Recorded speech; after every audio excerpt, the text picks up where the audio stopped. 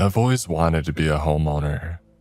I grew up in this nice house with my mom, dad, and older brother. We had a yard with a swing and a sandbox and a big grill where my dad used to make hot dogs. And then the recession hit. We had to sell the house and get an apartment. It wasn't bad, but it was weird having to go from having my own room to sharing one with my brother. I decided that I would live the kind of life that allowed me to have a place like that of my own. I tried to get a good job, but something always killed the momentum. The housing crisis, the pandemic, and this endless parade of things that I couldn't control. Even if I handled my job well, I had to start over again and again. Cutbacks, layoffs, restructuring, whatever you call it. I got a remote job some years ago and decided to go for it. I found a cheap house on the top of Hilltop. Not the biggest place, but it was my own and I could work remotely. Hilltop is not a big city and it's not the most exciting area. But if you've ever been a homeowner, you have to make some concessions. It was a one-story building that had been empty for years. 4 rooms, a large bathroom, and a refurbished kitchen. A garage that wasn't connected to the main building. There was a storm cellar too. I'll be honest, my first thought was, I messed up. When I got there with all my furniture and boxes, I didn't know what to do. The floors were a mess, the bathroom didn't have warm water, I barely had any reception, and I couldn't get the Wi-Fi working. But what's done is done, and day by day, I made it a little better. New doors for the garage, new floors. Fixed the bathroom tiling and redid some of the plumbing. I hired some guys to trim the yard, plant some bushes, and add some stepstones out front. The place gradually transformed. Even if there were some strange groans and creaks when it got windy. I was proud to call that place a home. I had my own yard, my wallpaper, and my furniture. Kitchen table, 2 chairs, a vintage leather couch. Not too shabby. I was happy with that place. I would work from about 9 in the morning to 6 in the evening with a 1.5 hour lunch. Sometimes I had to take client calls later in the day, and then I could compensate by sleeping in and starting later the day after.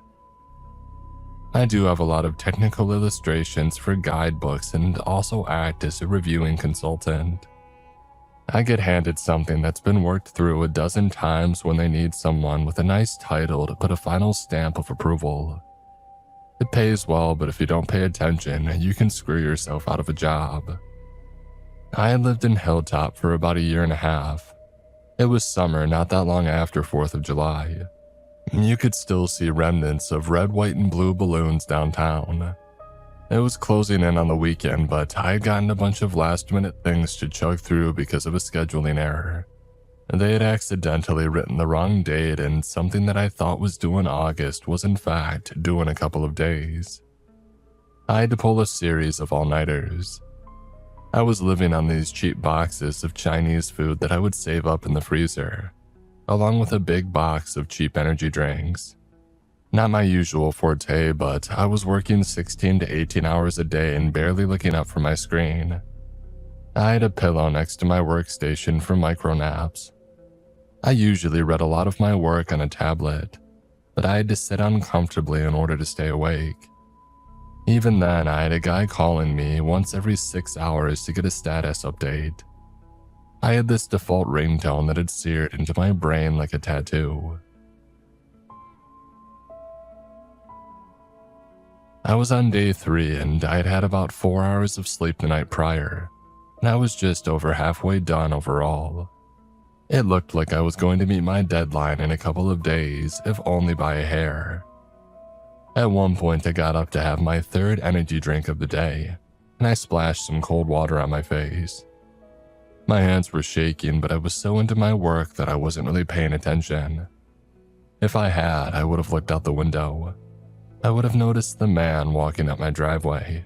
Just as the sun began to set, there was a knock on my door. I nearly choked on my drink. I had only ever had delivery guys knock on my door, no visitors. I didn't know enough people in the area yet. Looking out the kitchen window, I could see that there was somebody standing at the front door. I hadn't put in a peephole yet, so I wasn't sure about letting him in. Walking up to the door, I called out, "Excuse me, who is it?" "Lars, I used to live here." "All right." Can I come in?" I looked around. The place wasn't a mess per se, but I wasn't ready for company. I had things to do. "Hey, sorry, I'm a bit busy at the moment. How about next weekend?" "Oh, I won't be long." He interrupted. "Please, it's serious." "Do you need help? Should I call someone?" "Look, I don't have much. Never mind." Seconds later, the lock clicked and the door swung open.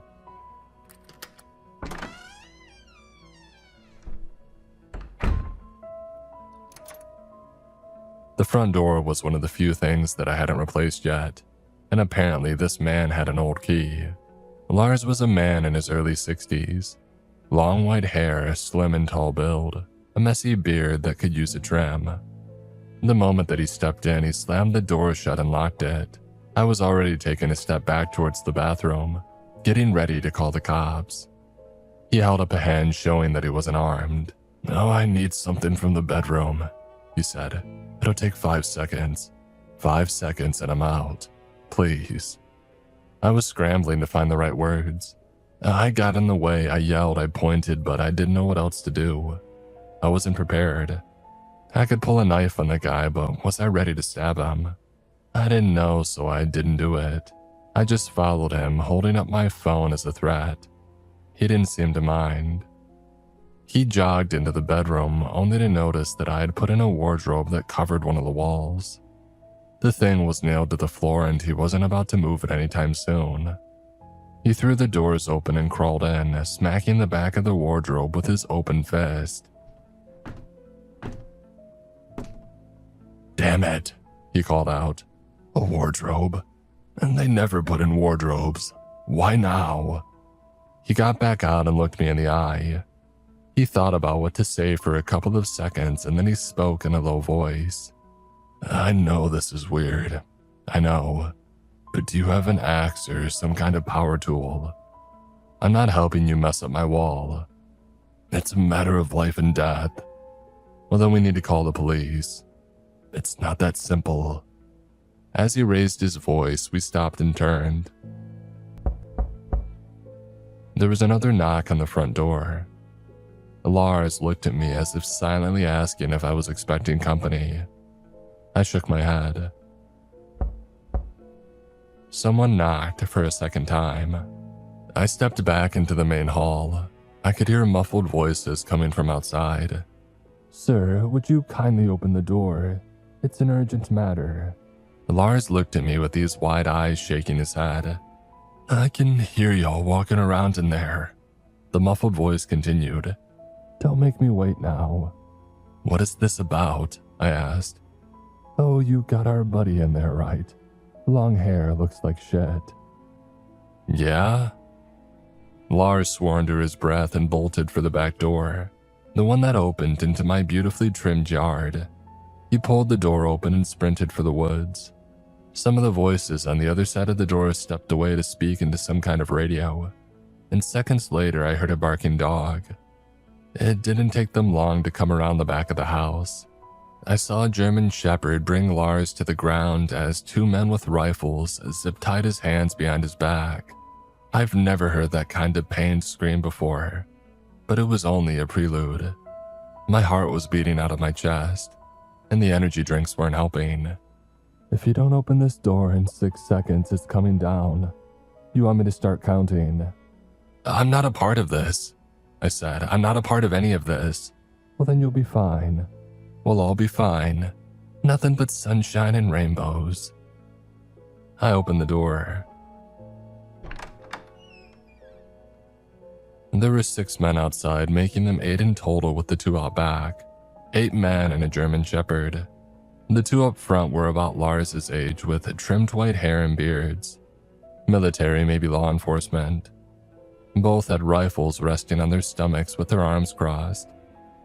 Nondescript black baseball caps, blue fatigues, and bulletproof vests. Handcuffs, stun guns, pepper spray, 2 sidearms, one on the hip and one across the chest. As they dragged Lars back into the house, kicking and screaming, the man at the door gave me a big smile. "Oh, thank you kindly," he said. "Name's Jerome, and this here's Marcus. Mind if we come in?" I didn't say anything, I just stepped aside. Even if I managed to call for help, I'd be dead in 5 seconds if I made any sudden moves. These people weren't messing around. Jerome walked right past me, but the second guy, Marcus, stopped and held out his hand. "Phone," he said. "Please." I handed it to him.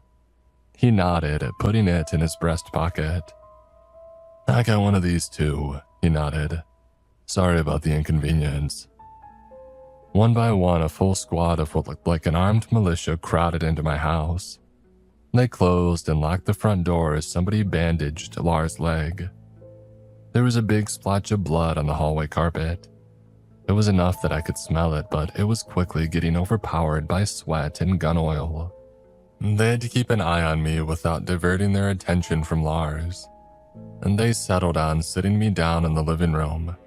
I had been compliant enough that they didn't handcuff me, but they zip-tied my feet just so that I wouldn't get any ideas.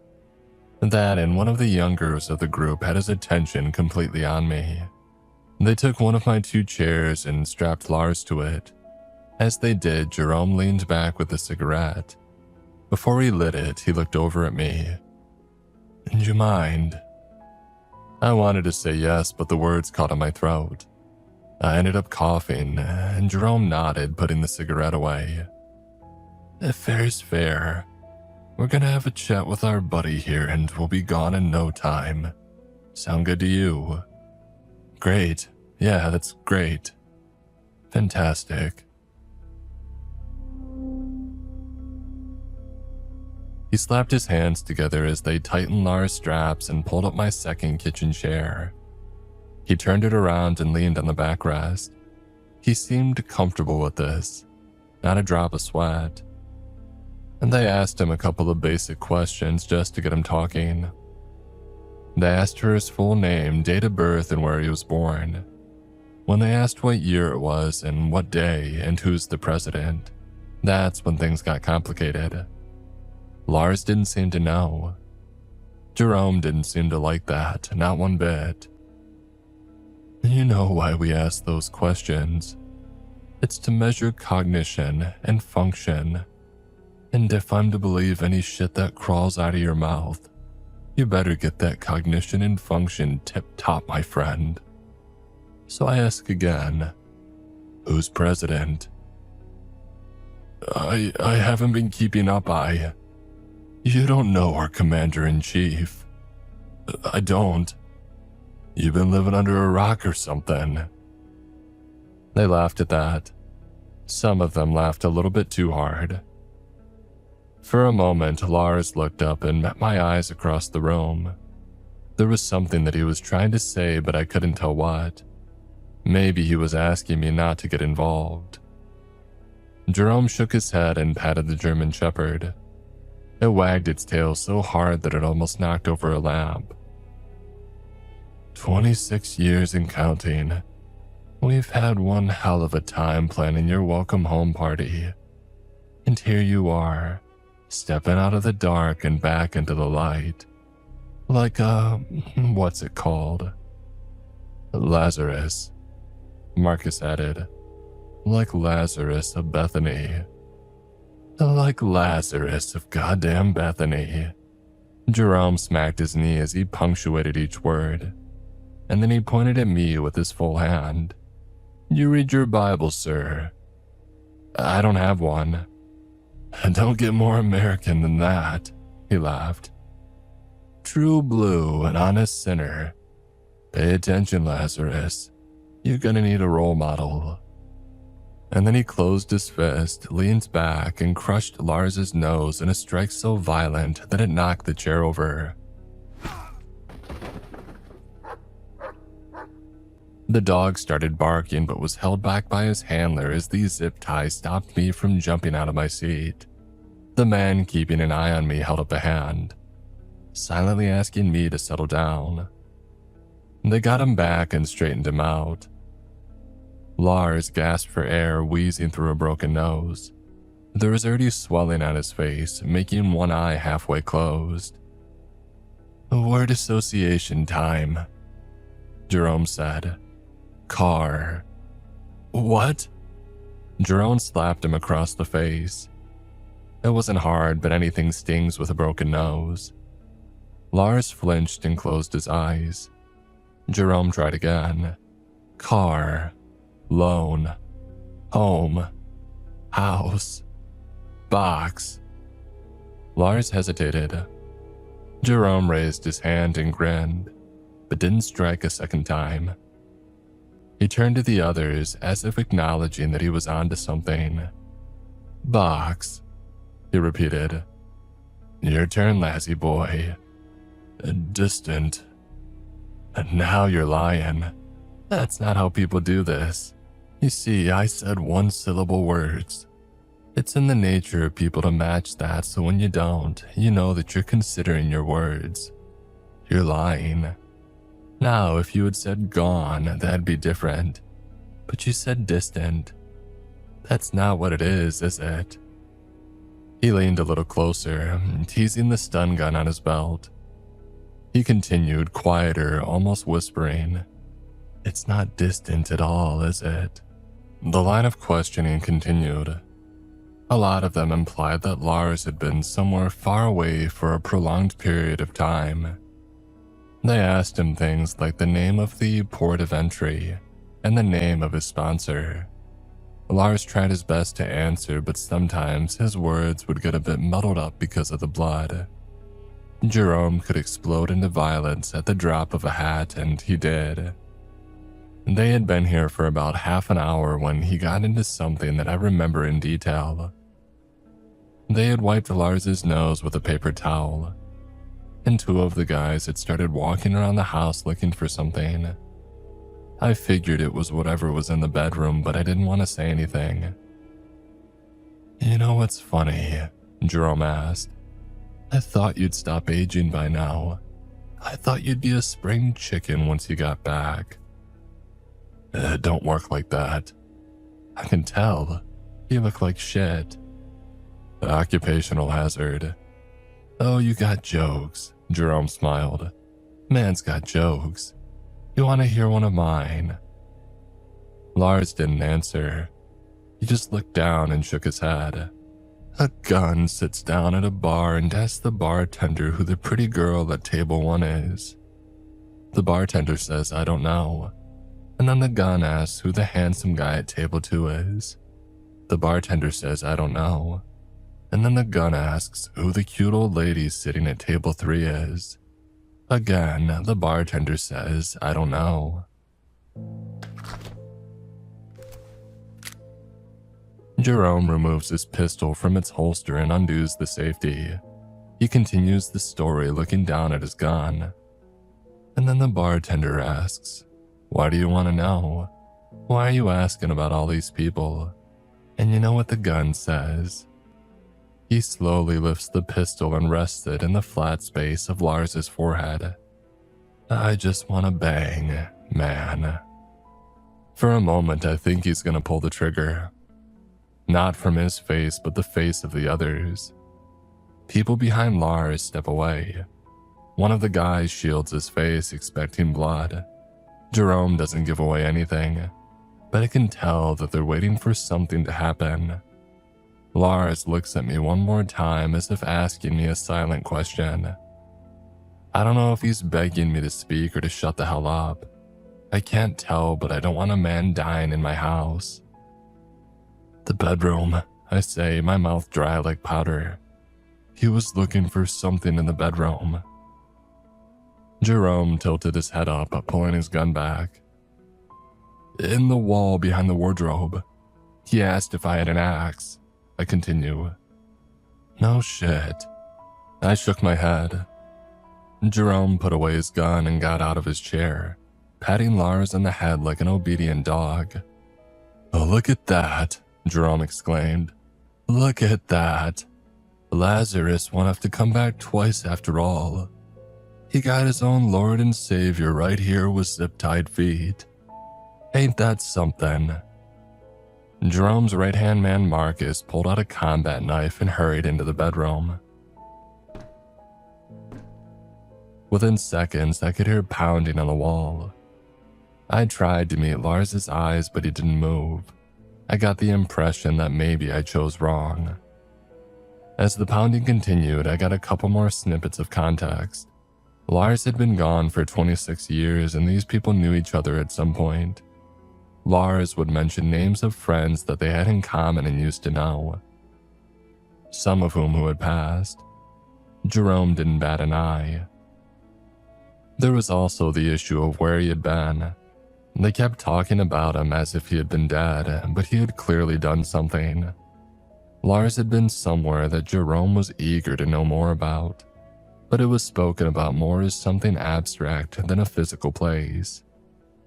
And when asked how far he delved, Lars didn't answer with a measurement of feet or meters. He answered in levels. Apparently, he had been down 12 levels, whatever that meant. When asked about other people, Lars acknowledged that he had seen others. There was a city and there were businesses and infrastructure, and strange inventions based on flora and fauna that didn't exist. "They got those blue sunflowers all the way down at Adventureland?" Jerome asked. "Yeah," Lars nodded. "Sure they do. They kill people over there." Lars hesitated and then nodded. Jerome smiled at that. "You ever seen one come back?" And Lars nodded again. He answered questions like how big the sun was or how many hours of the day there were. There was also this one date that kept coming back up, 2030. That seemed to confirm something that Jerome was suspecting. Some of the people in the room looked genuinely unnerved, looking back and forth. One of them had to sit down, wipe a tear, and blow his nose. After a while, the pounding on the bedroom wall stopped.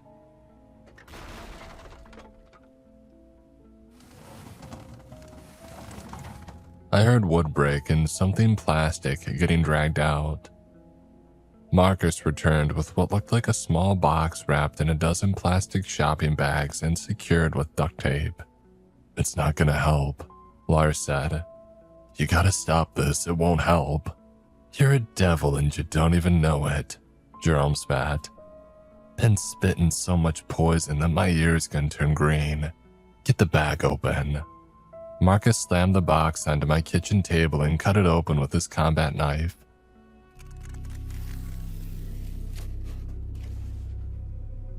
Jerome motioned towards me. "Secure him. We gotta find out how much he knows." The guy who had shed a tear stepped up and zip-tied my hands. He mumbled a quiet sorry as he did, making sure that they weren't too tight. As he stepped away, he gave me a pat on the shoulder before returning to watching me with his hands on a rifle. He gave Jerome a nod as Marcus unwrapped the package. The box was this completely black cube, about 10 inches on each side. It didn't have any visible ports or holes, but it was hard to see from where I was sitting. Marcus held it up over the table, dropped it, and it didn't make a sound as it touched the table. He did it again, and we all just watched in awed silence. I've never seen anything like that. It was just silence. It even fell slow, like it was light as a feather. "Holy shit, you actually kept the damn thing," Jerome mumbled. "But I guess you gotta leave a door open when you walk away, huh? You don't know what you're doing. I know that I ain't dumping it in a river and hoping God sorts it out for me. How about that?" Jerome raised his voice with every word, sparking a barrage of barking from the German shepherd matching his energy. The handler had to struggle to hold it back as it gnashed its teeth, straining to get loose. It was only after Jerome sat back down that the dog had calmed.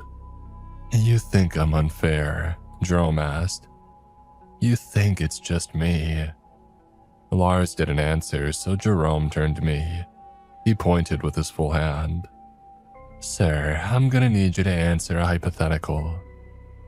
He got up and picked up the cube. It seemed so light in his hands that he could spin it around with the flick of a thumb. Imagine you're in heaven, Jerome said. Angels, Cloud9, movie stars giving lap dances on Apple Pie Lane. You're living it up, thanking the good Lord for a life well spent. You with me? Yeah. Now one day somebody comes up to you and whispers in your ear. And he says, you know what, this ain't heaven. This is hell. And one day all these angels are gonna look your way and they're gonna show their real teeth. And those teeth are gonna be soft, rotten black. It's gonna happen. Not today, not tomorrow, but someday. And then you'll be in a world of shit. Forever. I swallowed hard as he stepped over to look me in the eye. He bent down, flinching as his knees cracked a little. Now, would you want that man to tell you that? Would you want to know what's gonna happen, or would you like to stick to a life of pleasure and Christmas mornings? For all you know, that day ain't ever gonna come. And if it does, wouldn't you want to spend every waking moment up until that point living what little life you have? He looked at me expectantly. I opened my mouth, shut it again, and then nodded. I'd want to be happy. If it's already too late, I would want to be happy. He would want to be happy. Jerome nodded solemnly. Oh, that's a wise man right there. Happiness is a fleeting thing, and we gotta treasure it now, don't we?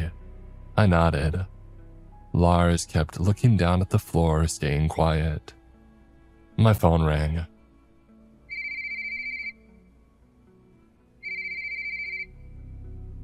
I heard it coming from Marcus's pocket. I had this default ringtone to recognize job calls. I was late for my 6-hour check-in and somebody was making sure that I hadn't fallen asleep at the keyboard. Marcus picked up my phone and surprisingly answered. Go for 2. And then he looked confused.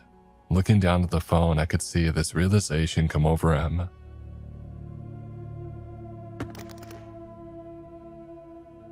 The others turned to him, looking horrified as he dropped the phone on the ground and stepped on it.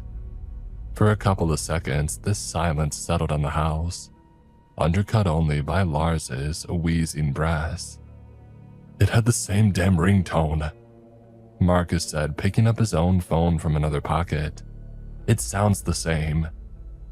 You answered the wrong phone. Jerome got up so fast that he knocked over his chair. He stepped over, readied his pistol, and shot my phone 3 times. The bangs were so loud that they bounced against the walls, making my ears screech and crackle. He was yelling something about doing it right and looking ready to pistol whip someone. Meanwhile, Lars is giving me a look. With his eyes, he's looking over at me like he's trying to hint at something. I follow his eyes to the side of the couch that I'm sitting on. It's an older model, leather with sewn-in buttons on the armrests. Probably something from Lars's era. Looking a little closer, I realize the buttons are held in place with a sharp metal wire, sharp enough to cut through a zip tie. As the armed men kept arguing back and forth, I managed to snap one side of the zip ties. It was surprisingly easy, only needing a couple of twists and a pop. They didn't seem to notice. They were too busy discussing something. My ears were still ringing, but Jerome was yelling something about interference, while another man was doing a countdown. Finally, Jerome picked up his own phone and checked something. The signal's out, Jerome spat. Time's up. Take this piece of crap outside. I don't want to sully this man's floor. One of them grabbed Lars's chair and started dragging him out into the yard. I was still pretending to keep my hands together, as if the zip ties were still in one piece. Marcus kept getting pushed around. It was clear that he had done something bad by answering some kind of unsanctioned phone. As Lars disappeared around the corner, he gave me one last look, a terrified, genuine look. And this one I understood perfectly. I was in danger. And Jerome walked over to me and leaned down. I held my hands together, pretending to be stuck. "We'll deal with this and be out of your hair," he said. "But we have to check something on you too. It's protocol. And I know you've seen some things, but I feel that I can trust you. So once we're done, we're gonna let you go. But you gotta work with us a little longer. So I'm safe." "Yeah, you're safe. For sure. For sure. Really?" He looked me in the eye, squinted a little, and then smiled. "Yeah, really." Maybe he didn't realize that I was using his own trick against him. Maybe he didn't care. It was the same interrogation thing that he had done to Lars. If that trick was the real deal, then he was lying to me. Too many syllables. Jerome picked up the cube and joined the others out back. One man stayed behind to watch me while another checked out my bathroom. "Got a tub," someone called out. I wasn't safe. I don't know how I know, but I knew. For a brief moment, I'm alone with the one man watching me, but he's looking out the back door, only keeping me in the corner of his eye. There's no way that I can go toe-to-toe with these guys, so I have to try something else. I don't know how much time I had, but I had to be slow and methodical. I waited for him to look back at me one more time, and then I burst into action as he turned away. I leaned back and opened the window behind me. It's quiet and they're new. And then I get up and slowly shimmy forward.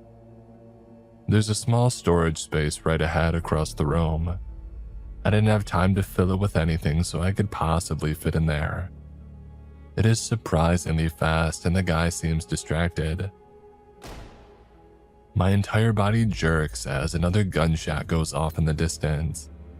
I manage to get inside the storage space the second that he turns around to look. All he sees is an open window and an empty couch. He screams at the others and rushes outside. I don't think he even knew that there is a storage space. I take a moment to snap the zip ties around my ankles. I don't have any weapons and I can't stay there indefinitely. They'd find me. If they wanted to deal with me, they'd pick the house apart. They seemed to be in a hurry. I had never actually been in that storage space fully before. There's a small hatch at the bottom of the back wall. It had been painted over, but it's literally just a piece of plywood. Knowing the layout, I figured it would lead straight into the guest bedroom.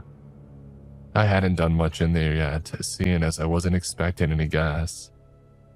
Leaning down, I put pressure on the plate and it popped out, ripping a piece of the wallpaper on the other side. And none of them were in the guest bedroom. They were rushing out of the yard and heading for the front.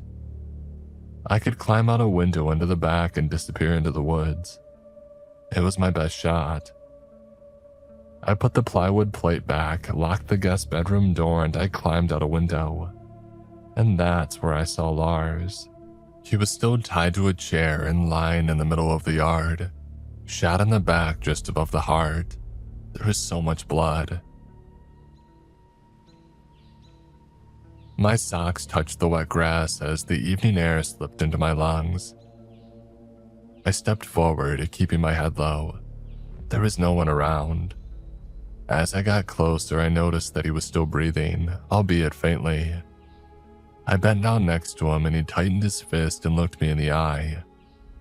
Wait here." He smacked the grass with his hands, and still looking me in the eye, he stopped breathing. I touched his shoulder, but there was no life there. Just more blood pooling in the grass, soaking into my socks. As I straightened my back and considered the woods, a low noise snapped me to attention. The sound of a growling German shepherd, rounding the corner of my house. If I hadn't stopped, I would have run straight into the woods. I would have run and I would have kept going. But I didn't.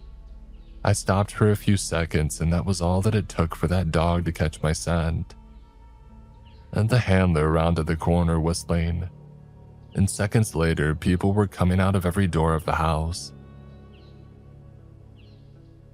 Jerome was the first holding his cube. "What are you doing out here?" he chuckled. "I thought I told you to cooperate." "You were gonna shoot me." "Now how can you possibly know that?" "You were, weren't you?" Jerome pondered the question, tasting his answer before he spit it out. "I was, and I am." He raised his pistol, giving me a shrug. "I was gonna let you go, but you seen too much. I'm sorry, genuinely." For a moment, life slows down. I feel my heart beating out of my chest. I try to think in 1,000 directions at once, as if there is a secret third option that I'm not considering. I look at Jerome, at Marcus, at Lars, and the dog. Someone, something, somewhere, anything. The cube is so black that I can barely see the edges of it. But the gun doesn't move. It doesn't look away. The moment that Jerome pulls the trigger, he slips. Not much, but just enough for the bullet to graze my ear instead of piercing my cerebellum. My face feels like it's on fire as a scorching liquid rolls down the side of my neck. I look over at Jerome as I see the ground under him moving. Something has wrapped itself around his leg. A hand. A pale, thin hand. I don't stop to think. I turn and run, and as I do, gunfire goes off. Even in my panicked state, I notice one thing. They're not shooting at me. Someone is screaming and then another. As I get to the edge of the forest, I can hear Lars's voice. It's hoarse and dry, but it's unmistakably his, albeit different. He yells, but I can barely hear it over the gunfire. "I've been back so many times. So many times, so many times." I look over my shoulder. The yard is a massacre. There are people coming out of the ground, men in their 60s, all with white hair and messy beards. Some are almost completely skeletal, and others looked like they had barely begun decomposing. One of them is almost 8 feet tall, with gangly limbs that reach all the way to the ground. Jerome backs away, holding up the cube like a shield as he makes a retreat. Others are being dragged to the ground and torn to pieces. Gunfire ceased to the sound of cackling laughter and snapping joints, as Lars's voice echoes in a dozen different mouths. "I knew you'd be coming. Not a surprise to me. Not a welcome home party. Home ground, home ground." The laughter echoes as identical voices join in a ceaseless shriek, repeating the same words over and over. I'm just standing there for a couple of seconds, but it feels like minutes, hours. More hands reach out of the ground as the entire yard begins to dissolve. A couple of them run for it. The handler with the dog backs away, firing indiscriminately. Somebody is already at a car out front, and I can hear an engine starting. Jerome is already gone. Marcus makes it to the back door but doesn't get the chance to step through. The upper half of a decomposed torso grabs his leg, pulling his pants halfway down his knees. As Marcus topples over, something in his leg snaps, and seconds later, 2 figures loom over him, one grabbing his arm and the other holding him down. He starts screaming as they bend and break him. Others go out faster. People are disassembled like broken toys. Up until that point, I wanted to run from the guns and the death. Now, I didn't know why I wanted to run. It wasn't because of the danger. It's because I didn't know what else to do. I didn't want to see this. I didn't want this image burned into my mind. And before I can finally step away, I see Lars's body still tied to that chair, still not breathing, but his eyes are still moving, still looking my way. I ran until I reached a road. I think I followed it for about 3 hours before I ran into a car, and from there it wasn't hard to call for help.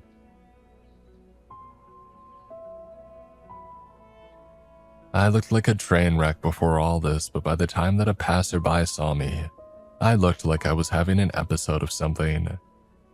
They could have just called the police and moved on, but they stopped to make sure that I was okay. Once the police got involved, things moved fast, and they didn't take the idea of multiple men armed with rifles lightly. I wasn't there when they swept through my house and yard, but it was clear that it didn't go smoothly. There were multiple bodies and some were very old, too old for me to be a suspect. They had to dig up the entire yard. They confirmed over a dozen bodies and some recent. I gave the description of Jerome as best I could. They even made a phantom sketch. I don't know how many others made it out. It's been a couple of years and I moved since. I couldn't stay in a house where there had been bodies buried in the yard. I kept waking up to imagined knocks on the door. Now I got a nice townhouse, much smaller but new. Same town, lower price point, and no complicated history to consider. Looking back on those days, I feel kind of stupid. Not just for being in the wrong place at the wrong time, but for putting so much time and effort into a place. A place is just something that holds people. It's not a destination in and of itself. If I have to work myself to death just to keep living there, then what's the point? Can you really live if you can't enjoy yourself? For all of Jerome's strangeness, I think the one point he made that stuck with me was that it's okay to choose joy. It's okay for me to acknowledge that this happened and to move on. It's okay to change what I want. I don't want a house, I don't need one. I don't need the most well-paying job. I don't need a life that looks like heaven. After all, with the twist of a soft, rotten smile, it can turn out to be something different. Something different entirely.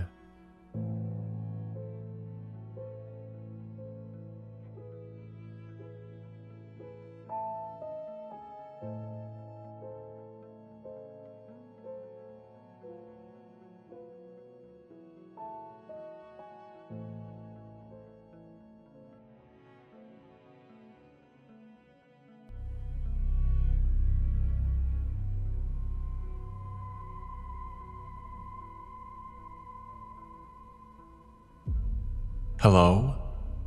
They spoke again, finally, another human voice. Well, one that wasn't coming through a robot's modulation box anyway. I believed that I might have hallucinated it. I raised my head from my hands, wiped my eyes, and stared into the darkness. My fingers curled into fists, but I was so exhausted that the mere idea of physically fighting somebody made me want to sleep. "I'm not going to hurt you," the voice said. "Who are you?" "My name's Laura Spellman. What's yours?" "How did you get down here?" I said, standing and turning my full attention toward her. "Where did you come from?" "I got lost. I've been walking down here for a while. I'm not sure, a while. I was starting to believe that I would never see another person again." "Were you in the Halloween store?" "The what?" "Come into the light," I demanded. "Why are you hiding?" "I'm not," she said. "What's going on? Are you okay? You're bleeding." I laughed. "No, I'm not okay, Laura," I said. "I just came out of a haunted Spook City store." "The Spook City?" Mike continued. "Possessed robots attacked me. Maybe they were possessed. I'm not positive, but it was terrifying." "Okay," Laura said, her voice carrying more than enough doubt. "Possessed robots. And a monster, but whatever. You're still not answering anything." "I came to the mall with some friends and I got turned around. I wandered around forever until I found a used bookstore. I went through an exit a while ago and I've been walking this hallway." Did you get attacked? In the store? I did, she said. What's your name? Come out into the light and I'll tell you. There was a rustling and I braced to run. My body was 10 kinds of sore, but my final reserves were there if I had to tap into them. Thankfully, that wasn't necessary. What emerged from the shadows was a waif of a girl. I was by no means a giant, but I towered over her. Her clothes were old, as in out of style and well worn. Combative action had stressed the denim, not a machine in a factory. But still she smiled, bowed her head and nodded. Now, what's your name? Red, I said, my shoulders lowering. Oh, Red, nice to meet you, and yes, I had to fight through the bookstore. But there weren't any robots. Lucky you, I said. There were these grody-ass worms, though. Big ones. What the hell is this place? Oh, the Cherry Hill Mall. The hottest place to be in 83, she said with a laugh. Oh, sorry, that was the jingle in the commercials. I'd call it an earworm, but I'm all set on worm talk for now. How did we both end up here? She shrugged. Dumb luck. Where even is this place? That beats me. It's all that I've thought about. This mall is Mondo, but they never said anything about underground stores. I would have heard about that. Well, because there shouldn't be any. I've seen the blueprints, and this place shouldn't exist. And yet here we are, she said. Where are you headed?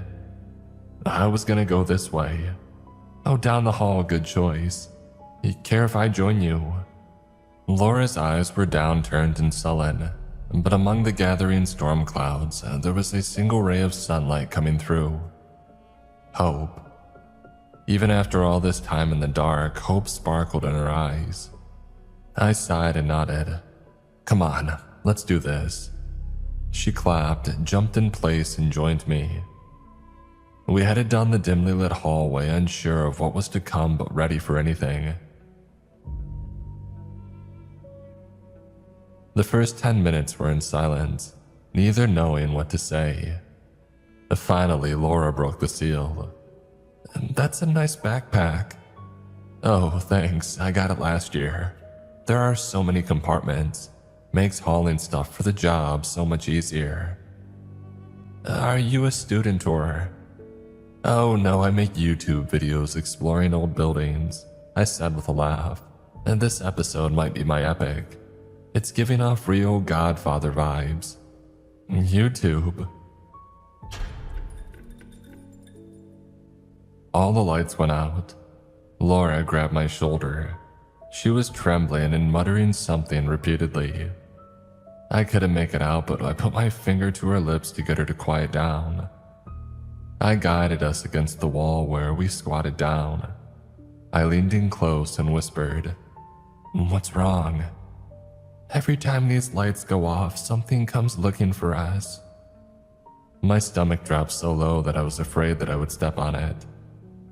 What's coming to look for us?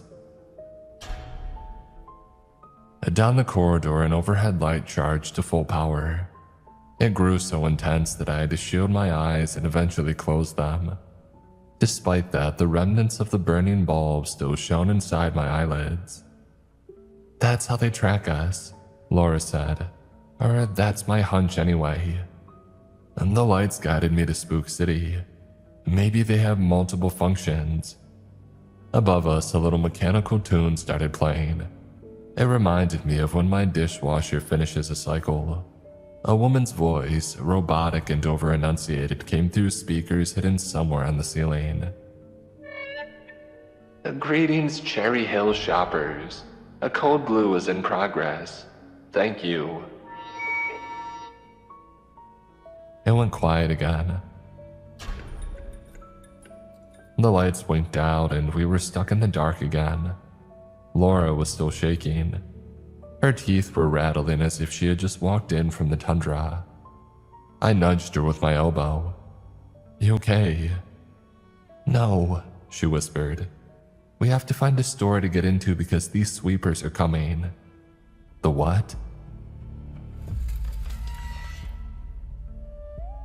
From off in the distance, the corridor filled with brushing noises, the whooshing of bristles in the air. Metal needles honed to a razor's edge churning against the tile, scrubbing it clean. The white mesh walls rattled and hummed, the hollow clunk and pinging of debris caught in the swirling vortex as it clanged off the walls and shot toward us.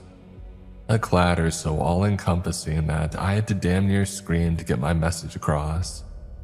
"What the hell is that?" "It'll strip the flesh from our bones," she said, standing and grabbing my arm. "We gotta go."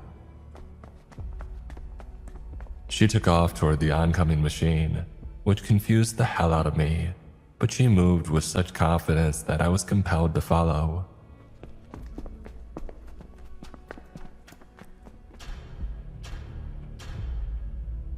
The lights overhead booted back on but stayed in the underpowered mode that defined these hidden corridors. Even in the faint light, the outline of a machine heading toward us came into view. Rows of revolving metal-tipped brushes reflected off the overheads. They spun so quickly that they were practically invisible. There were 3 on the ground and 2 against the mesh.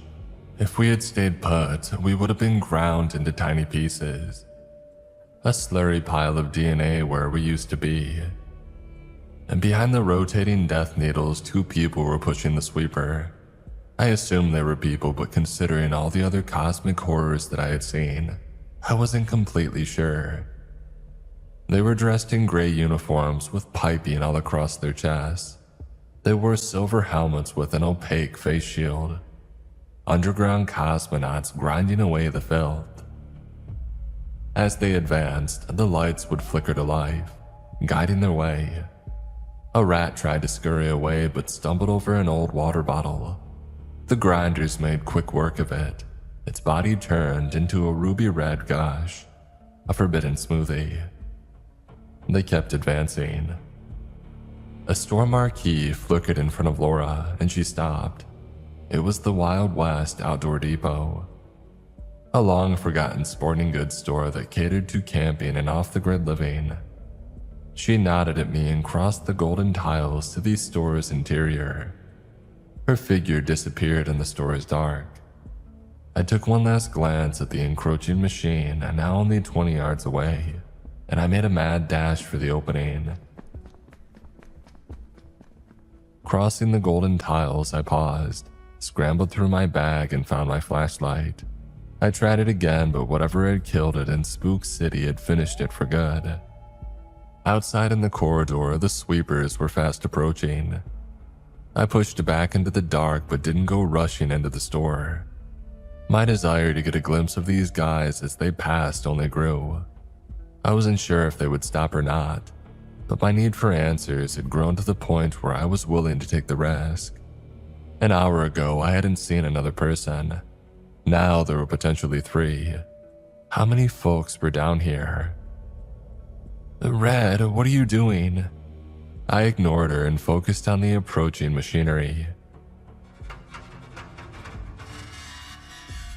The noise was deafening as it came to the opening. I put my fingers in my ears to save my eardrums, but it did little to stem the rising tide of noise. The spinning blades crossed in front of me, the brushes discolored from the things that they had swept up. Blacks, browns, and reds decorated the whirling metal.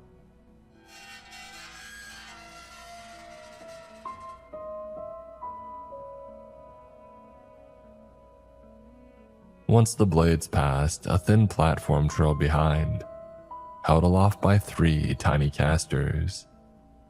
The people on the platform were in fact wearing enclosed suits, as if breathing in the air would kill them. Behind them is a large inflated canvas bag, where remains were swept away. The faces of the men never turned and never strayed from staring ahead. They drove the machine, unmoving save for the quick flicking of their fingers and the hands on the controls. 10 seconds after they had first appeared, they passed the opening. Laura appeared at my arm. She leaned into my ear. "What are you doing? They could have seen you." "Who are they?" "I don't know, but they show up from time to time. There may be others, but I don't know." "Why were they wearing spacesuits?" I took a few steps forward, but Laura's arm kept me in place. I glanced back at her and shot her a look. She took her hand off my shoulder, but her eyes were pleading. "Don't go out there." "I'm going to peek." What did they do to the ground after they passed over it? The lights were shutting off, and that section of the corridor was quickly returning to darkness. I duck-walked forward and peered out. It was as filthy as it had been before they showed up. Trash and dirt all over. I wanted to see more, but the lights shut off before there was any further explanation. I inched back to Laura. "It wasn't clean. They aren't looking for dirt," she said. Tears came to her eyes, and I didn't press. She would tell me what that meant later if she had wanted. But I had seen what happened to the rat, and I can add one and one. The darkness of the Wild West Camp Depot was inkier than Spook City had been. None of the lights turned on.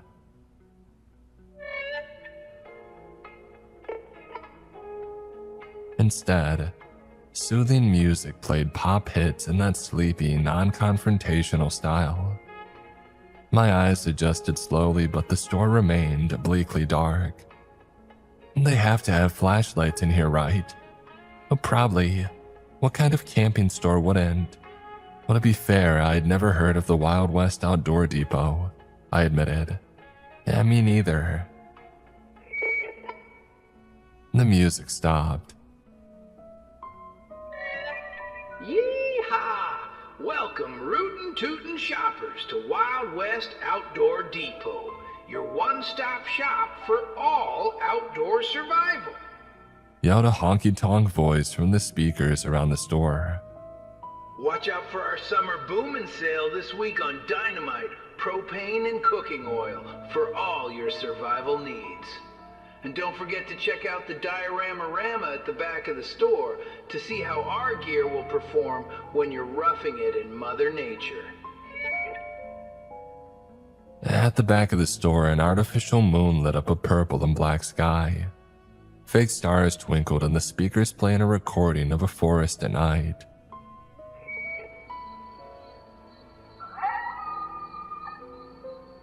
Crickets chirped and there was an occasional coyote howl. "Well, that's pretty ominous," I said. Look, there's an exit back there. Should we head for it or go back to the corridors?" She shook her head. "Oh, the sweepers always travel in pairs. There'll be more coming." "How do you know all of this?" "I haven't been alone all this time." I wanted to press, but movement off to our right silenced us both. We ducked down and took refuge behind a rack of canteens. We stayed crouched until our knees burned.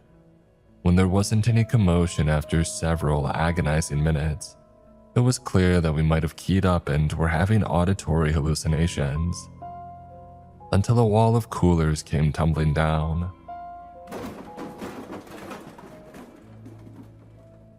The hard plastic ricocheted off the ground and skipped across the floor. Laura let out a little yip but slapped her hands over her mouth to keep everything else in place. I gripped the hem of her shirt and I yanked it away. We shuffled to a new area, careful not to make any more noise. My eyes never left the toppled coolers. After witnessing the last creatures that stalked the darkness of a Cherry Hill store, I wouldn't let my guard drop again. We crept past the canteens and towards a row of knives. I reached up and grabbed one. I nudged Laura to do the same. She hesitated, but some unseen thing kicking a cooler made her reconsider her objections. In the distance, an ear-splitting crack preceded a small orange flame now flickering in the dark. It ignited a fuse that had to be connected to those discounted dynamite sticks. They must have been on sale because the wick burned in the blink of an eye and exploded with a bone-rumbling boom. I fell on top of Laura, protecting her from any flying debris. I praised Lord Ginsu for not having the bomb go off near the wall of knives that we were lying under. We would have been acupuncture patients otherwise. A few knives shook loose, but not nearly as many as I would have imagined. The blast, though damaging, wasn't ruinous to the store. It was as if the dynamite stick's power had been halved for mass market sales. Probably a smart business plan, as selling full sticks to the public seemed like a disaster in the making.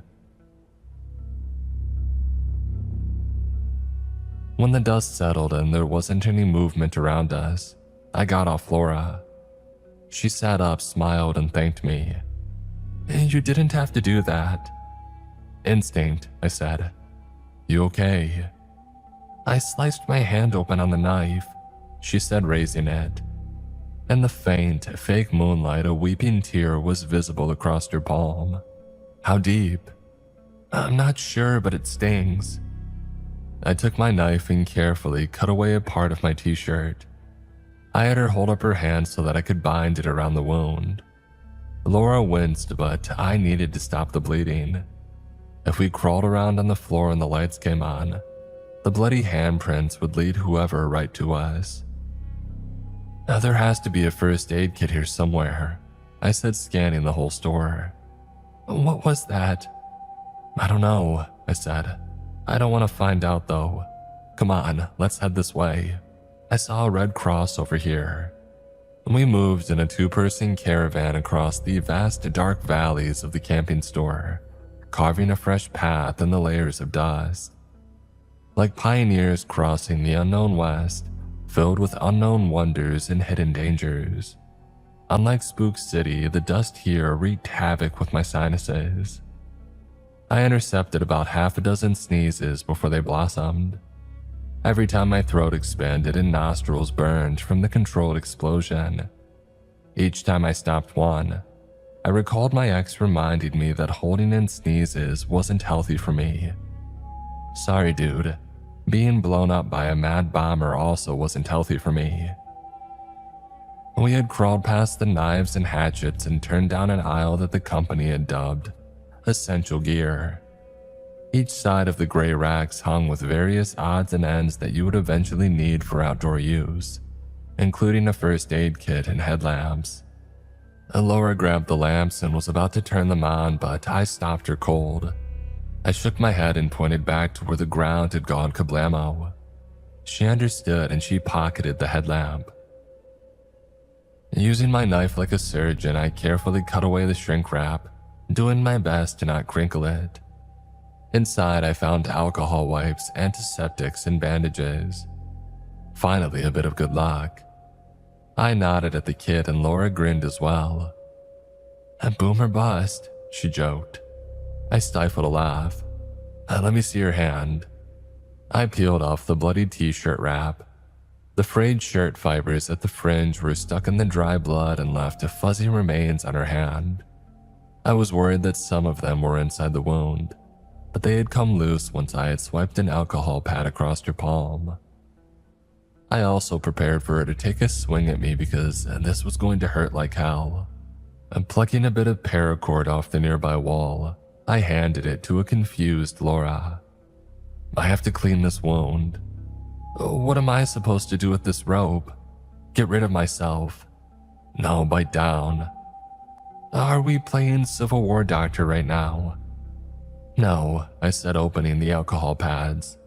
"I'm not going to saw your hand off. Not yet, anyway." She chuckled and placed the paracord in her mouth. I gripped her hand in my own and hovered the alcohol pad over the rapidly sweating palm. I nodded and we locked eyes. "Ready?" I asked and she nodded. "On 3. 1. I said, not continuing the count and instead swiping the wet pad across her wound. She let out a muffled yelp and tried to yank her hand back, but I held it still. I did a second and a third pass, ensuring that it was clean before I let it go. Laura raised her hand to her face. let the paracord fall from her mouth and blew on the wound. Why didn't you count to 3? Oh, I didn't want the anxiety to get to you. Totally lame, Red. Sorry, I thought I was helping, I said, softening my tone. Here, let me finish wrapping this up, okay? You're gonna stab me with your knife. Well, it depends if you do this willingly or not, I said with a smile. Against all odds, my jokey, violent threat relaxed her. Laura smiled back and let me take her hand to finish the dressing. When it was done, I tied the t-shirt over it for a bit more protection. She held the hand up to her face and stared at the work in the moonlight. Not bad. You would have made a great Civil War doctor. Oh, just call me Sawbones. A flicker of light ignited 3 rows over from us. We both ducked down at the hiss of burning wick filled the space. We both covered our ears as another explosion rocked the store. The racks to the right of us tipped over and crashed on top of us. The dozens of hook bars came rushing down, like metal teeth that tried to swallow its prey. We lay flat, but the hook bars still dug into our bodies like pins into a cushion. All the items crashed off the shelves, burying us in random camping gear. I couldn't move. I opened my eyes and removed my hands from my ears. Laura was whimpering. I reached out and found her hand. I gave it a little squeeze and she squeezed back. Without a word, we both started removing the hooks from the shelving unit until we had enough room to push the rack off of us. It took some effort, but we eventually got it up and over. It clattered to the ground. So much for staying quiet. We stood, scanned around for the bomber, but saw nothing. I grabbed Laura's arm and we locked eyes. You okay? Like, what the hell is going on? I don't know, I said, but I'm getting the impression that we shouldn't stay in this store. What about the corridor? They've got to be clear, right? Oh, they're always out there, she said. We should head for the exit. The exit led us nowhere before. I'm gonna go check out the corridor. If it's clear, maybe we could. I stopped because Laura shot her hand over my mouth and pulled me lower to the ground. We both crouched, our eyes glued to the entrance. Several small flames emerged, followed by the quick burning of dynamite wicks. The explosion this time was 5 times as big and loud as the previous 2. The concussive wave shot out in a circle. It slashed through my body, my organs going on a ride that they weren't designed for. My brain and skull met in a violent collision. I hadn't covered my ears and I was paying for it now. I breathed in the dust and particles in the air and hacked my lungs out. My eyes stung and tears flowed freely, trying to wash out any filthy invaders. When I stood again, the damage was clear. The front entrance was blocked. The ground was a minefield of loose camping gear. Smoke rolled and rose to the ceiling, creating a haze with the artificial moonlight. The only way out was through the back exit of the store. We would have to traverse the fake woods. Something wants us here, I said louder than I had intended. The persistent ringing from the blast had altered my hearing. Laura stood and spotted the damage, grabbed my arm and pulled me deeper into the camping supplies. Once the fire alarm inside my skull had stopped, we could whisper to one another again without attracting anything to us. Is this one person or several? I don't know, I answered honestly. How did they light all those at once if it's just one person? But if there are multiple people, why not just rush us and end it? Maybe it's not a person. Maybe it's living bombs. Living bombs?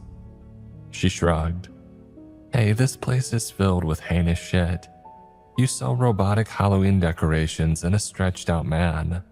Like, why wouldn't there be living bombs? Hey, she had a point. How do we stop them? Well, we can't, Laura said. They're all around us. All we can do is run.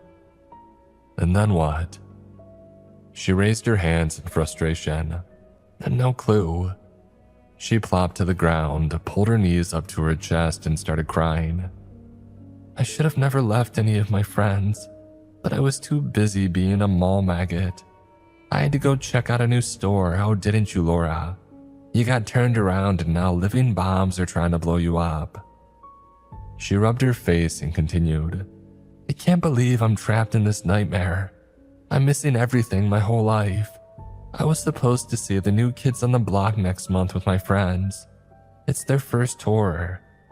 Wait. What? The new kids on the block? The boy band, yeah. We're older than their core audience, but they're so choice. My brain was swimming in the deep end and my feet couldn't reach the bottom of the pool. When did you come to Cherry Hill? Like what year? 1989, why?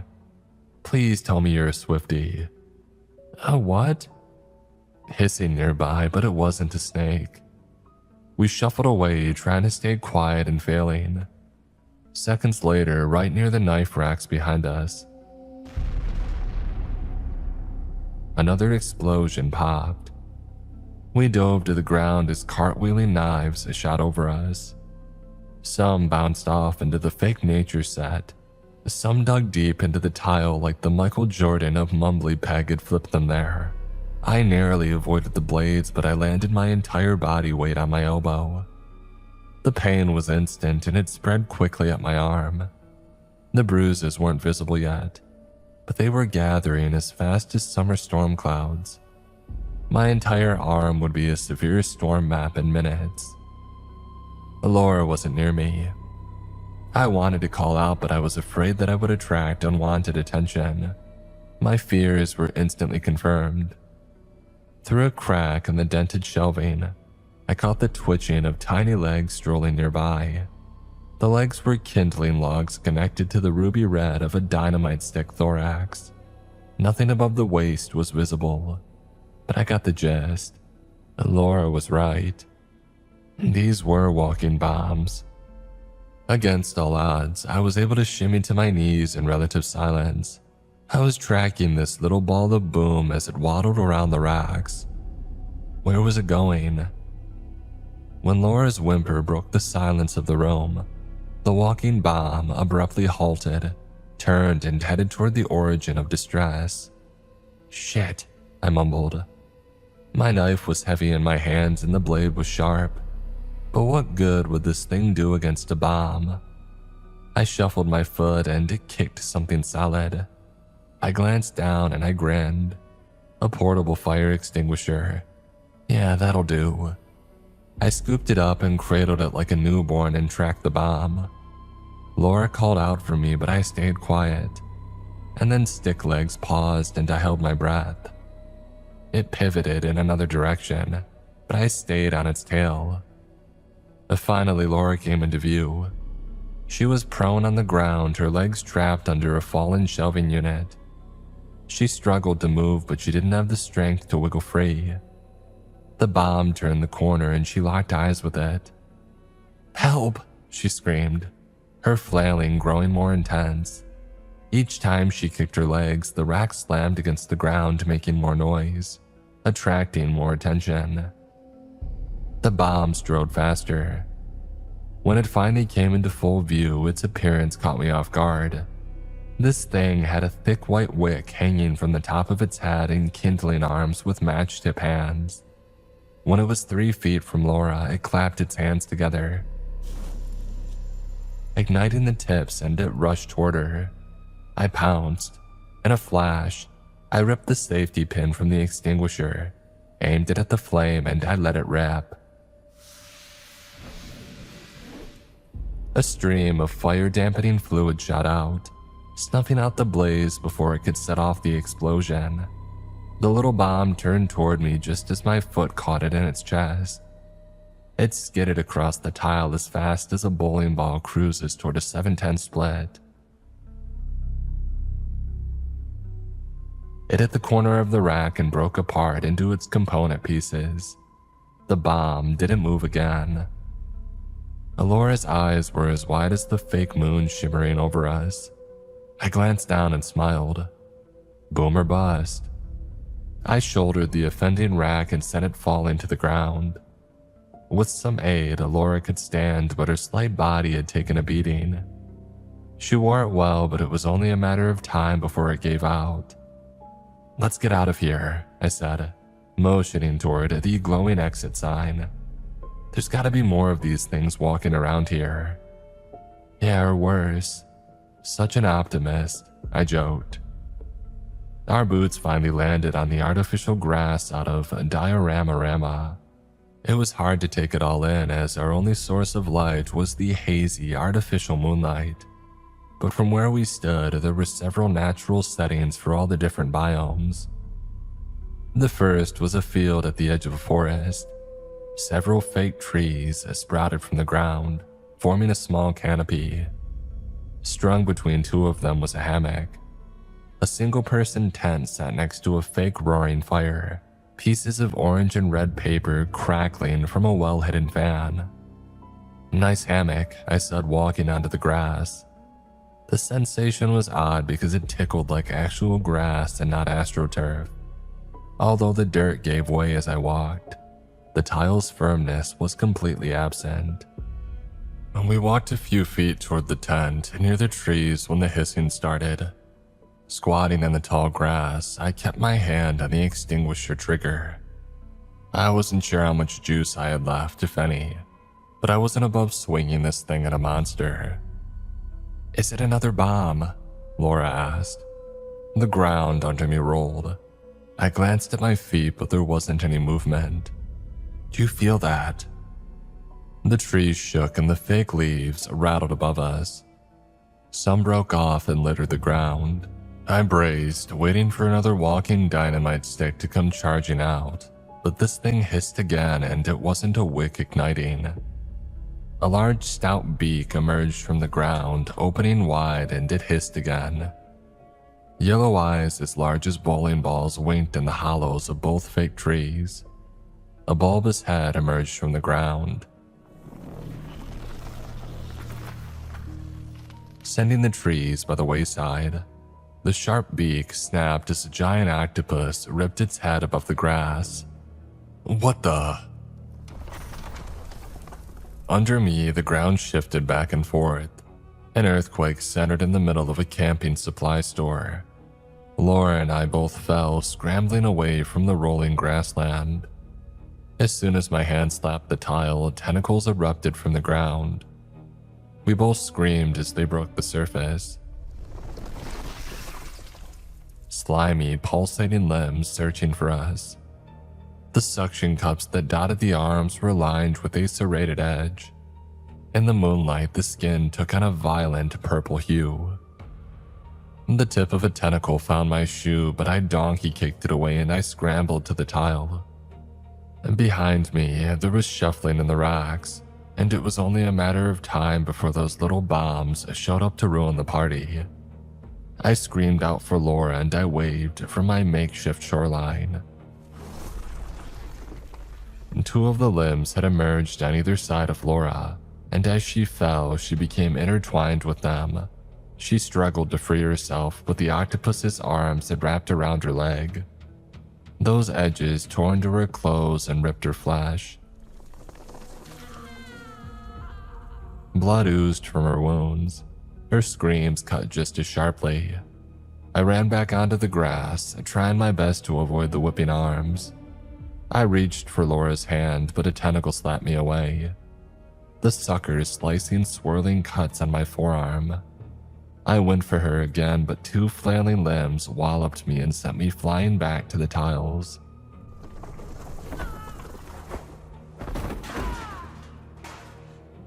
I landed with a thud and I skidded into an overturned rack. Laura screamed as a tentacle wrapped around her leg. Another spun around her waist. They slowly began pulling her towards the octopus's waiting beak. It snapped open and shut in anticipation. I jumped back onto the grass, but the octopus anticipated my move.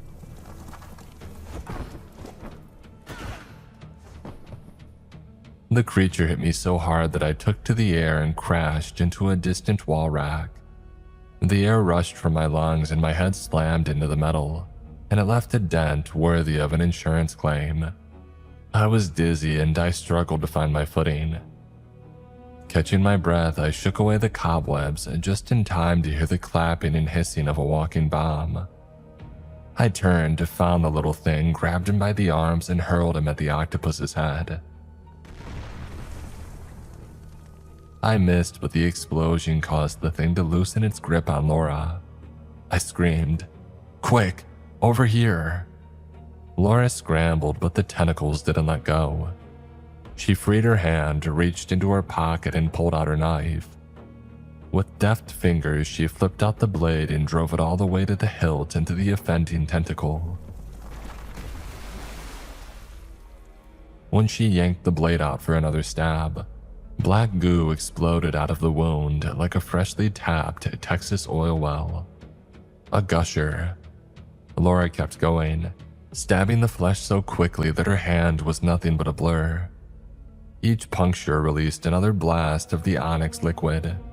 It crashed into the ceiling, knocking off tiles and dislodging the fake moon from the bright light behind it. I slammed my eyelids shut like a bank vault as the store went from midnight to midday. The octopus screamed, its little beak frantically snapping. When I opened my eyes again, a smile crossed my face. I had crashed into the wall of small propane tanks, the little ones for lanterns and cook stoves. I bet they blow up that dirt octopus too. Laura's stabbing had the desired effect of loosening the creature's hold on her. She kicked away the limb and crawled to the tile. She beached and tried to stand, but her legs wouldn't cooperate. The goo made finding footing difficult, and the wounds strafing her body were all oozing out a dangerous amount of blood. I rushed over to her, intending to hoist her to her feet, but she stopped me. Something's off. Don't get this stuff on you." "What's wrong?" "I don't." She started, but keeled over in pain. I went for her again, but she gathered her last strength and held out her hand to stop me. "Kill this thing." Despite my wanting to shield her, I respected her decision. I ran over to the wall of propane tanks, grabbed several, and started chucking them at the octopus's head. Some of them hit its face, others landed near it, but I was playing horseshoe rules. I just needed to get them close. The ground shook as the octopus, finally recovering from the blinding light, got upright, nearly extracting itself fully from the ground. Its head scraped the ceiling, hitting the light bulb and knocking it out. We were in total darkness now, and then I heard it. Right on cue and directly behind me. I couldn't see its stupid little body, but I spied its quickly burning wick. I grabbed it, its little kindling limbs whirling and hitting me in the face, and I raised it over my head. With all the energy that I had left, I hurled its little body right at the octopus.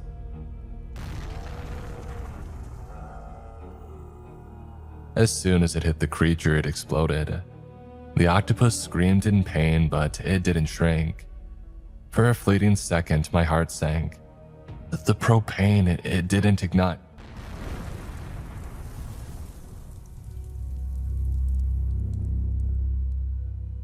A wave of fire erupted and came flying towards us. I dove behind one of the fallen racks. An orange wave rolled over me. The heat dried my face in a flash. Flames danced behind my closed eyes. The octopus's painful scream was short-lived as its body went thermonuclear. Chunks of its bulk bounced all around the store.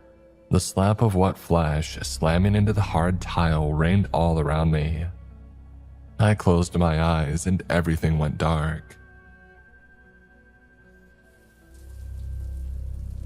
No more than 30 seconds later, the sensation of cold liquid falling on my face shocked me awake. Was there another octopus? I shot up, afraid the horrible ooze had gotten onto me, but I laughed when I saw water spewing from the overhead sprinklers. The sizzle of a fire quickly being doused in the air all around me. Cooked flesh and burned camping gear swirled in the air. I made my way to Laura. She hadn't moved. Her eyes were closed and her hands were resting serenely on her chest. The black goo had washed off her body and pulled back toward the grass. I kneeled next to her and my eyes filled with tears. Over the water raining on us, the music started playing again. I instantly recognized the song, Hangin' Tough. I laughed and wiped my tears. Hey, Laura eked out with a faint smile. This is my favorite song. Jesus, are you? She moved her hands. In the chaotic explosion, her knife had plunged into her chest.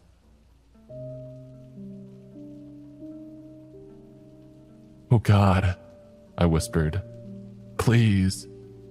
Her body shuddered. She took her last breath, her head softly turning to the side.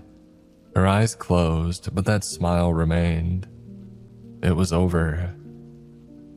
I stood, walked over to the nearest object on the ground and kicked it across the room. My scream was so loud that I was afraid that I would shatter any remaining glass. What kind of monster does this to a young woman? What the hell was this place? Once the sobs got under control, I searched around for something to drape over her body. She didn't deserve to be left out like that, like old trash waiting for the sweepers. I found a tattered and half-burned sleeping bag. It would have to do. I dragged it over to her, unzipped it, and placed it over her body. I kneeled near her, whispered a goodbye, and softly squeezed her hand through the sleeping bag. Above me, the remaining lights shuddered on. Full blast. I took in the room's carnage and my guts knotted. Blood, body parts, ooze. A Jackson Pollock painting by way of Jeffrey Dahmer.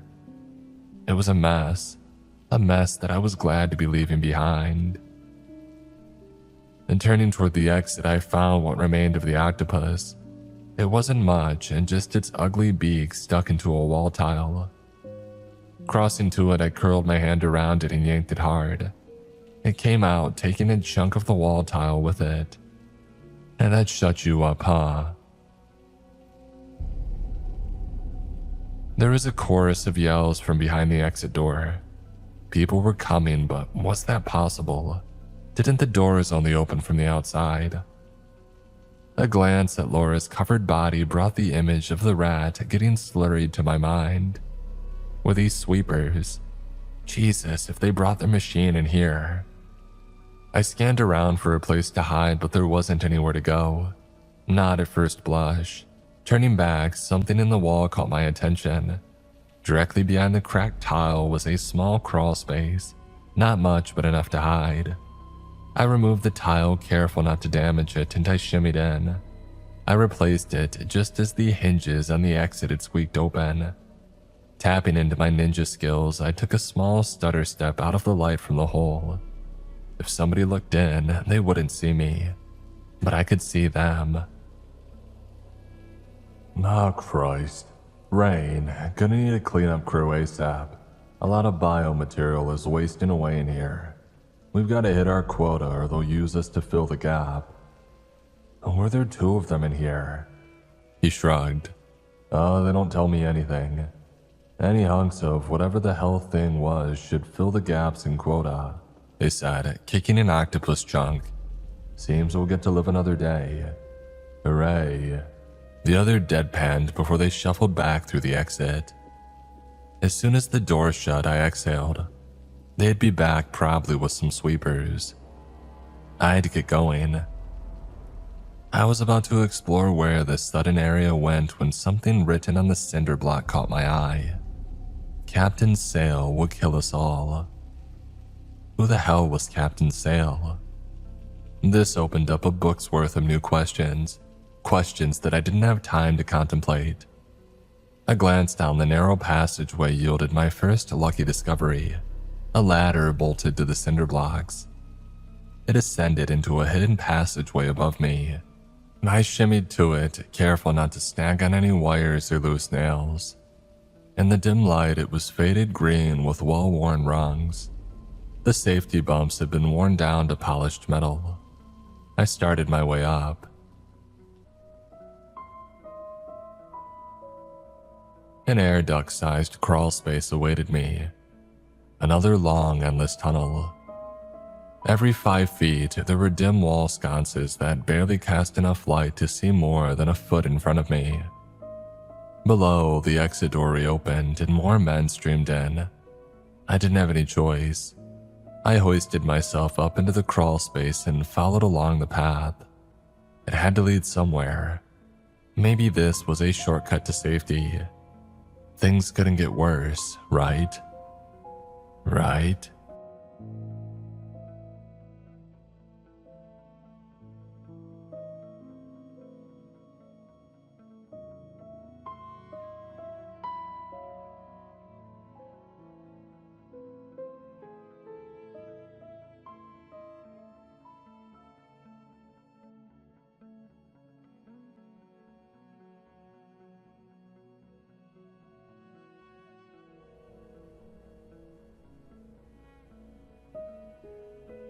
When I first saw the job listing, I thought for sure that it was a scam. Night attendant needed. Historic Arcadian hotel. Must be reliable, detail-oriented, and trustworthy. Pays $500 per shift. The rate sounded unreal. Too good to be true, but too good to pass up. Especially considering the state of my bank account. The email response arrived less than a day after I applied, and they attached a quick questionnaire and then sent a brief email confirming that I had been hired. The day before my first shift, an envelope arrived at my apartment. Inside was a small brass key and a handwritten note. Congratulations and welcome to the Arcadian family. Enclosed is your master key. You'll need this key to let yourself in and access certain parts of the hotel. Enter through the main doors by 10 p.m. for training. Your first shift begins promptly at 11 p.m. Training will be available through the door labeled Staff Only behind the front desk. Please watch all training materials before starting your shift. We appreciate your commitment to rebuilding the legacy of the Arcadian. I'm curious and admittedly a little nervous. I made my way to the hotel that night. The Arcadian hotel was just as I'd imagined. The exterior was a fading memory of elegance. It had worn stone walls, tall windows with exterior spotlights that no longer worked, and brass handrails that were way past due for polishing. I glanced at the clock on my phone, 9:45. The hotel's lobby was huge and open with a grand staircase at the center that split off in 2 directions as it went up. The floor was polished stone that reflected the light from above in dull patches. It looked clean but not new. More like it had been cleaned many times over a long period without ever being replaced or updated. The ceiling was high with old brass light fixtures and chandeliers hanging down. The glass on them was intact but had lost its shine. The walls were covered in patterned wallpaper that looked faded in places, especially near the corners and edges where it had started to age unevenly. The cleanliness was barely masking the smell of mildew. Welcome to the Tower of Terror, I said to myself. The front desk was long and wooden and stretched across the lobby. It was well kept, but worn along the edges where people would have leaned or set things down over the years. Behind it was a small wooden door with a simple sign that read, Staff Only.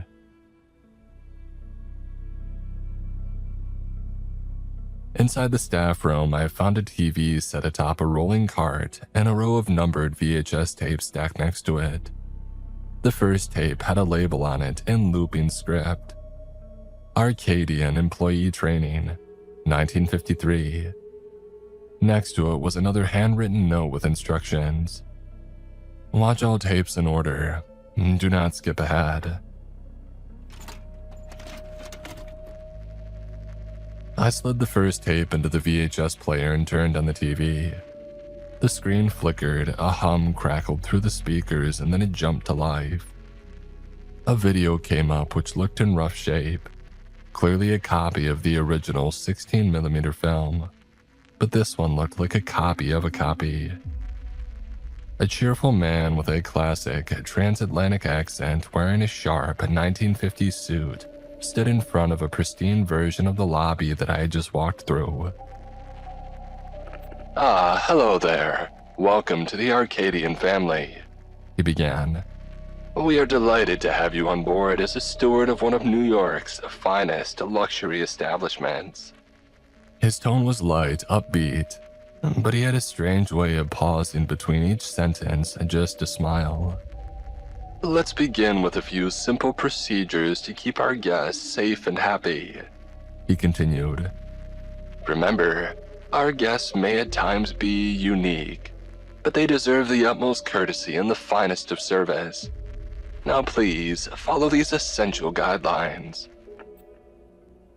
The first few videos went over the basics. Instructions on how to clean, address guests, check-ins and check-outs, when to check the guest log, and where to find supplies. But on the final video, things took a turn for the strange. "Congratulations on making it to the end of your training. Attaboy. Now let's cover a few final essentials to keep our guests smiling and keep you right as rain. Listen close now, these pointers are real important. Rule number 1, if the elevator takes you to the basement, do not be alarmed. Simply close your eyes and stand still until it moves back up. No peeking." The man chuckled in a practiced, rehearsed way, as though he had been told to laugh but wasn't sure why. My mind tried to make sense of his words. Why close my eyes? Why would the elevator just randomly take me to the basement? Rule number 2, if you find a guest wandering the halls between 2 and 4 a.m., gently escort them back to their room. Under no circumstances should you allow them near the front doors. Use a firm hand if needed. If they seem upset, simply assure them that it will all be over soon.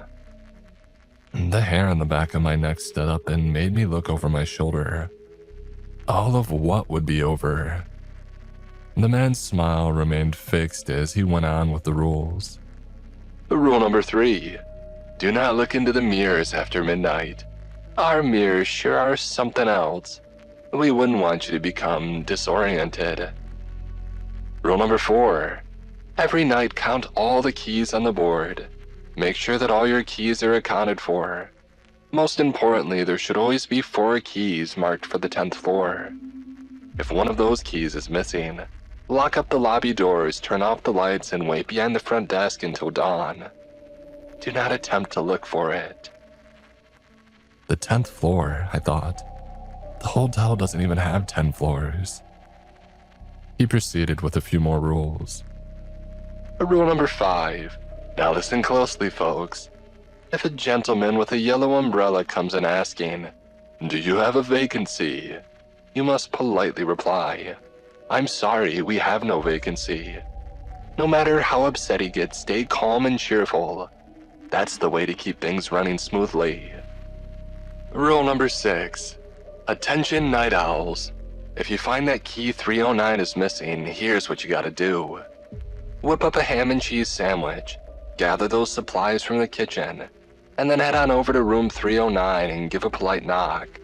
Remember, don't look at them. Just hold out that plate and wait until you hear the door close before you step away. You've got it. Rule number 7.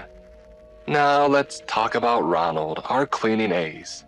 He waltzes in and says, "I'm here to clean the mess," to which you'll unlock the custodian closet and let Ronald take it away. If he doesn't give you that magic phrase, then simply say, "No cleaning tonight, Ronald." And don't forget to lock the doors tight after he leaves. That's how we keep everything shipshape. Last but not least, rule number 8. Now listen up, friends. It's important that you remember this. Never, and I mean never, enter the management office. If you happen to find the door slightly ajar, just keep on walking and stick to your business. And if you hear any peculiar sounds coming from inside, don't let your curiosity get the better of you. Simply carry on with your tasks. We want to keep everything peachy keen around here. What the hell? I thought. The next few minutes returned to normalcy. He focused on specifics of the hotel layout, explaining what doors led where and the importance of logging any guest encounters on the shift report. The rules that he had given, though, left me with a bad taste. That'll conclude our training. You're now ready to head on out there and knock it out of the park. Thank you again for your commitment to the Arcadian legacy.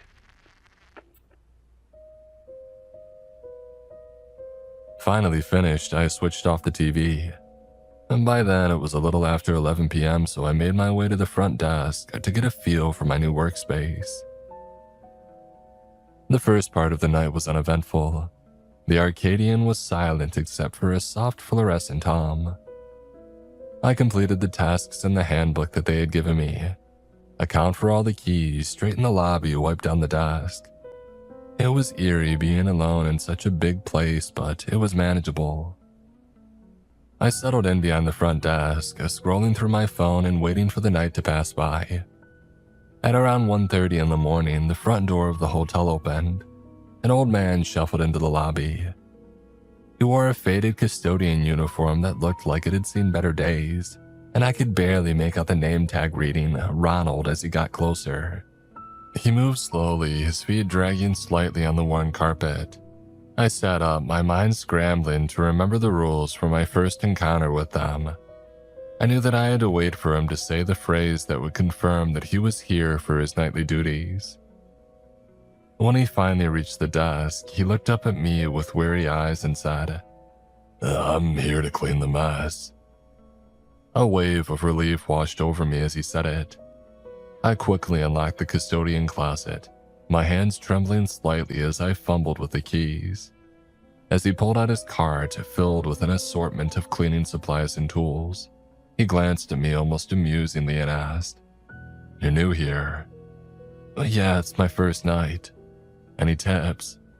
I replied, eager to learn anything that might ease my nerves.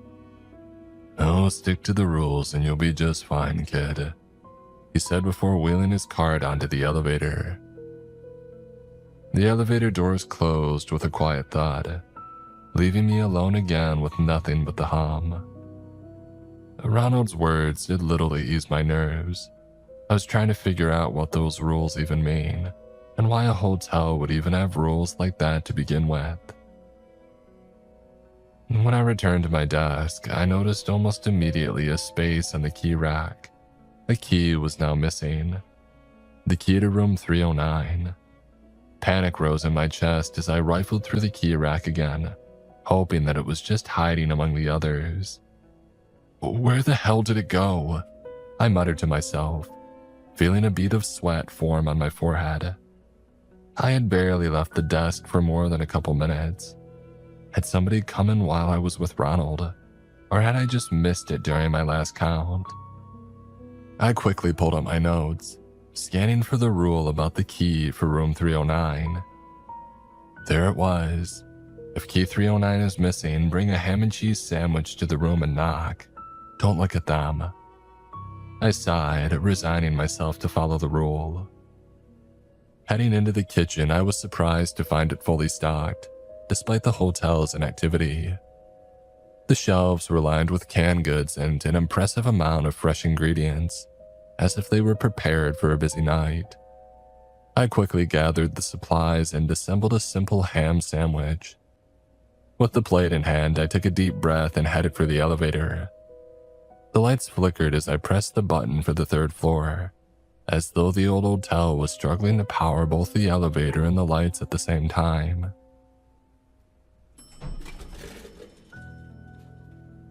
When the doors opened, I stepped into the hallway and made my way toward room 309. It was so quiet up there that I found myself tiptoeing for some reason, the carpet swallowing what little sound my footsteps made. My heart was pounding by the time that I reached the door. I knocked gently and waited. After a few seconds, I heard movement inside, followed by the slow creak of the door opening. The moment that I heard the door begin to open, I lowered my eyes to the floor. I focused on the green carpet in front of me and on not dropping the plate. A moment later, somebody took a hold of it. I could see only the lower edge of the door and a pair of feet out of the corner of my eye. The plate left my hands, but whoever was standing there didn't immediately close the door. They lingered in the doorway for several seconds. I kept my eyes fixed on the floor, afraid that even a glance upward might be a mistake. The silence stretched on long enough that I started wondering if they were testing me, waiting for me to look at them. Eventually, the door closed with a soft click. I let out a breath that I hadn't realized I had been holding, and I turned back toward the elevator without wasting any time. Inside, I felt a brief sense of relief returning to the front desk and having made it through my first 2 run-ins with the rules without anything going wrong. But it didn't last long. Who was that, and what would have happened if I had looked up? What kind of hotel was this? The questions kept circling in my mind as the elevator descended back toward the lobby. For a moment, I just stared at the floor indicator, not understanding what was going on. And then the rule came back to me, the one from the training video. If the elevator takes you to the basement, do not be alarmed. Simply close your eyes and stand still until it moves back up. No peeking. The realization hit me immediately. It was taking me to the basement. No, come on, I screamed as the elevator kept descending. I desperately smashed my hand against the buttons, hitting any floor that would possibly bring me back up. But the elevator didn't stop. Forcing myself to calm down, I remembered the rule and I shut my eyes tightly, clenching my fists at my sides.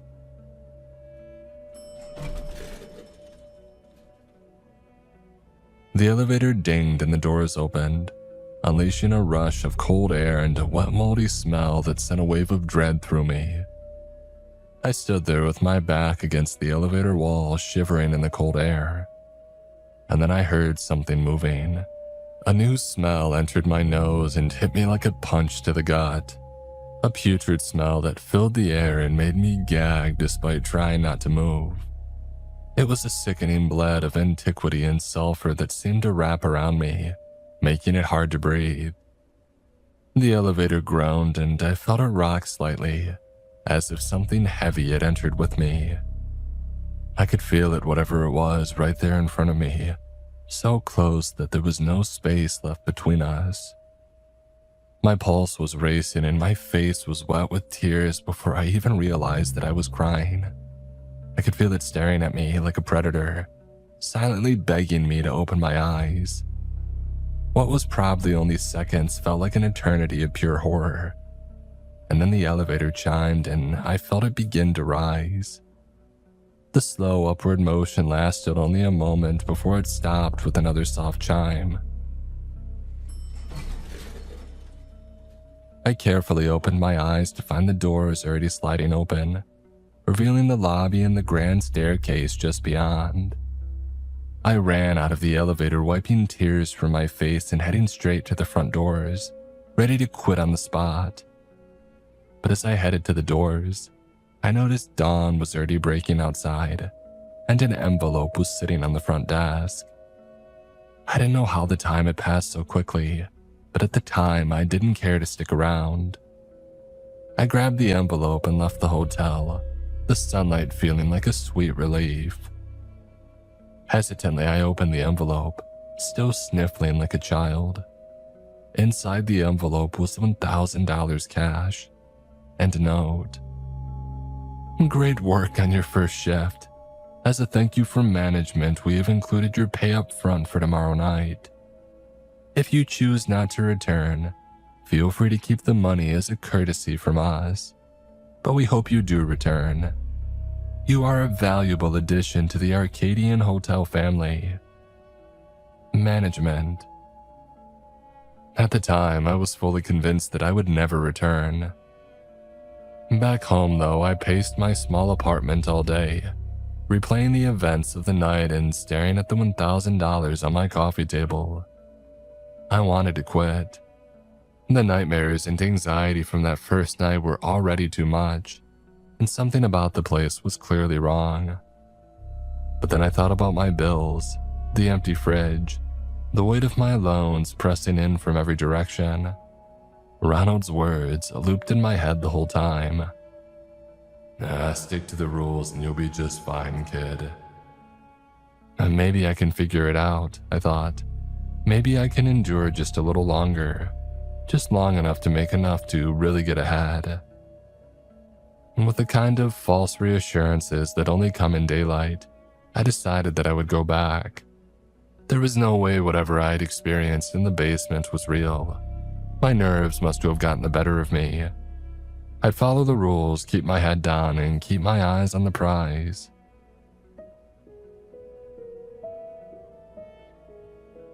On my second night, Ronald made his usual appearance, a same dull uniform, same shuffle to the front desk and repeating the right phrase. I'm here to clean the mess. I tried to stay out of his way and everything seemed calm, until I noticed that key 309 was missing again. Sticking to the rules, I made my way to the kitchen. It was still stocked with fresh ingredients, which I still couldn't wrap my head around. Who's restocking all this stuff? I thought. But telling myself not to ask or care, I made a simple ham and cheese, and then I took the elevator up to the 3rd floor. The ritual continued as usual. I knocked, kept my gaze down, and I waited. The door creaked open, and this time the person lingered in the doorway even longer than before, clearly waiting for me to make eye contact. I held my ground until I heard the door shut slowly. On my way back, I skipped the elevator altogether. No way was I risking a detour to the basement again. I took the stairs instead, counting each floor down, hoping that nothing else would happen. After night 2 ended without any major surprises, I felt a spark of confidence. You see, just follow the rules, take the stairs down, don't overthink it. Maybe this gig was simpler than I thought. And by the time the night 3 rolled around, I showed up feeling a lot more assured and another 500 richer, and convinced that I had the job figured out. A few more nights went by that were mostly uneventful.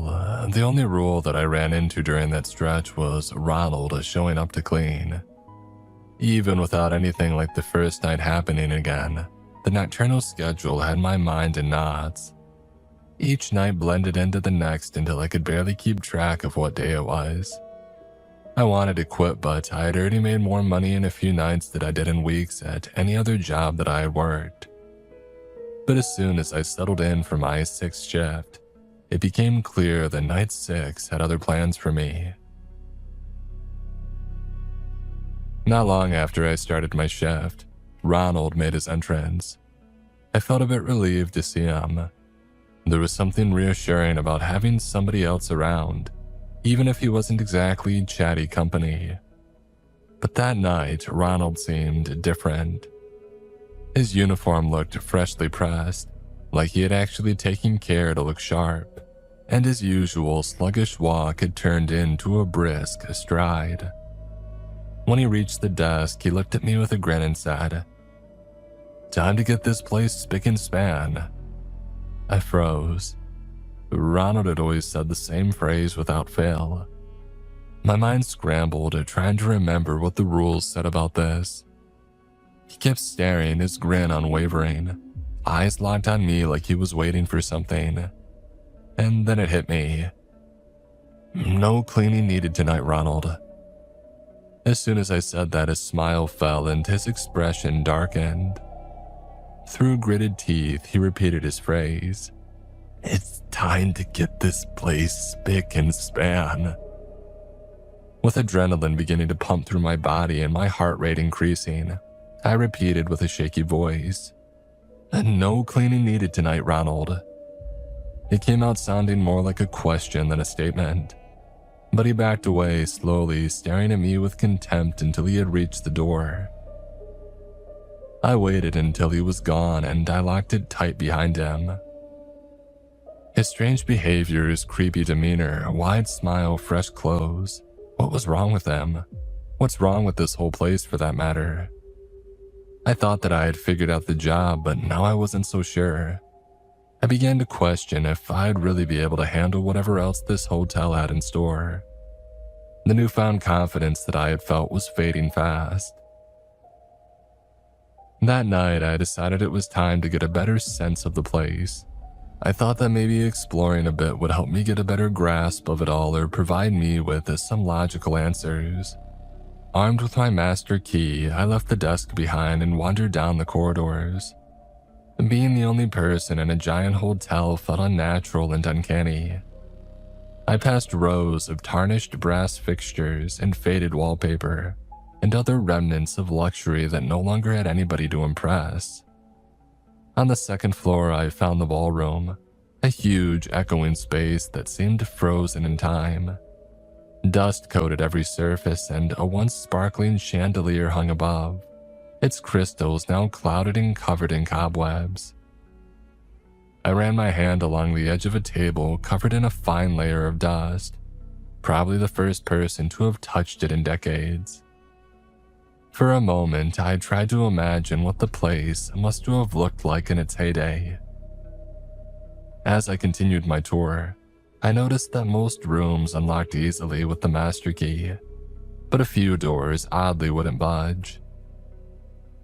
I tried the key, jiggling it and pushing, but it was as if these doors were meant to stay closed, resisting every attempt to pry them open. As I moved up to the 7th floor, I passed a particular room, room 713, that made me stop in my tracks. I could hear a soft voice from inside. I froze, straining to listen. The voice was faint but unmistakably frantic. Somebody was in there. As I drew closer to the door, the voice abruptly stopped.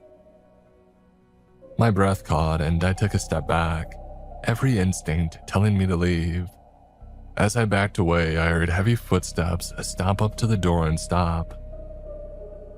With my back against the hallway wall, I stood staring at the door. I knew whoever was inside now was looking at me through the peephole. My mind told me to move, but my feet didn't respond right away. I thought that I saw the doorknob twitch, just the faintest movement, as though somebody inside was reaching for it. Nope, I said to myself and hurried down the hall, leaving the floor entirely. I tried later to convince myself that it was my imagination, but I knew what I heard. Either way, I had no desire to stick around and find out. After exploring the 8th floor, I made my way up to the 9th, which looked just like the others, dimly lit and lined with old doors. With not much else to look at, I decided that I had seen enough for one night. The thought of a long journey down the stairs back to the lobby loomed ahead, but it felt like a welcome return to familiarity. As I turned to head toward the stairwell, I caught a glimpse of myself in a mirror mounted on the wall. Looking at myself in the mirror, I couldn't help but notice how tired and beat down I looked. As I was examining myself, almost looking at myself with pity, I saw something else in the mirror. Behind me, down the hall, I saw someone else. A figure standing far behind me at the other end of the hall, peeking at me from around the corner. My body seemed to freeze and withdraw inward, like everything non-essential was being shut down as fear washed over me. I whipped around, but the hallway was empty. I turned back to the mirror and there it was again. The figure was still there, peeking at me from around the corner. It was too far down the hallway to make out any of its features, but it was unmistakable. In that moment, I remembered the rule. Don't look into any mirrors after midnight. And checking my phone, there it was, 1:23 a.m. I burst through the doors of the stairwell and made my way down the 9 flights of stairs as quickly as I could. Finally back at my desk, I sank into the chair, my heart still racing and my breath heavy from the frantic dash down the stairs. I decided to stay put for the rest of the night, unwilling to venture out again. The hours crept by slowly, but the rest of the night was thankfully uneventful. The sun was beginning to rise, and with my shift over, I clocked out, a fresh 500 envelope in hand. Relief flooded over me as I thought about the safety of the morning outside and another night successfully in the box. As I was turning to leave, though, I noticed something. An error, a mistake. Key 309 had been missing and I never noticed it. I never brought the guest of room 309 a ham sandwich. Yet with morning breaking and my shift officially over, I shrugged it off, telling myself that it was too late to go back now. When I finally got home, I was exhausted. I collapsed onto my bed, desperate to catch some sleep after the long night at the hotel. But sleep never comes easily after working the night shift. The unnatural hours played tricks on my body, even with blackout curtains pulled tight against the early morning light. I tossed and turned, restless and unable to fully escape the haunting images of the night. The figure in the mirror, Ronald's strange appearance, and the voice in the room. I knew something was seriously unexplainable and unnatural with the place, but I couldn't let go of the money. The job finally allowed me to catch up on bills and start paying down my loans, which was a huge victory amid the growing unease. For the pay, there could be worse jobs than a haunted hotel, I thought. With little sleep accomplished, I begrudgingly pulled myself up and got ready for another shift, bracing myself for whatever the night would throw my way. When I arrived at the hotel for my shift, a note was waiting for me on the desk. We would like to take a moment to address an important matter regarding your recent shift. It has come to our attention that the guest in room 309 did not experience the high level of service that we strive to provide. As you know, adhering to our established rules and protocols is vital for ensuring an exceptional experience for our guests, safeguarding the esteemed reputation of the Arcadian Hotel, and maintaining your own safety. We would like to remind you the importance of following the rules. In light of this, we would urge you to avoid the kitchen at all costs for the next 24 hours. Additionally, we're pleased to announce that the hotel will soon undergo renovations as part of our commitment to restoring the grandeur of the Arcadian Hotel. The Arcadian Hotel will be preparing for a new grand opening in the coming weeks. Thank you for your dedication to the legacy of the Arcadian. Management. As I read through the letter, a surge of anger bubbled within me. It's just a damn ham sandwich, I muttered under my breath.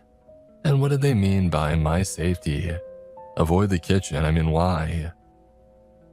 A wave of annoyance and confusion washed over me as I replayed the past few nights in my head. I want to quit right there on the spot out of frustration, but every time I was ready to quit, the money made me hang on just a little longer, just enough to really make a difference in my life and finally be ahead. And just as I was stewing in my frustration, Ronald shuffled in back to his usual shabby self. He came in a little earlier than usual, but I didn't think much of it at the time. He moved through the lobby without stopping, and gave me the same line that he always does and went straight toward the custodial closet, like he had somewhere specific to be. I'm here to clean the mess, he said. As Ronald was getting his cleaning supplies ready, I finally worked up the courage to approach him. Hey Ronald, can I ask you something? What was with you last night? You seemed different. And what's the deal with all these rules? What are they really for? At my words, Ronald shot me a sharp look that cut me off, his expression darkening. Listen, kid, he said, his voice low and serious. Don't go looking for answers. Don't ask questions, just do your job and follow the rules. Collect your money and keep your head down. It's for your own good. His eyes darted quickly around the room and I caught a hint of fear in them. He then turned away whistling a tune and he went on about his duties. I checked the key rack while he worked. Everything was accounted for. I decided to do it slower now to make it less likely that I'll miss one again. I wrote all the rules down on a notepad. I didn't trust myself to remember them the way that I thought I could. Around 1 in the morning, I heard noise coming from the kitchen. It wasn't subtle, something metallic hit the floor hard enough that I looked up from the desk. I was about to stand up before I remembered the note from management. Avoid the kitchen at all costs for the next 24 hours. The sound came again a moment later, louder this time, followed by crashing, like something had been knocked off a counter and dragged across the room. Then there was the sharp break of plates hitting tile, not just one or two, but several in quick succession, like something was tearing through the kitchen without any care for what it was destroying. After a while, it quieted down. It seemed like whatever was ransacking the kitchen tired itself out or it finally found what it was looking for. Just after 1 a.m., a man walked into the hotel wearing a Hawaiian shirt, carrying a leather bag in one hand and a yellow umbrella in the other. He paused just inside the entrance, shook the umbrella out over the floor and then closed it and let out a small sigh. "Ooh-wee," he said, glancing around the lobby. "Sure is a soaker out there tonight." The sight of the umbrella brought the rule back into my mind immediately. I reached for my notebook even though I didn't need to. I've started checking it more often now, even when I'm fairly certain that I remember, just to avoid mixing anything up. And sure enough, Rule 5, if a gentleman with a yellow umbrella comes in asking, "Do you have a vacancy?" you must politely reply, "I'm sorry, we have no vacancy." No matter how upset he gets, stay calm and cheerful. I kept the notebook open on the desk as he approached. He set his leather bag down and stopped in front of me, still wearing a friendly expression. "Do you have a vacancy?" he asked. "I'm sorry," I said, keeping myself steady. "We have no vacancy." He nodded slowly like he was processing that and then gave a small laugh. "Oh, come on, son," he said. "Surely you've got something. I don't take up much space, wouldn't even know that I was here." I glanced down at the notebook again and then back up. "I'm sorry," I repeated. "We have no vacancy." He kept smiling, but it started to look more deliberate than before. He leaned slightly closer. "You don't want to send a man back out in weather like this, do you?" He stood back up straight and gave a small chuckle. "Now, 1 room, please." I repeated the line again, trying my best to sound calm and cheerful despite my growing nervousness. "I'm sorry, we have no vacancy." The friendliness drained out of his face for a moment. Then almost carefully, he lifted the corners of his mouth again. For a second, it looked like we were both standing there following different sets of instructions that didn't quite fit together. He stood at the desk and now tapping his finger. I could tell that he was considering his next words. Before he could speak again, I repeated the phrase again, just like the rules had said. I tried to sound polite, but it came out sounding more sheepish than I intended. "I'm sorry, we have no vacancy." And that was when his expression changed fully. He placed both hands on the counter and looked down, shaking his head. When he looked back up, he wasn't smiling anymore. He looked angry. Angry enough that for a moment I thought he was going to reach behind the desk and grab me. He turned away and knocked over a chair, pushing it hard enough that it scraped across the floor.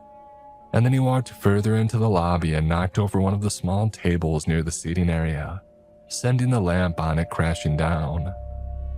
He moved between the furniture as he went, knocking things aside as he passed, his voice raised now as he muttered under his breath.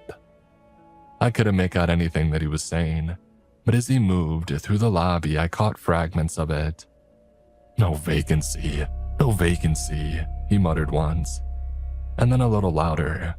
"That's not how it's supposed to go." He said something else that I didn't catch clearly, something about hospitality and standards. When he finally turned back toward the entrance, he didn't say anything else to me. He just walked out the same way that he came in, still holding the umbrella in his hand, the leather bag hanging low at his side. I waited until the doors shut behind him. The second they closed, I was already out from behind the desk, moving faster than I thought I could. I reached the doors and locked the first bolt and then the second, rechecking both afterward even though I knew I had just locked them. I cleaned the lobby and put all of the furniture the man had knocked over back in its place. I stayed behind the desk for a while without moving much and just watching the front of the lobby and listening to the sound of the air conditioning turning on and off. At some point I stopped paying attention to anything in particular. My head kept dropping forward and I would catch myself, straighten up and try to stay awake. Eventually I stopped catching myself. At some point I woke up, snapping upright with that immediate disorientation where you forget where you are for a second and then it all comes back in pieces. I stayed still for a moment until it settled, and then I wiped my face and sat up straighter behind the desk. The clock read just after 3 a.m. Just a few more hours, I thought. I looked around the lobby to get my bearings again, the desk, the key rack, the front doors. Everything was where it was supposed to be. I did a double take on the keys though when something looked out of place. One of the keys to the 10th floor was missing. "Oh shit," I said, getting up too fast and pushing the chair back as I went over to the rack. I checked underneath it first and then along the floor, thinking maybe that it had slipped off or gotten caught somewhere when I was counting them earlier. I went back over the hooks one by one slower this time, actually touching each space to make sure that I wasn't missing it. And then I crouched down and checked under the desk, along the baseboards and even behind the front counter, thinking maybe that it had slipped off or fallen when I wasn't paying attention. I moved out into the lobby next, scanning the floor around the seating area, under the tables and along the edges of the walls, even near the front doors where things usually ended up if they got knocked loose. I checked the rug by the stairs, the space behind the planter, the corners where dust and loose things tended to collect. I kept thinking that I would find it sitting somewhere obvious, and that I would feel stupid for panicking. But it wasn't there. I went back to the desk and pulled the notebook toward me. Rule number 4. Every night count all the keys on the board.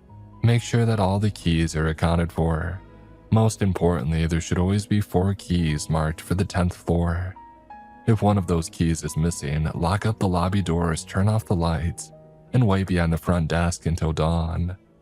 Do not attempt to look for it. I closed my eyes in frustration and slammed the notebook down. "Well, that's great, I already looked for it, so now what?" I said louder than I meant to, angry at the page in front of me like it was supposed to respond. All right, this is okay, this is fine, just wait behind the counter, no problem," I said under my breath, trying to pull it back together. I went straight to the lobby lights and shut them off one by one, muttering to myself about being done with this job the whole time that I did. When everything was dark, I used my phone light to make my way back behind the front desk to wait for dawn.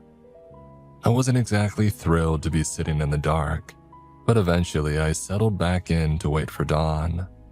My lack of sleep was catching up on me and I began to doze back off.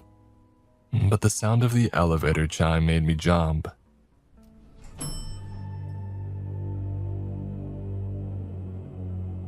The red down arrow on the indicator began to pulse and a low hum filled the shaft. Each flash of light cut through the lobby for a moment before disappearing again. I stayed behind the front desk, watching it and realizing that someone was coming down. The elevator beeped again and stopped at the lobby. I didn't wait to see it properly. I ducked down behind the desk so I was out of sight, keeping my head low and my eyes on the floor. The doors opened. I heard them close again after a few seconds and the room returned to darkness. It moved away from the elevator slowly. Its cadence was hard to describe, a mix of dragging and something like stumbling forward, with brief pauses in between. It kept coming, passing the seating area and then moving into the open space in front of the desk. I stayed still behind the counter, but I could hear it getting closer without needing to see it. It stopped directly in front of the desk. For a moment, there was silence, and then I heard it above me on the counter itself. I could hear the front desk creaking and groaning under the weight of it. It reached the edge of the desk above me and stopped. And then something heavy dropped down behind the counter, right next to where I was hiding, landing with a loud, wet thud. A pathetic mix of a gasp and a scream left my mouth. I didn't think about it. I stood up immediately and I ran to the first door that I could find. I reached it, pulled it open and got inside, and slammed it shut behind me before locking it. I stood with my hands against the door, a mix of fear and a brief sense of safety coming from the locked door between me and whatever that thing was. I looked down at my feet and saw an old green carpet beneath me, worn flat in patches like it had been walked on for years. I realized then that it was a room that I had never been in. I realized then that in my haste, the door that I had chosen was the management office. Rule number 8 immediately came to the front of my mind. In my fear and panic, I had ignored everything else. Every rule that I had been carefully following up to that point, I had run on primal instinct. But now that I was behind the door and nothing was immediately chasing me, complex thought returned all at once. Rule number 8. It's important that you remember this. Never, and I mean never, enter the management office. If you happen to find the door slightly ajar, just keep on walking and mind your business. And if you hear any peculiar sounds coming from inside, don't let your curiosity get the better of you. Simply carry on with your tasks. I stood there for a moment, my hand still on the knob, afraid to look, and waiting for something to happen. I wasn't sure what I expected, but I remember thinking that it would not just be nothing. But when nothing came, I slowly turned around. I half expected to see someone or something behind me. Hell, maybe some type of demon or maybe a room full of the hotel's past victims. Instead, there was only a plain desk pushed against the wall, a dim desk lamp switched on, and a row of surveillance screens mounted above it. The screens showed the lobby, the hallways, the stairwell, the elevator, everywhere. The office was quiet and empty. I stood there trying to understand why a room like this existed. It was strange even seeing screens at all, something so modern and ordinary compared to everything else in the hotel. I stepped forward to get a closer look. The desk had a thick book sitting open on top of it. I looked down at it and started reading. It was a logbook of times and activities, my activities.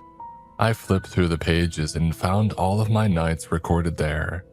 Everything that I had experienced and done. Every instance where I had followed a rule or failed to follow one. Logging the state of the hotel.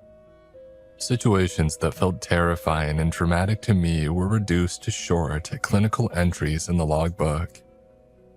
It wasn't just my activities either.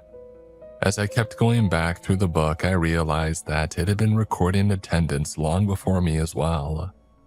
Different names and different shifts.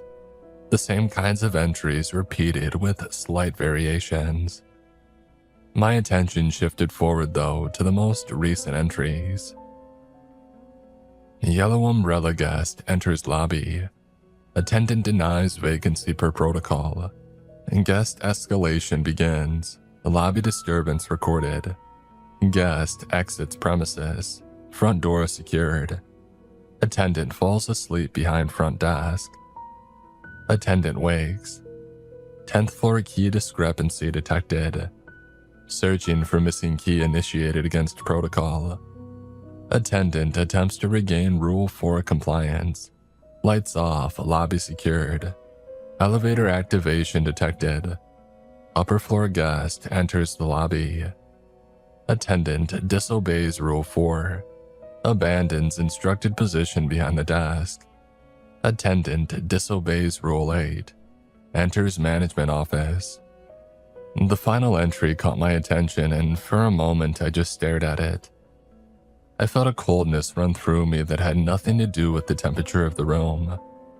I remember standing there completely still, unable to look away, with the strange and immediate sense that I wasn't alone. I stood up straight, backing away from the desk. The feeling of being watched wasn't subtle, and it didn't build gradually the way that fear usually does. It was just there, complete, like a conclusion I had arrived at without understanding why or how. In that moment, I made a decision without really thinking it through. I was going to leave. Not walk out carefully, not collect anything, not try to understand what any of it meant. I was going to get out of the office, make it back to the lobby, and go straight for the front doors without stopping for anything.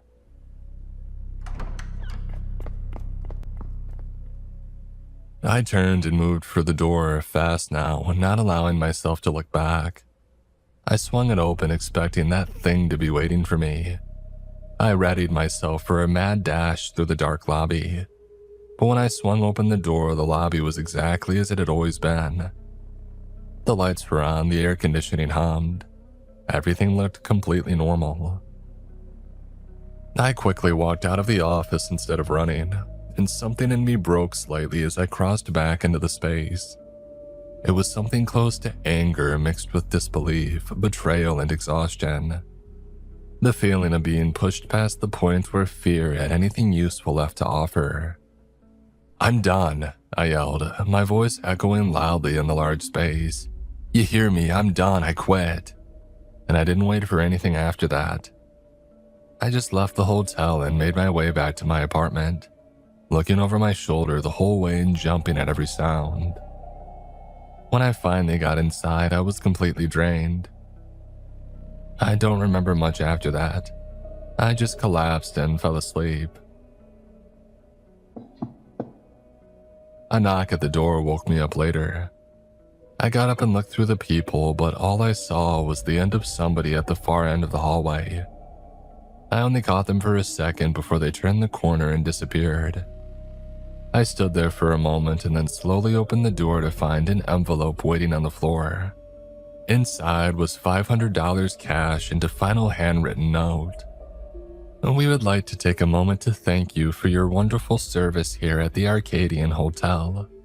We truly appreciate the effort and care that you've shown during your time with us. Enclosed is your final payment. Don't go spending it all at once. After careful review of recent rule compliance, we regret to inform you that your service to the Arcadian Hotel has come to an end. We will, of course, be moving forward with the selection of a new night attendant to continue upholding our high standards of hospitality. We want to sincerely thank you for your contribution to the Arcadian legacy. And of course, thank you for always remembering that at the Arcadian, hotel matters are private matters, as part of the spirit of good hospitality. Management."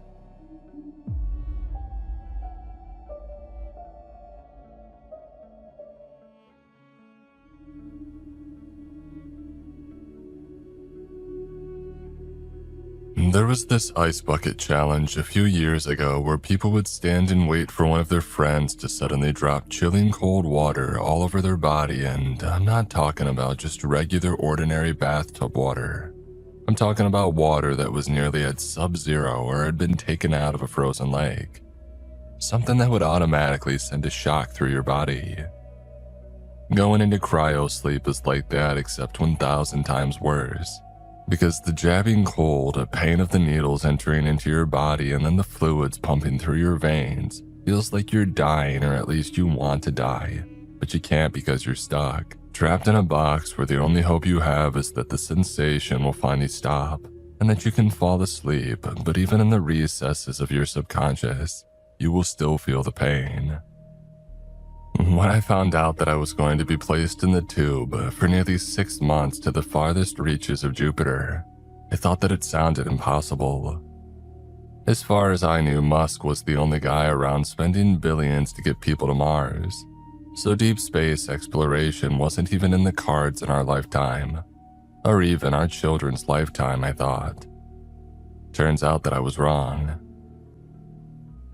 A sharp jolt to my head had told me that I was being woken by the onboard ship's computer, which by all accounts seemed a little too early until I saw the nearby monitor confirm that we had traveled the necessary distance across the stars.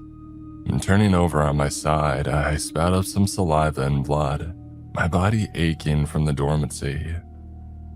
Before I could get another gasp of air out, one of the onboard robotic guards was behind me with a metallic muzzle, placing it over my mouth roughly like I was supposed to be a caged dog. Considering the circumstances behind my confinement back on Earth, I couldn't blame them. But then I saw that I wasn't being given special treatment. The 7 other passengers for this death cruise to the stars were also being shackled and dragged out toward a command center. Once lined up, all of us got a chance to peer out at the beautiful view of Jupiter and the stars beyond. I wished I could appreciate it. Attention all inmates, we have nearly arrived at our destination, Space Station TXRTS, codenamed the Tartarus. Please listen carefully to the following pre-recorded message from our corporate sponsors. And the intercom computer announced, and then a strange, grindy anthem played over a projected film of the blonde-haired woman that had first approached me while back in Kingsport. Cosmonauts, brethren, you stand on the precipice of new discoveries and truths that no other human has ever imagined. When you left Earth, you were only considered refuse. Prisoners to be disposed of by countries that couldn't see your potential. Now you arrive in tandem to prove them wrong. Your mission is simple. Document as much as you can concerning the space station. To do so, your new gear has come equipped with microscopic digital sensors which will automatically feed the data of your search back to the craft. Once we have determined that we have sufficient information concerning Tartarus, your life support systems will be cut off and your mission will be accomplished. Do not attempt to run or hack any of your gear, or termination will occur at any given moment. The video feed cut off, and I swore the prisoner next to me was chuckling beneath the mask. It was humorous in a dark way, given that we had all been promised executions on Earth before the launch. I suppose none of us really assumed that a return trip was going to be possible, but hearing confirmation that our only purpose here was to be living cameras for their campaign, it made me feel angry. I thought that I had come to terms with the fact that I was going to spend the rest of my days in a cell paying for my crimes, but having that taken away to play puppet in space for some rich elites made my blood boil. Next, the computer gave us areas of the station to explore. Mine was labeled as Area D, and the man next to me with the bizarre sense of humor was assigned as my partner. Since we had no ability to speak to one another, I pointed at him and gestured with my hand at the number 2, and then back at myself as number 1. All he did in response was hold up the middle finger and then moved toward the first seal where our craft connected to this mysterious station. I had no idea what to expect on the other side, nor any way to voice my concerns with my partner, so the only option was to keep a close but safe distance from each other as the airlock slowly creaked open and the dark corridors beyond came into view.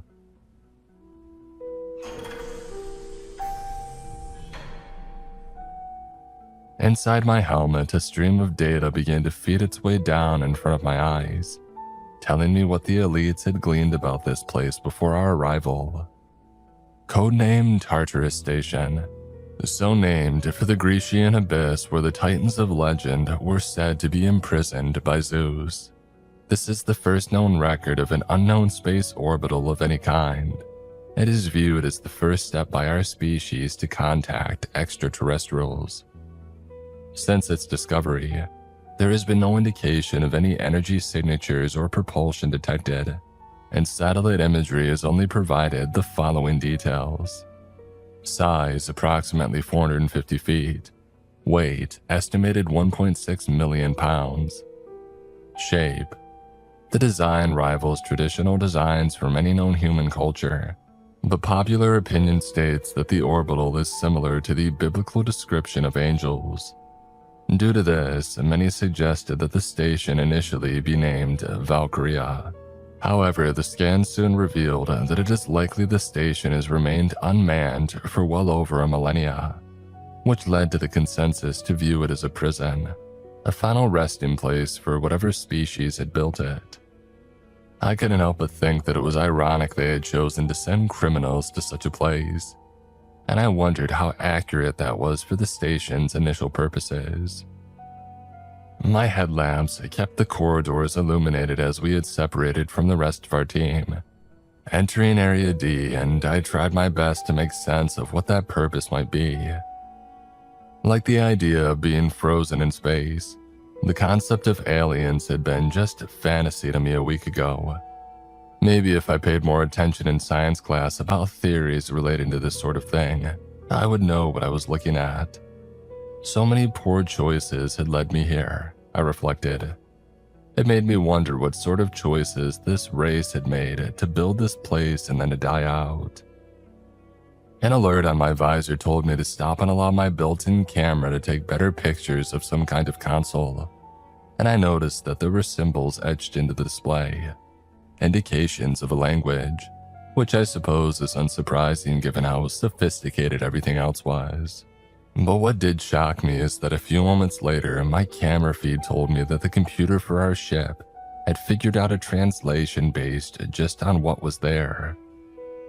Analysis indicates this console is a habitat monitor of some kind. Further data of surrounding area needed. My partner grunted for me to shine a light on the larger portion of the room, where we saw what looked like miniature biomes, each self-contained within a hive-like system of metallic pylons. If this was a monitor that was testing the viability of different types of environments for life, perhaps that meant this race had been searching for a new home. The data further revealed that there was a network beneath our feet of intricate wires and equipment that the scans confirmed were once meant to serve as generators. But I doubted anything like that could possibly power up after all this time. Instead of focusing on that query, I decided to follow the nearby corridor to one of the exterior rings for the station, marveling at the design. It appeared that the rings were meant to serve as some sort of perpetual motion, phasing in and out of space around them at rapid speed.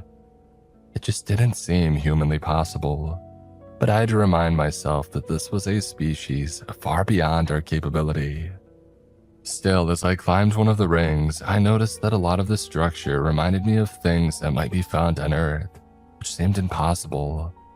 I've always imagined that the architecture, the way of life, and even ordinary things like doors and windows would be completely different from alien species. Not so here. Maybe that was why our holders were so interested in this place. It wasn't simply about discovery, but exploiting this technology for our own advantage. As a criminal, that was something I could relate to. We are not so different. I thought as a reminder of complying with our instructions had flashed on my screen.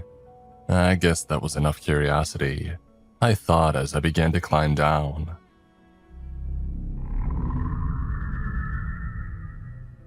And just as I was halfway, I heard the most unusual noise. If you've ever fired up an old pickup truck after it's been sitting there for a few months, it was a similar sound except 1,000 times louder. And then the entire ring began to move. It happened so quickly that I lost my bearings and fell to the ground as the noise grew louder. Thanks to the low gravity, the fall didn't cause any injury. As I recovered, I saw the rings move faster and faster, until their movements were so quick that I couldn't even be sure what I was looking at. And then I heard the noise from the habitats and I looked to see that they had activated. Somehow my partner had found a way to spark a flow of electricity from the grid below our feet. The entire pattern and glowing brighter than a Christmas tree. Some other portions of the ship began to pull back and shake, the entire thing humming with life, as it seemed to surge stronger and stronger, soon becoming out of control. All the noise made me want to cover my ears, and then I felt blood begin to trickle out of them. Soon we had another problem on our hands. The habitats had begun to spread apart and reveal what looked like a large engine that was thrumming to life.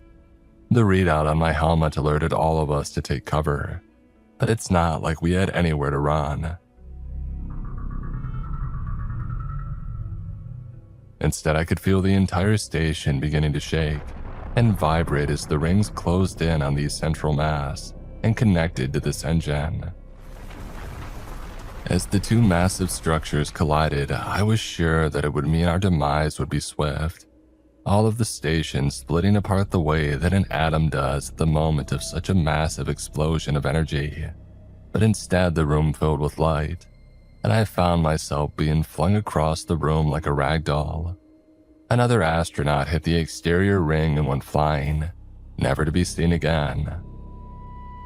Moments later, the space station lurched backward and everything began to come to a halt. My head still felt like it was spinning even after the noise had faded away, and my body felt that it had been crushed by 10 tons of bricks. Everything was painful, but I knew something strange and momentous had just happened, so I found the strength to move. When I got over toward the exterior of the viewport, I saw that we were no longer anywhere near Jupiter, nor any stars that I recognized, and the data on my screen was now a dead feed, making me wonder if we had lost the transmissions from the shuttle. At the same moment, another strange noise occurred, and it was accomplished by flashing lights which I took to mean a warning.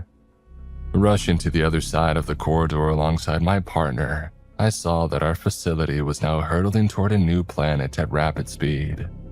We were going to be experiencing a crash landing. This time I knew that the only way to survive would be to take shelter. I began to climb the honeycomb grid, and getting inside one of the many habitats and sealed it up even as the atmosphere hit the station. Everything around me began to ignite with fire from the chemicals in the environment, and I closed my eyes for the moment of impact. Nothing could have properly prepared me for such a situation. But as the rock and dust and debris crashed all around me, I kept telling myself that I would find a way to survive. And somehow I did. When things had finally settled, the habitat that I had locked myself in had broken from the network and rolled out of the crash site, leaving me to be tangled in a mess of metal and alien foliage. Immediately, I started to kick apart my cage, falling down to the solid ground below and coughing as I tried to recalibrate my entire body. Somewhere close by, I heard a shout of praise and laughter, and then I saw my partner standing near to the edge of the corroded window to the station, his muzzle somehow broken off by the crash. That was intense," he screamed. Two things ran through my mind. First, that he now had the ability to free me. And second, that the planet had breathable oxygen. We were very fortunate. I motioned for him to get my muzzle off, but before he did, we heard noises from under the rubble. A few moments later, we had isolated them and found 3 other survivors, 2 women and another man, and the others of our skeleton crew were nowhere to be found. Over the next half hour, we pushed out of the jungle overgrowth into a spacious valley, and it was there that my partner finally agreed to get our muzzles off. "The fresh air, wow," the woman next to me hollered. Even after it was off my mouth, I found myself still in silence. I was in awe of our surroundings. The valley spread out in all directions with rivers, forests, and vegetation. It was like a depiction of paradise. I explained as I began to settle into the concept that something good could come out of this. "We're quite likely outside the known Milky Way," the second woman, a black girl named Kayla, commented as we started back toward the ruined station. "Without any means of communication with our shuttle, that means that our kill command can't transmit properly. We're free," she announced. It was tough coming to terms with the reality at first, maybe because I wasn't sure what would happen next. Would we live here now? For how long? Was returning to Earth even possible? And would we want to return if we had the opportunity? None of those questions could be answered right then and there. So Kayla and the senior of our group, Thomas, made camp near the debris, and we all got to know each other a little bit better. "Okay, before we make introductions, I want one thing clear. This shall be tabula rasa, a clean slate. We're not going to discuss any crimes that led us to be incarcerated, only our values and what identifies us. I think it's only fair we take the chance to build something new here," Thomas told us. "What do you think that means? Are you saying that we start a whole new life here?" Ram, the younger woman, asked. Miguel, the man that had almost died from the entry crash, commented that it was quite likely that no rescue would ever come for us. "Oh, Earth is just a distant memory now. For all intents and purposes, we are going to make a colony here, I guess." The man that I had once been partners with, who called himself Zero, chuckled. "What's so funny?" Kayla asked. "Well, if this little new world order is going to be successful, one thing is clear. Somebody's going to have to start shacking up with somebody else. So how do we decide who gets to become lovebirds? Do we draw straws?" The uncomfortable silence that followed told me that nobody else had considered that, but it was a valid point. "I think we can't make any sort of big decision until we understand more about this world," Thomas told him. It was clear that he felt that he needed to be a leader, perhaps because of his age. So that night, we lay beneath the stars and agreed to remain closer to the debris as we begin to explore the area and learn what we can about the flora and fauna. A whole new world, ours for the taking, I thought, as the night finally allowed me to settle. For the first time since being out here amid the stars, I felt like I could hope again.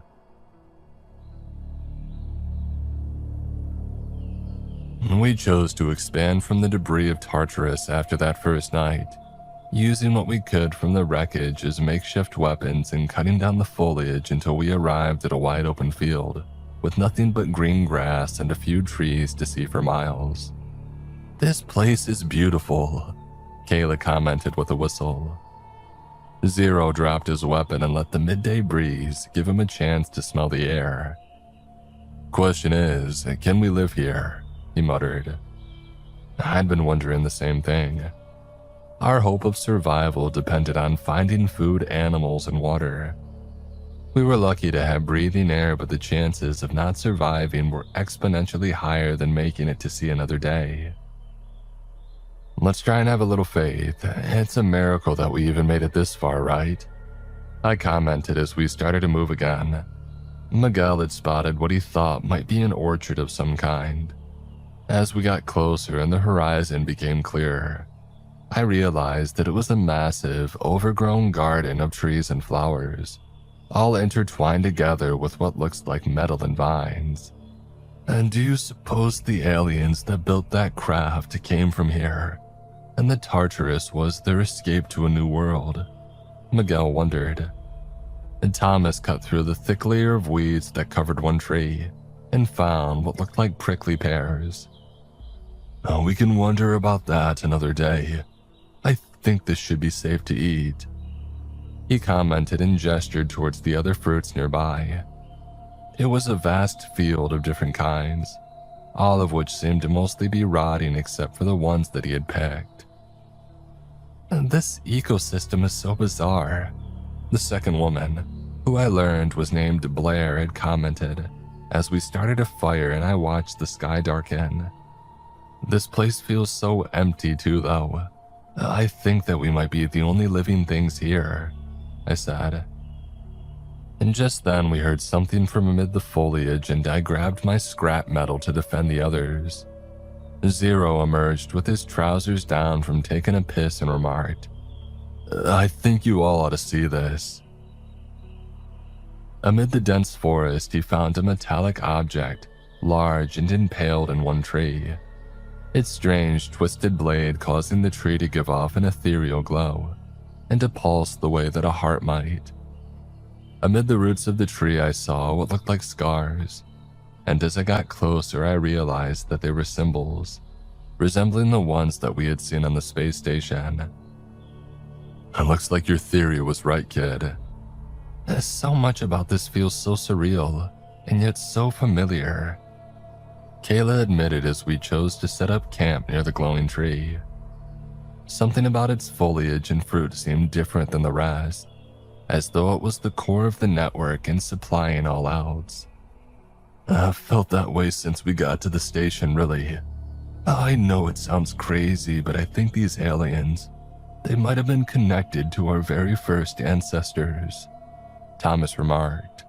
Zero was trying to climb the tree to reach one of the branches that offered the crystalline fruit, and I asked Thomas what he meant, and so he gestured around us before commenting. Oh, it's like Kayla said. This place, it feels like a distant memory, or a shared dream that anyone can recognize. Something deep inside all of us senses a connection to this place. Don't deny that, he said. He was right, but the fact scared me. It seemed impossible. Humans have only just barely started understanding space travel. All of the things that we saw on that station and even this biologically advanced plant life, it's light years ahead of our current tech, I commented. I'm not trying to say that I fully grasp it either, but I feel certain that this place holds answers to some of our deepest truths, the very origins of our species, he said. Just then, Zero tossed a glowing fruit down to Blair and then one to me. Oh, sounds like mumbo jumbo to me. I've read my Bible and I don't remember it ever saying God made man and then sent him to Earth, he remarked. Oh, so you're a preacher now, are you? Kayla said with a chuckle as she tried to get a bite of it. The exterior of the fruit was harder than a rock. Oh, I got as far as Genesis, he retorted, which caused a few chuckles. I stared at the fruit, a thought forming as I remembered some of those stories myself. My grandma used to read a book of Bible tales right before bed. The stories of creation and the first sin had always been one of my favorites, so the scriptures stuck in my head. And then God said, let us make mankind in our image. I mumbled as I stood up and looked at the sword-like tree and the overgrowth around us. What's gotten into you? Miguel asked. The Lord took man and placed him in the garden. I responded and pointed at the tree. And from every tree of the garden you should eat, but from the tree in the middle of the garden you must not eat, for in the day you eat from it you will positively perish. Zero laughed aloud. I think you're taking things too serious, man. That crash must have jostled your noggin. No, don't you see? This is the Garden of Eden, I said excitedly as I looked at the fruit. And this must be the tree of life, the one that God sealed off when mankind became sinful. Kayla paused from trying to break apart the fruit. Slow down. Are you really saying you think this is the real Garden of Eden? I mean, we're literally millions of years from Earth. I didn't see it at first, but now, I think it's undeniable. The shared experience of a common ancestry, the familiarity even though none of us have been here. Our theories might be right. This may be where the first man and woman came into existence. I told them. Zero finally broke open the fruit. It looked like a swirling mass of worms that was eating itself over and over again, and it was an even brighter light than the tree. Now, let's say you're right. If so, then God was actually some alien race. Wait, where's this God now? I didn't have an answer, but none of us were sure what to do now, except Zero. He bit into the worms and let them slither into his mouth. What the heck are you doing? You don't know what that could do, Miguel shouted. Now I'm testing the theory that Adam here just spouted. If this is the tree of life like you claim, that means it'll make me immortal with just one bite. He took his weapon, and before any of us could object, he ran the sharp end of the blade right along his belly.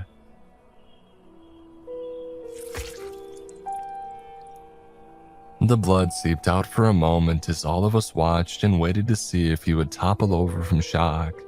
But instead, the skin began to seal back almost instantly, the way that you might see in the movies. The wound was gone and there wasn't even a scar. My goodness, Blair whispered. So then it's like the cure for cancer, influenza, and the plague all in a single dose? Kayla asked. Death itself won't be able to touch us, Thomas said, and then he asked Zero to climb up and get some for the rest of us. A few moments later, we all had one and got to work breaking them apart. Once we were done, all of us had decided to eat together. On the count of 3, Miguel suggested, and on 3, we devoured that fruit. And then we all took turns, much like Zero did, putting the fruit to the test. It was a bizarre sort of ritual that reminded me of a college frat party that I had been kicked out of once. We kept pushing our limits for the rest of the night, laughing at the newfound power that we had gained. Oh, I wish that moment had also been eternal, because what came after was the real nightmare. Our descent into madness was a gradual one. I wish it was something that I could have seen hints of, but that is not how it spreads.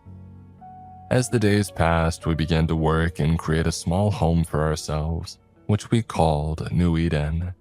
And eventually we began to create farms and roadways that spread outward from there. Miguel and Blair grew closer as the weeks passed by, working side by side. And I remember the first big milestone was when they announced that they were going to try and have a baby.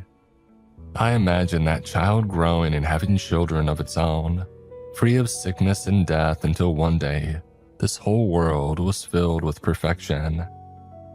If anything was going to be a utopia, it would be the one that we were now making. Over the next week, however, Blair experienced the early stages of pregnancy, morning sickness and dizziness, and even had difficulty moving around. And then in the second week, I realized that she had begun to show signs of a bulging stomach, something that ordinarily wouldn't happen until the 3rd trimester. We need equipment to figure out what's happening. Do you suppose anything on the Tartarus might be of use? Thomas wondered. I didn't have an answer, but Kayla and I agreed to look the next day.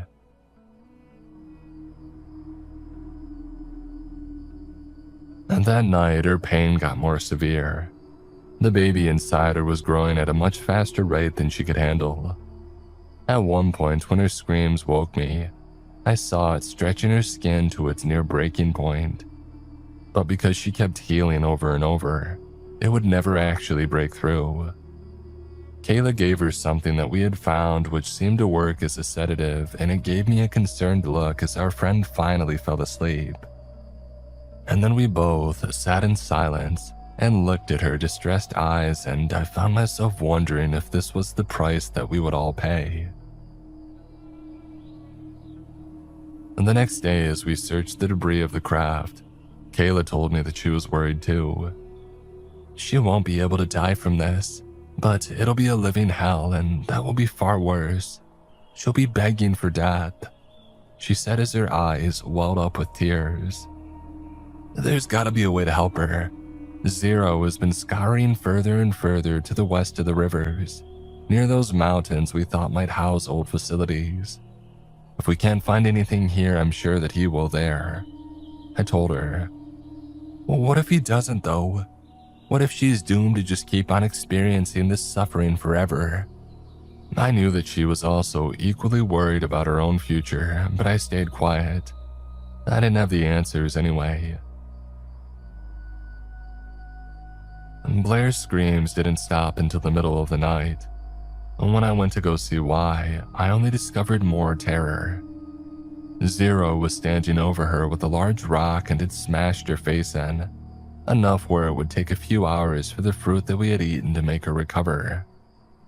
I couldn't even find a reason to be angry when I saw what her unborn child had done to her body.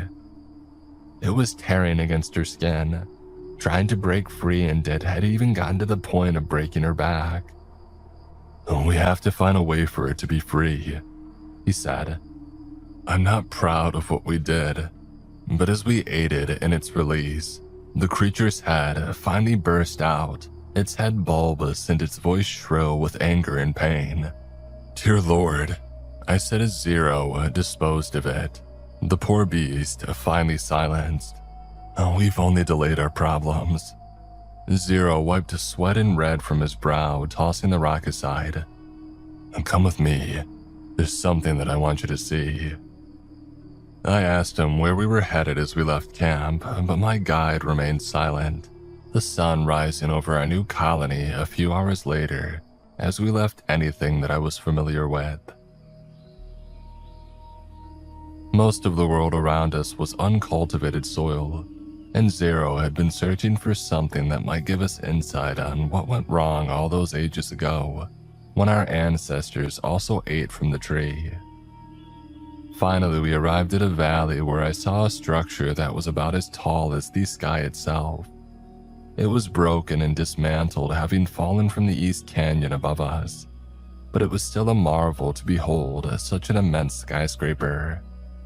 I give you Babel, or at least, that's what it appears to be anyway, he told me as we got over the next set of rocks. I vaguely recalled the biblical legend. It was a place where supposedly God had mixed up all the languages.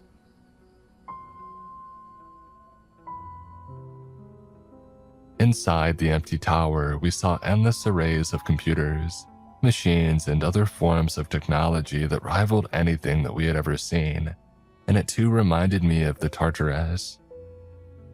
Zero reached one of the terminals that still had an ethereal glow to it and explained, I found it a few days ago. It activated when I shed blood. He paused and cut his hand to let the blood flow into the circuitry, and I watched as a holographic man appeared. He was tall, perhaps at least 9 feet, and had the appearance of a regal officer, but his features looked troubled. And as he spoke in an unknown tongue, Zero said, And this is where I need help. Can't make sense of anything they say. I started checking the computers, using my rudimentary methods from before our arrival to hack into the system. It was a bit archaic, but it worked. Soon the projector started to change its format into a different language, and then another, and then another. Finally, we could listen to what it had to say. Our species has reached its zenith with this new discovery, the one thing that we lacked, the one thing that can give us purpose.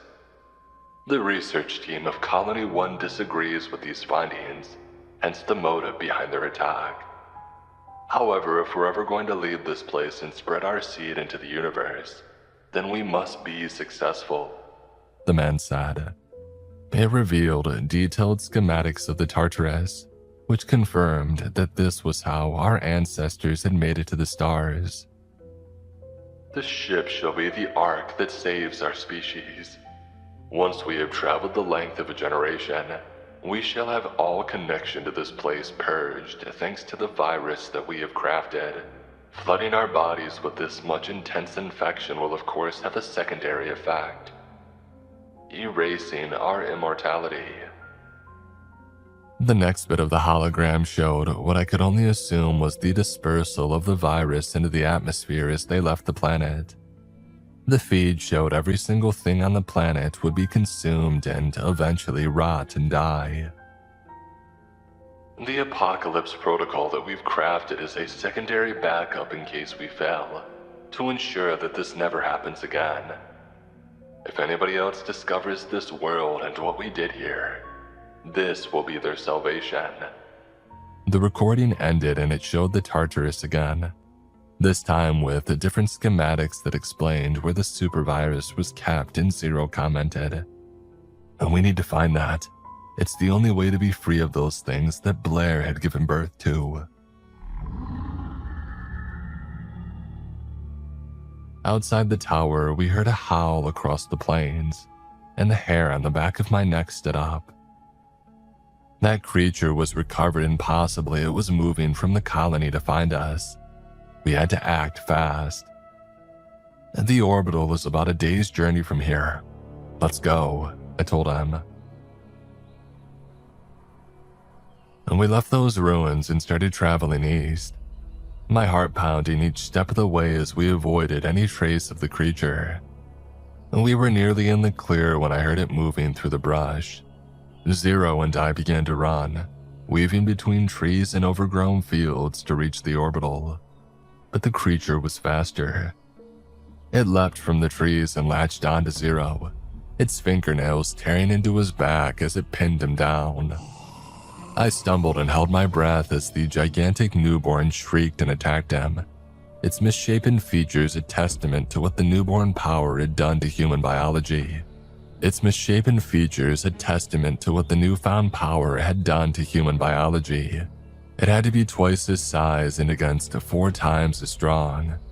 Zero kept fighting though, screaming for me to run as he distracted it. His bones were breaking over and over again as the two danced around the jungle, each trying to overpower the other. The distraction I knew wouldn't last forever. With that sort of strength, eventually Zero would be wounded beyond a quick recovery of healing. So I decided to leave him behind as I reached the edge of the jungle and saw the Tartarus off in the distance. I didn't look back as Zero's screams became more intense. And then at last it grew silent, which actually frightened me even more. That meant that Zero was unconscious, and the creature was likely now hunting me. Reaching the station, I pushed myself through the debris and began to search what portions of the place were not destroyed. I saw my old helmet, which we had once considered to be a part of our inmate uniform, and I turned on the headlamp illuminating my steps. As I started to roam, I found my thoughts reflecting on our journey here. We thought that we could escape fate, escape death. This was never freedom at all. We wished that we could have simply perished a long time ago, amid the safety of stars that we recognized. The Tartarus simply had to still have access to the virus, otherwise I wasn't sure what we were going to do. Climbing down an old elevator shaft, I reached a submerged portion of the station and recognized these symbols on the outside to indicate that it was some sort of lab. I dove under the water and pushed myself into the room, adjusting my vision to the cloudy water as I tried to see if anything was intact.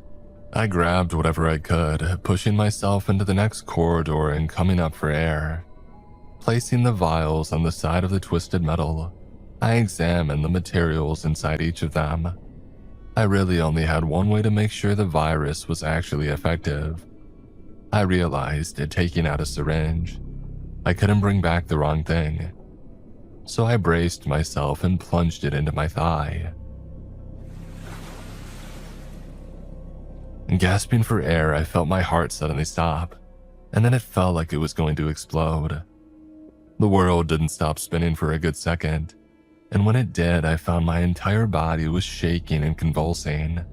I turned over and began to vomit bile, along with the rest of the worms that I had consumed years ago, and then I simply laid there on the metal, still gasping for air as I struggled to move. My hand cut against these sharp ends of the metal as I got up and pulled back in pain, noticing that the wound did not heal. The injection must have already started to reverse the process of immortality, I thought as I got up on my feet. I searched for another exit, and I found an elevator shaft to my right, tilted and running straight into one of the massive trees.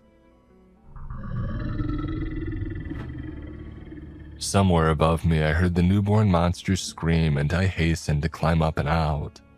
Without protection, I'd be dead. Squeezing in between some of the branches and the hole in the wall, I found that I could barely breathe, and then my foot got stuck. I panicked and twisted it, trying to get it loose as I heard the shrieks get louder. And then I saw its silhouette at the top of the elevator, and the gruesome infant started crawling toward me. I barely got my foot out and tumbled down the tree as I heard it leap. My lungs released all of their air as I hit the ground, and I laid there paralyzed just a moment. The creature stared at me, and I started to climb down faster. I grabbed a few rocks and chucked them at the monster as I got on my foot. My body ached and my muscles spasmed, the effects of the virus running its course as I became mortal again. The newborn attacked and we tumbled down a hill. I used my fingers to poke its eyes, and the beast reared back and hollered, giving me a chance to run free. I saw a river and I immediately jumped into it.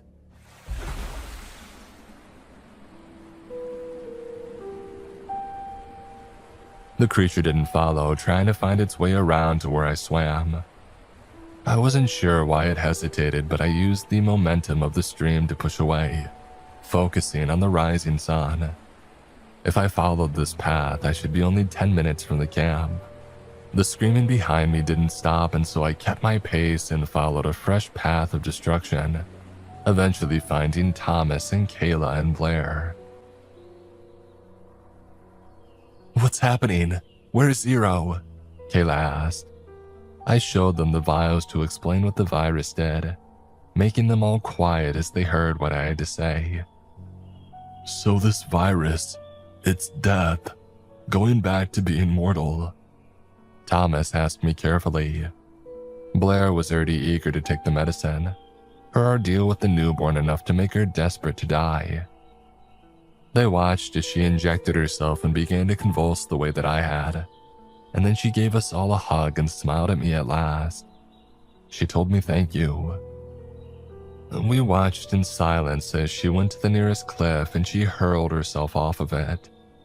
There was a sudden finality to our long ordeal when we saw that she had perished, and Thomas bravely said that before we took each other out, we had to make sure that this planet was destroyed. "The apocalypse protocol you mentioned, how do we activate that?" he asked. I told him about the tower and how it likely once served as a means of communication with the station, and so we left the camp immediately to get there. The tower was at least a day away, and I knew that the creature Blair had given birth to was still searching for us, so there wasn't any time for rest. Even though I was the only one in the party that could now get hurt, I became even more vigilant. Nothing else mattered to me except finally getting to destroy this wretched rock. It began to storm as we passed through the first portion of the valley, our sweat and blood staining the air. The predatory newborn was close. When we saw the tower, I insisted that they go ahead. "If I can distract it, you'll have time to activate the tower." The command center was close to the level where the canyon had crushed the skyscraper. "How will you know if we succeed?" Kayla asked. I thought about the video where I saw the destructive power of the bomb detonating across the entire planet, and I promised her that I would know. Once the signal can be sent out, we will all meet our maker, I told her. And they left me there as I caught my breath again and I waited for the creature to find me. I didn't just sit by though, I set a trap. One of those makeshift holes that you might find to catch a tiger. It would be enough to slow it down, maybe even enough for my friends to get that signal working. There is also an alternative that I'm dreading where everything goes wrong and they can't actually destroy this world. In that case, I'll fling myself into this pit and let nature take its course. The only way out is death. It was the answer that we were given all along. It just took living forever to recognize how precious living is. The creature came like I knew it would, and I smiled, weapon in hand as I saw the beacon starting to light up. This is the end for me, but maybe if this message it gets back to somebody else and it's not, I only ask that you send others here to kill us, to put an end to all of this. If not for our sakes, then to prevent this curse from ever spreading. Goodbye.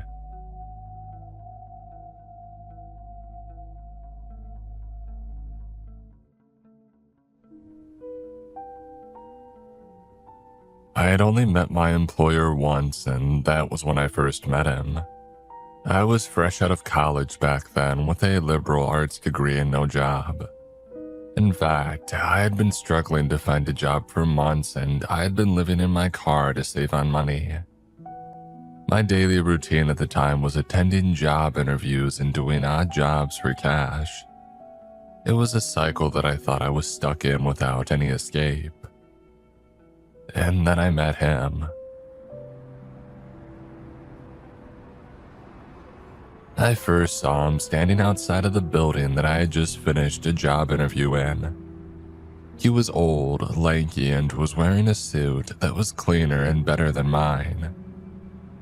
As I passed by him, I managed to catch a glimpse at his face and I felt a cold chill run through my spine. Staring back at me with a large grin, as the man gave an unsettling aura that immediately made me uncomfortable. Not wanting to be under his continuous gaze, I decided to quicken my pace and get back to my car. I didn't know why he was staring at me so intently and with such a disturbing smile, but he wanted something from me that he should have called out. Instead, though, he simply remained silent. When I glanced back, I saw him still standing there, still staring at me and still smiling wildly.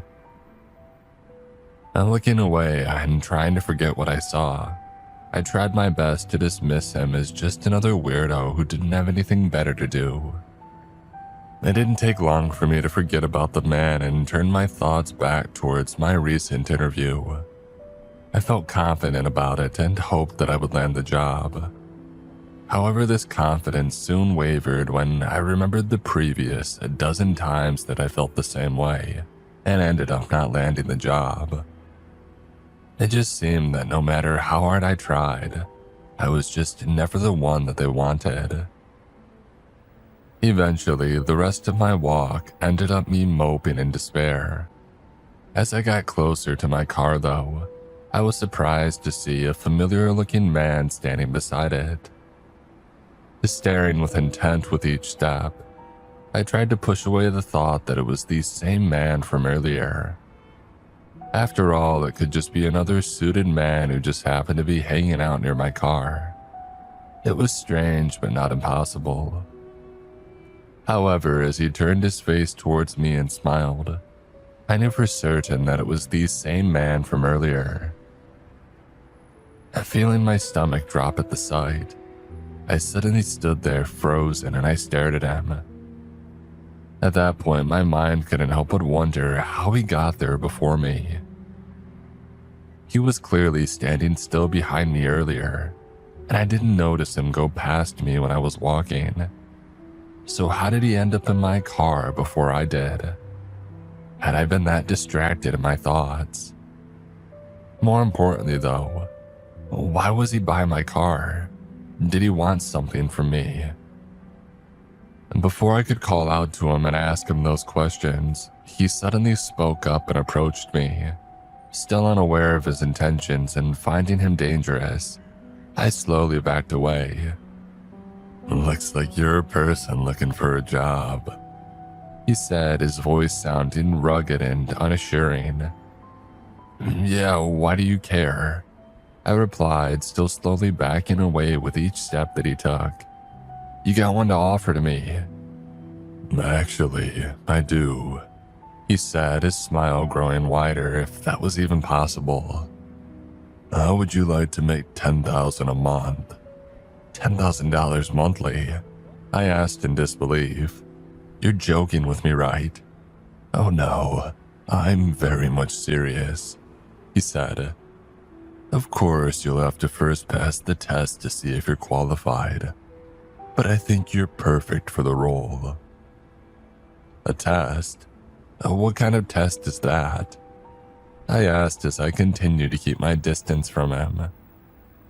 At the time, I didn't believe a single word that he was saying, and I was just doing my best to distract him until I could get away. This test. With that, he suddenly lunged forward and towards me, reaching a speed that I never thought possible from a simple old man like him. Before I could react and get away, the man was suddenly holding my arm with a tight grip. Without a word, he then pulled out a knife from his pocket, the sight of which made me freeze in fear. For a moment, I thought he was going to stab me right in my guts. But instead, he ended up using the knife to make a light cut on the palm of my hand, my blood coating the steel and dripping onto the ground. Watching him with shock and fear, I then saw him raise the knife towards his face before licking the blood that coated it. Perfect, he said in a satisfied tone. You're the one we need. You're hired. While I was unable to process what had just happened, he let go of my arm and allowed me to regain my composure. Realizing that I was free from him, I quickly withdrew my arm towards me and prepared to leave quickly. After all that I had witnessed, I thought that the man was insane.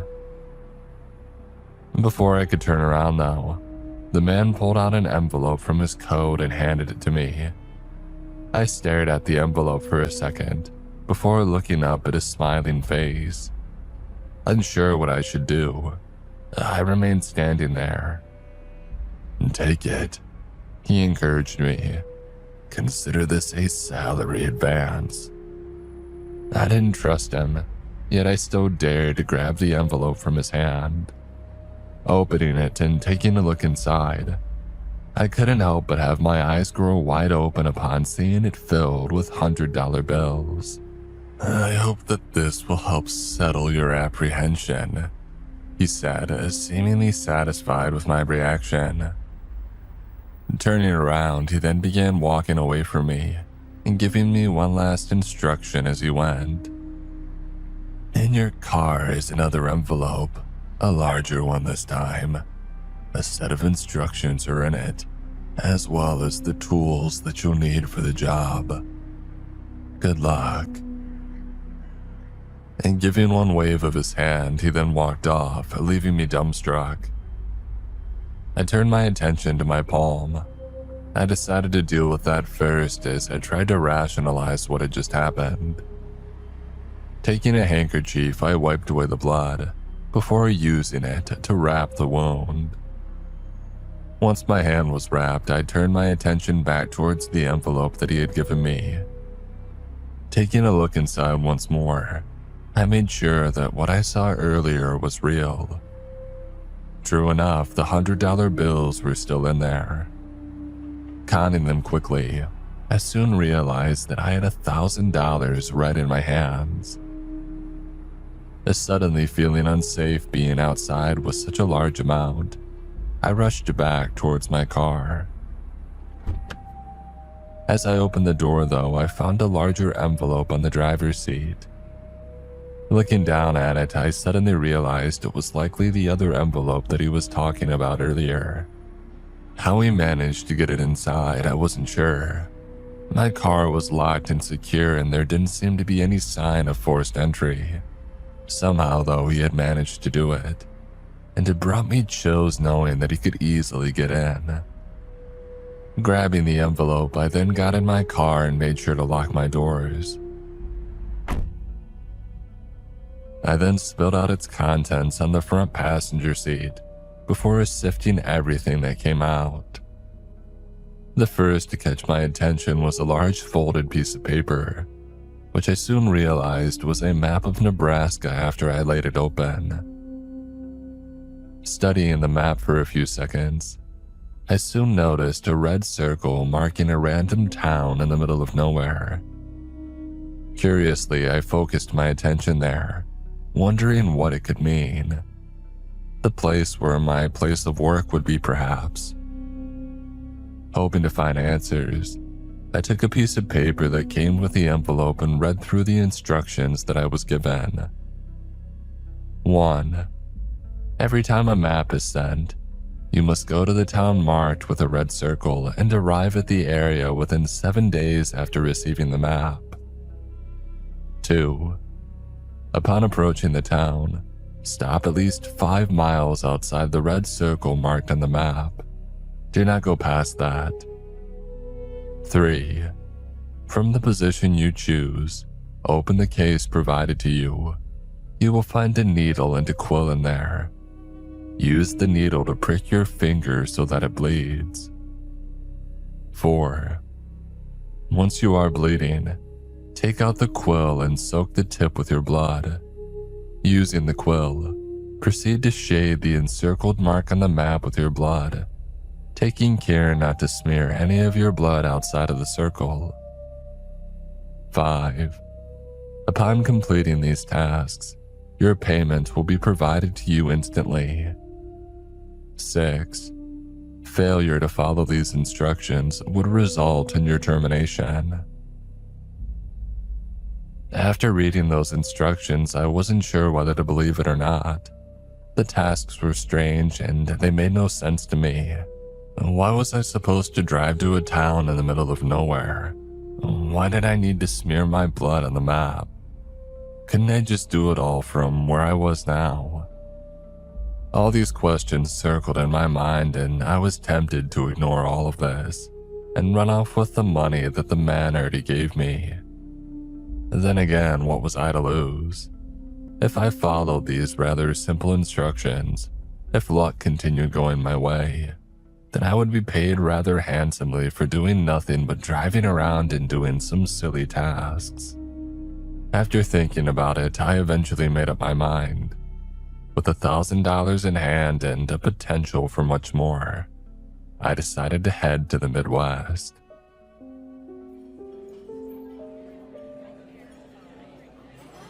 A few days later, I found myself in a diner in a town just before the one marked on the map. As I sat there looking over the map while having coffee, I wondered what awaited me after I completed the instructions given.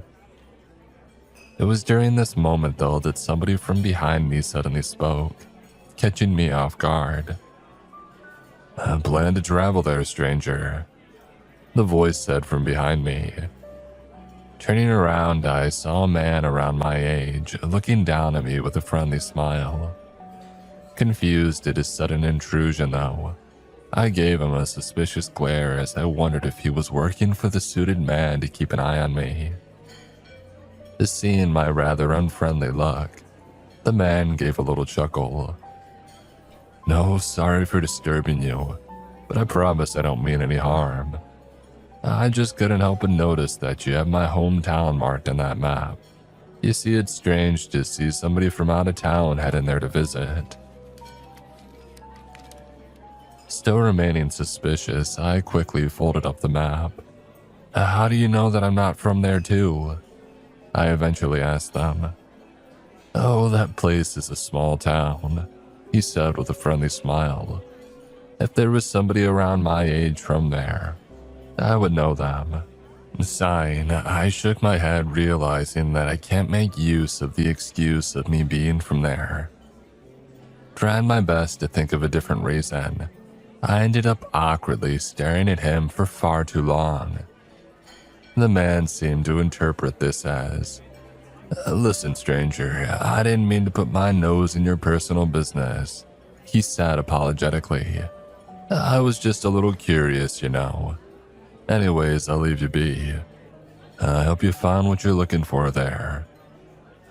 And with that, he left, leaving me feeling a little awkward and embarrassed. Hoping to shake away that feeling, I decided to head out and take on the last stretch of my journey.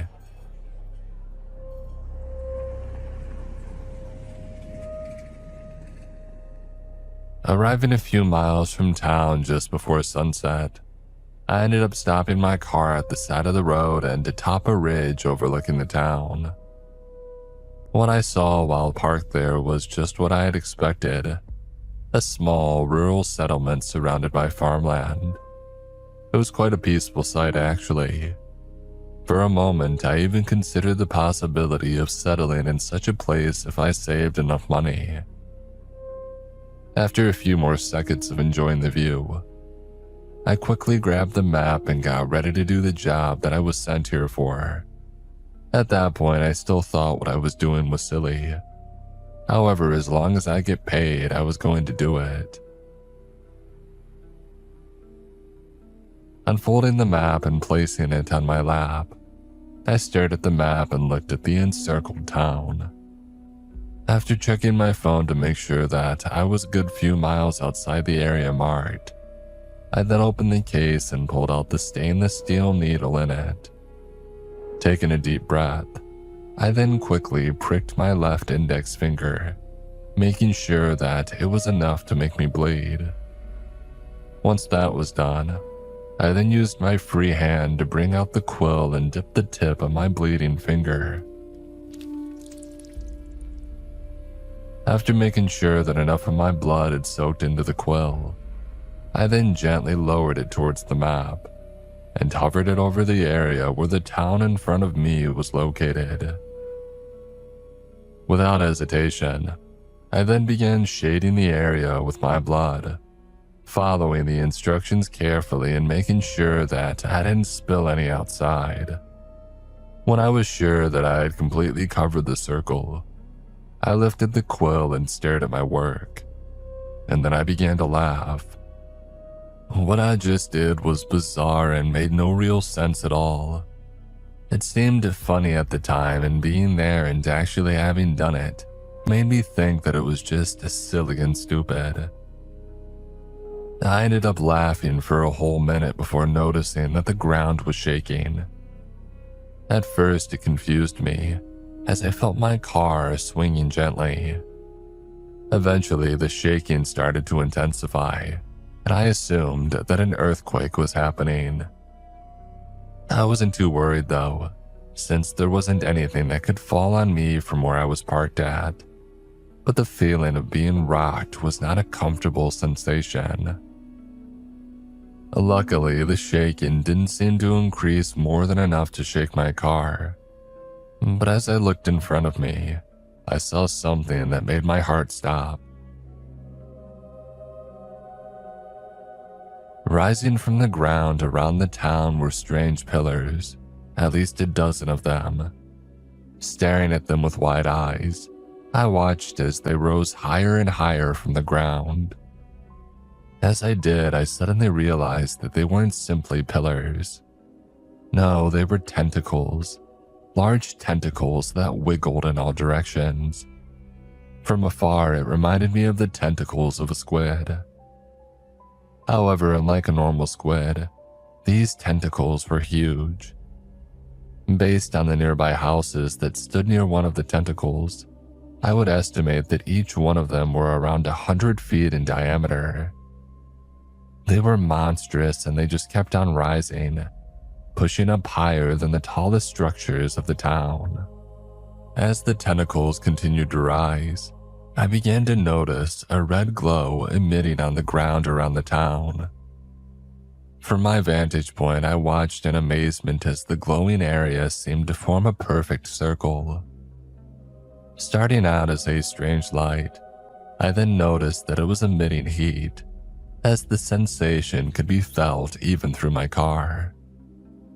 But that then made me realize, if it felt uncomfortably hot from where I was, that it must have been unbearable from the town. I shook my head and tried to not think about it, as I imagined haunting images of the people there, as if I was being taunted.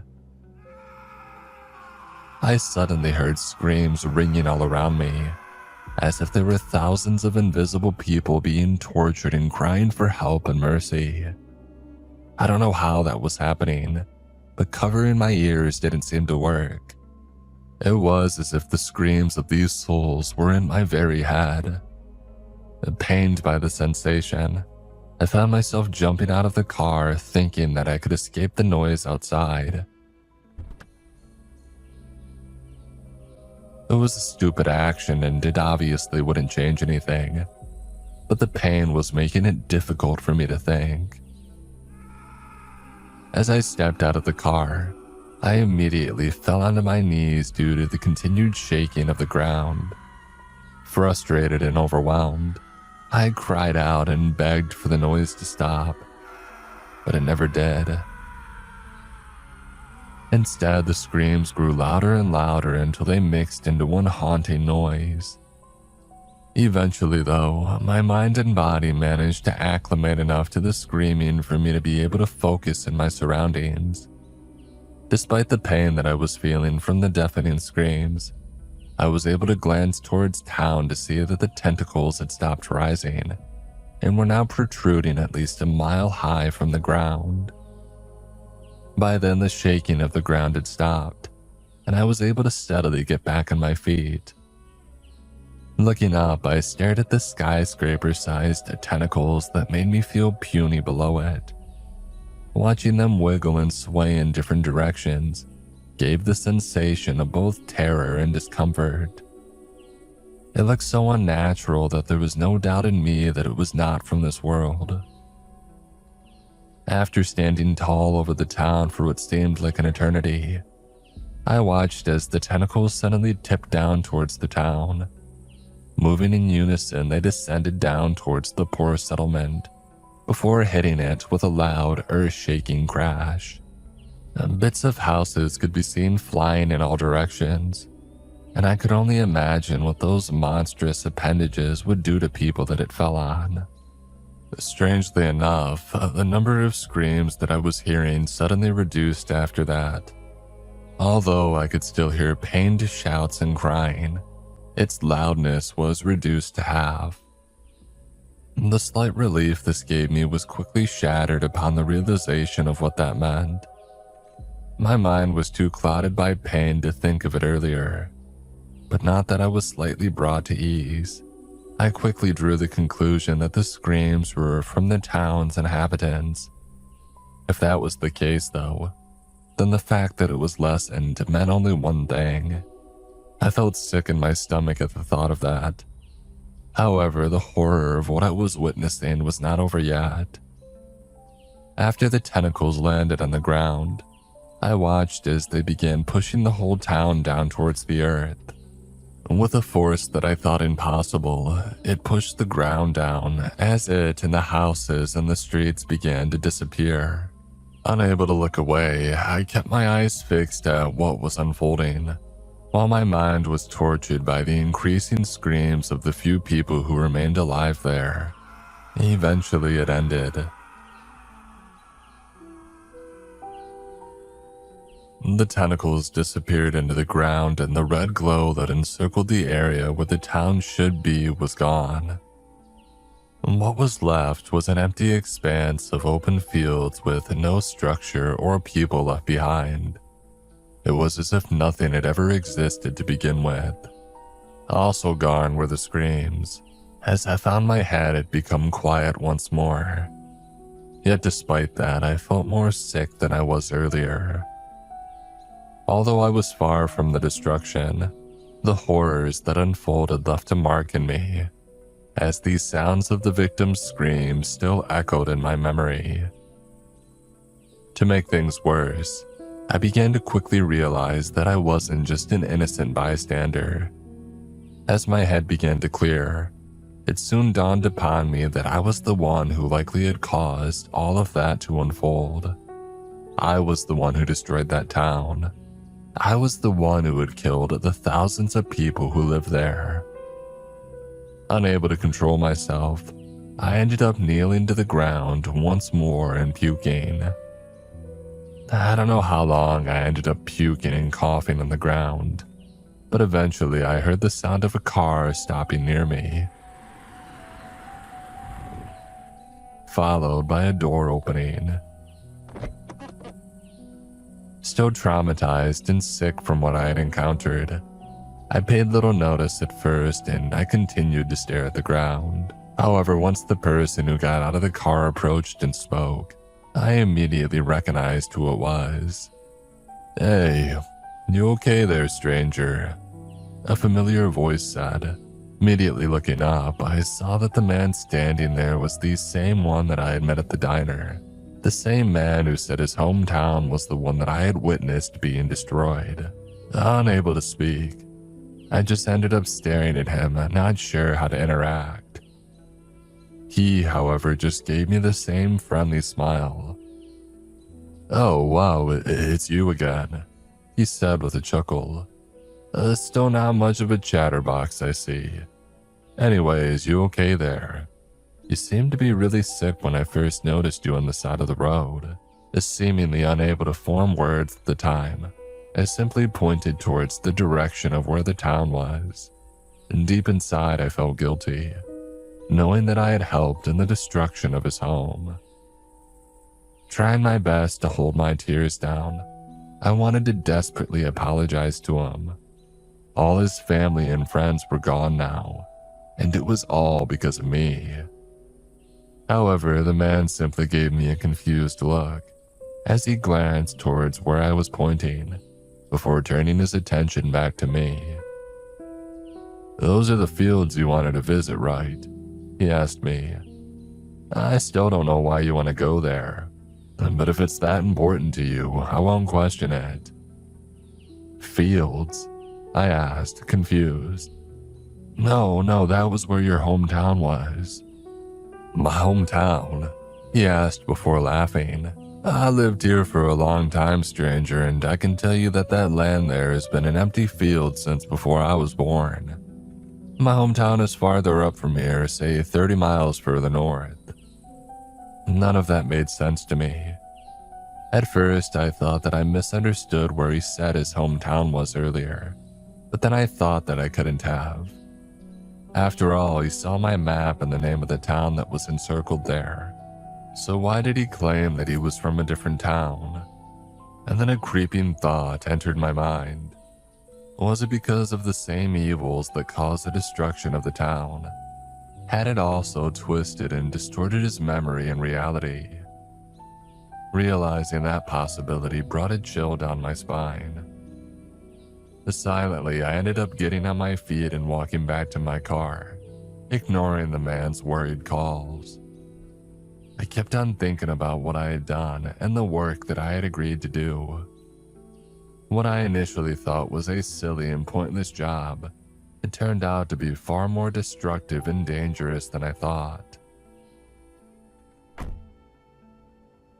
As I sat back in my car and closed the door, I saw the reason why I had agreed to it. Laying there in the front passenger seat was a backpack that I didn't own.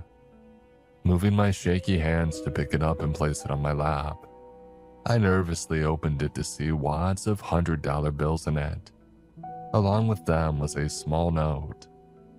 It read, "Your next assignment will be sent to you next month. Till then, here's your pay. $9,000 in cash." $9,000. Add the $1,000 that I was given earlier and that makes 10 grand, just as promised. That was the price of all the lives that I had killed. It was the price of all the memories that I had altered, and the result of the simple and horrifying job that I had been hired for. What I was given was blood money, no doubt about it. I felt repulsed, both by it and myself. Putting the bag back on the passenger seat, I gave one glance out to the man who was still standing there and staring at me. I wanted to apologize, to tell him what I had done to him, but I didn't. He would never believe what I would say, and no apology that I gave would ever make up for what I had done. Because of that, I simply looked away and drove off, heading back from where I came from. Although he would never understand it, I felt guilty for what I've done to him in his town. That was 9 months ago. Since then, I've done one job every month for my employer, erasing small towns from different states, terminating the lives of thousands upon thousands, and altering the realities of those who had been fortunate enough to have left their hometowns. I've been paid handsomely for all of this, and now I get to live in a nice home and I no longer have to worry about money. Am I proud of my job? No. In fact, I'm ashamed of what I do, and I'm haunted by the screams of those who I had condemned to hell. Can I leave my job? I don't know. I don't think my employer would let me leave, and I already consider myself lucky that he isn't forcing me to do all of this. I fear that trying to refuse would only make things bad for me.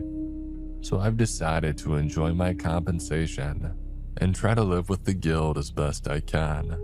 I have things pretty good after all. Although sometimes I can't help but feel that all of this would bite me in the back someday. Most of the time, I try not to think about it too much. However, once in a while, I do end up being a little curious. After all, he probably doesn't want these towns erased for no reason.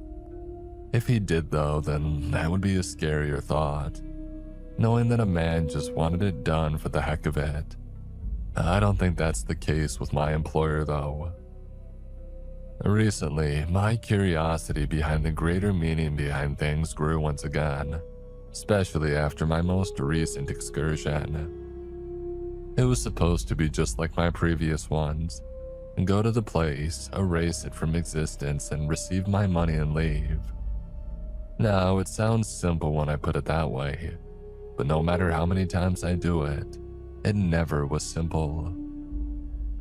And despite all the terrors I was constantly hearing and seeing, I never became desensitized.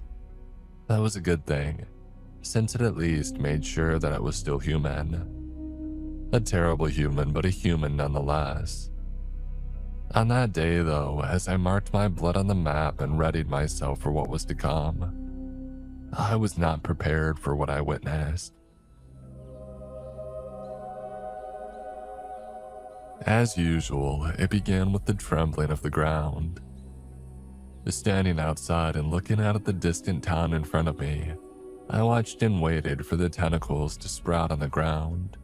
To my surprise though, they didn't appear.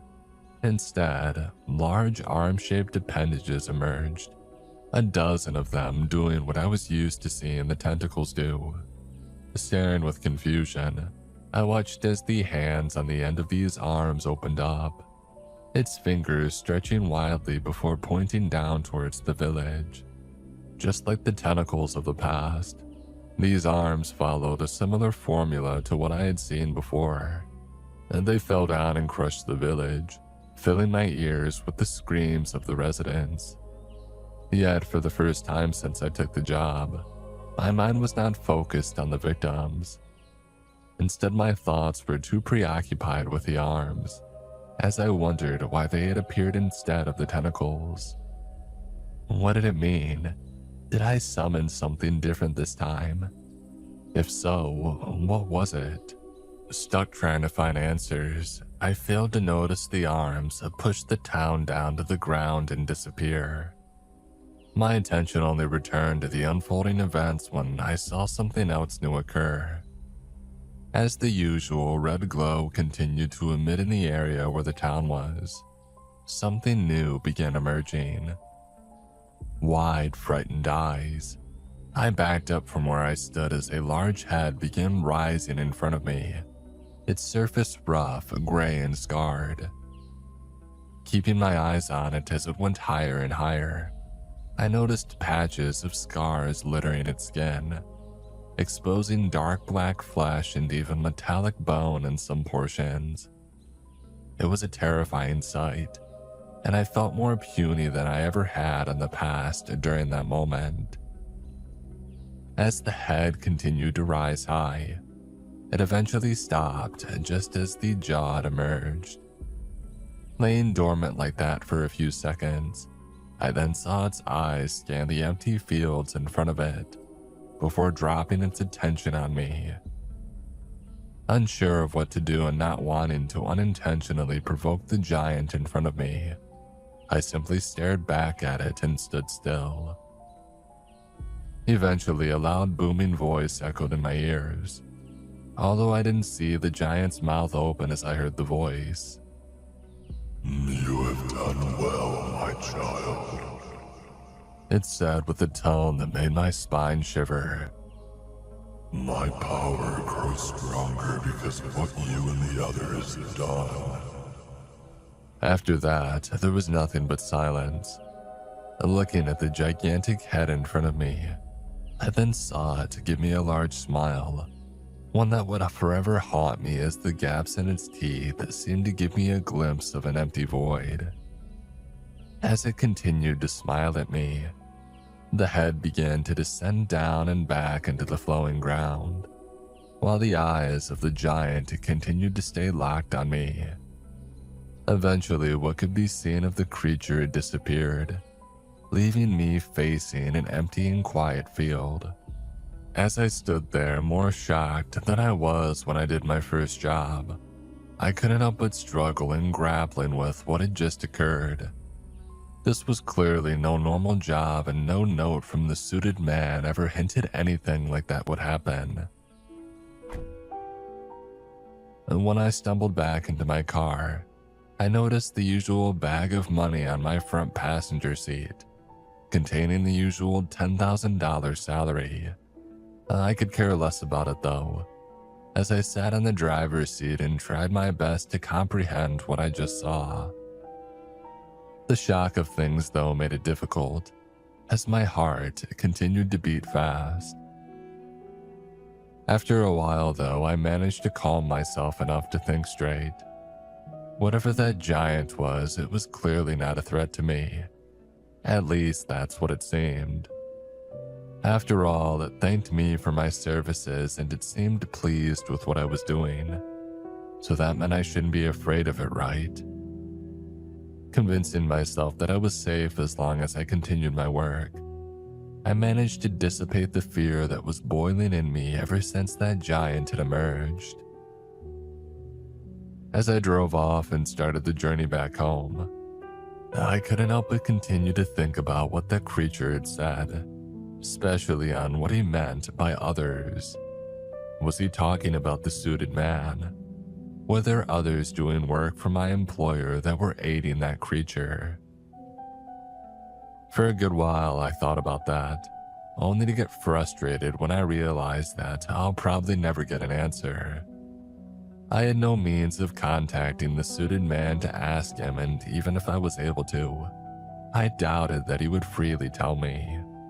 Slowly, I began to accept the fact that whatever that thing was would forever be a mystery to me. However, as I stopped by a diner to replenish myself on the way home, I saw something that managed to relight my earlier search for answers. As I was moving to get a seat, I noticed a man sitting near the entrance with a map sprawled on his table. At first, I didn't pay too much attention to him, thinking that he was just another traveler. However, as I passed him, my eyes scanned the map that he had and noticed that he had marked various areas on it, areas that seemed to be in the middle of nowhere. Instead of cities, towns, or tourist sites, he was marking empty fields and random portions of road. This immediately lit something inside me as I took my seat and kept on thinking about what I had just glimpsed. You see, after every job I did, I always paid respect to the places that I erased by marking them down on the map. Of course, no trace of them remained, but a simple mark with a name was enough to honor them. Seeing the man's map that day, I thought I was looking at the same one that I had made. Immediately, I could only conclude one thing from that. He was just like me. He worked for the suited man too. At least that's what I assumed. Remembering that the giant had mentioned that there were others also helping it, I couldn't help but connect the dots. Was he one of the others that it was talking about? That thought of there being somebody out there with the same job as me both excited and terrified me.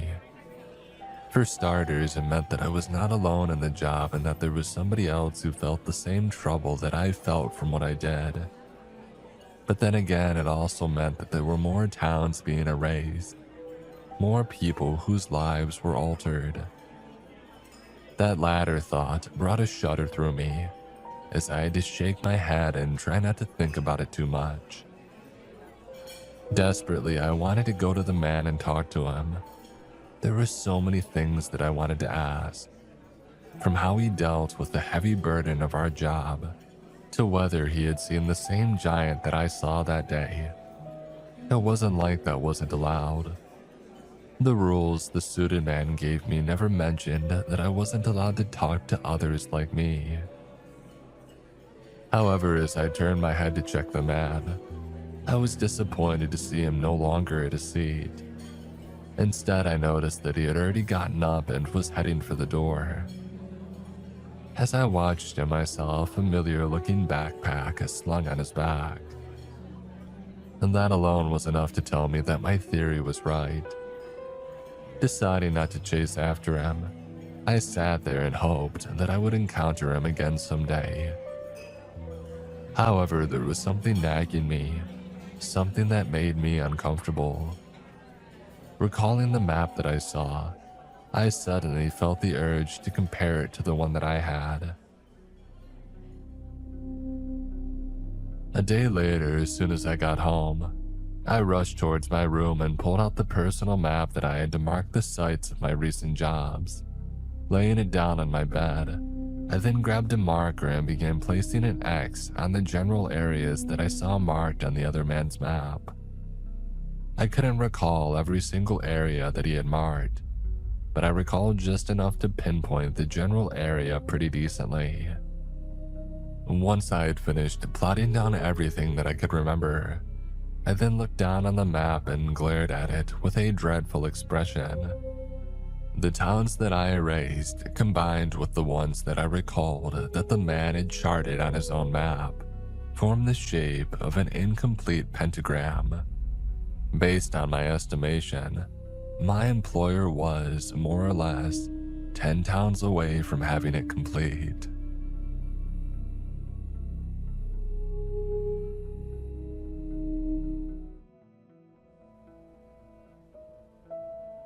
Some years ago, I worked with a tunneling crew. A job like that draws all kinds of people. Sure, it boils down to one guy holding the figurative shovel, but another guy has to point where to dig and yet another's got to get the dirt out. On a larger scale, it can easily get out of hand without proper management. Our crew was working on expanding a subway tunnel. It wasn't anything that we couldn't handle, but my life was in a bit of a mess at the moment. My wife and I just had our first kid, and I was having trouble keeping up with the new lifestyle. My wife was a trooper, but no matter what I did, I always felt like I was doing something wrong. That baby must have been the most patient one ever, as I fumbled with the most basic chores.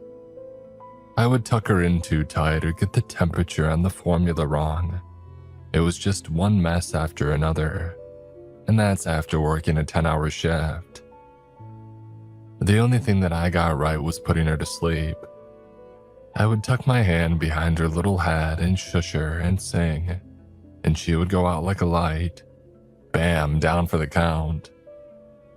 That one thing sort of made up for all my other mistakes. I have to thank my mom for the tip someday.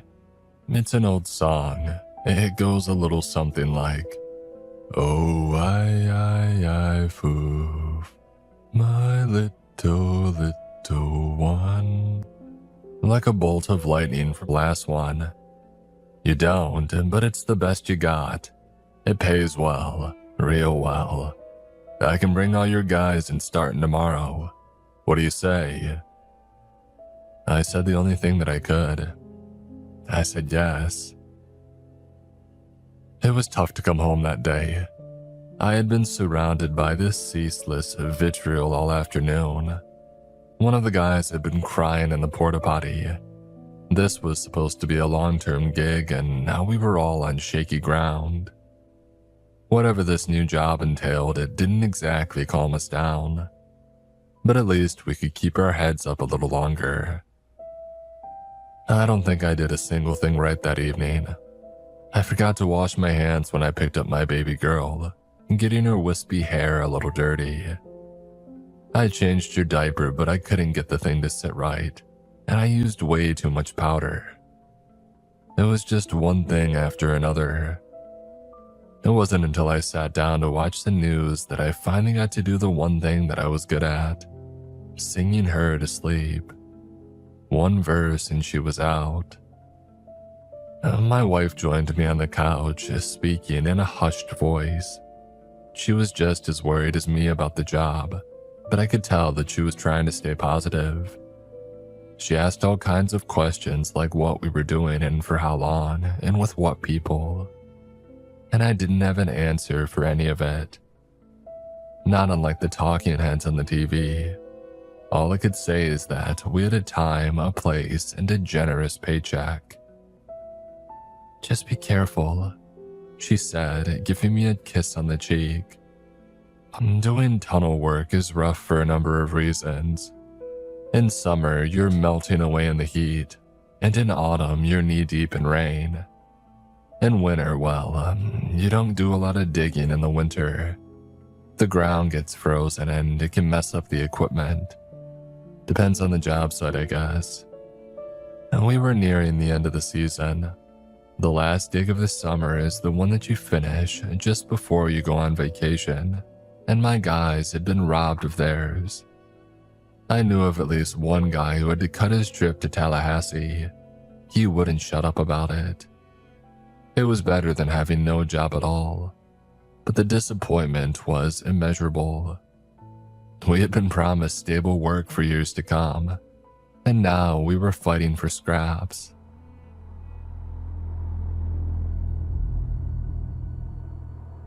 The location turned out to be a construction site, not a dig site, mind you. There's a difference. The place was roughly the size of a football field, lined with a chain-link fence wrapped in yellow plastic. There were all kinds of construction tools lying around, seemingly abandoned. There was even a bulldozer. We waited for about an hour before someone showed up. There was this one guy with protective glasses and a hard hat, our supposed foreman. He seemed friendly enough, probably somebody a bit further down the career ladder. He came up to us and clapped his hands to get our attention. "Everyone feeling okay?" he asked, throwing his arms out. There was a murmur, but nobody was particularly enthusiastic about the whole thing. We weren't a construction crew. Then again, at that point, we had no idea what kind of crew we were supposed to be. "Oh, we're gonna go through all the details in a bit," he continued. "I just want to say that I know this isn't ideal. We didn't have a choice in the matter. That said, if this works out, we're gonna have a lot more work for you going forward. So let's get started, okay?" That lifted our spirits a little. I saw a couple of nods and the hint of a smile. maybe things would work out. We walked into the site. He showed us this spot at the far end, right next to a jackhammer. There was a hole about 3 feet deep and 6 feet across. It looked like they had dug it out with shovels, by hand. In the middle of the hole, there was a rock formation, like a white spike poking out of the ground. It was roughly the length of my arm. "This is what we found," the foreman said. "This particular mineral is uncommon in this part of the country. It's mainly used in pharmaceuticals." "What's it called?" "A pyrolith. It's used in something called Compound 5. It's life-saving stuff."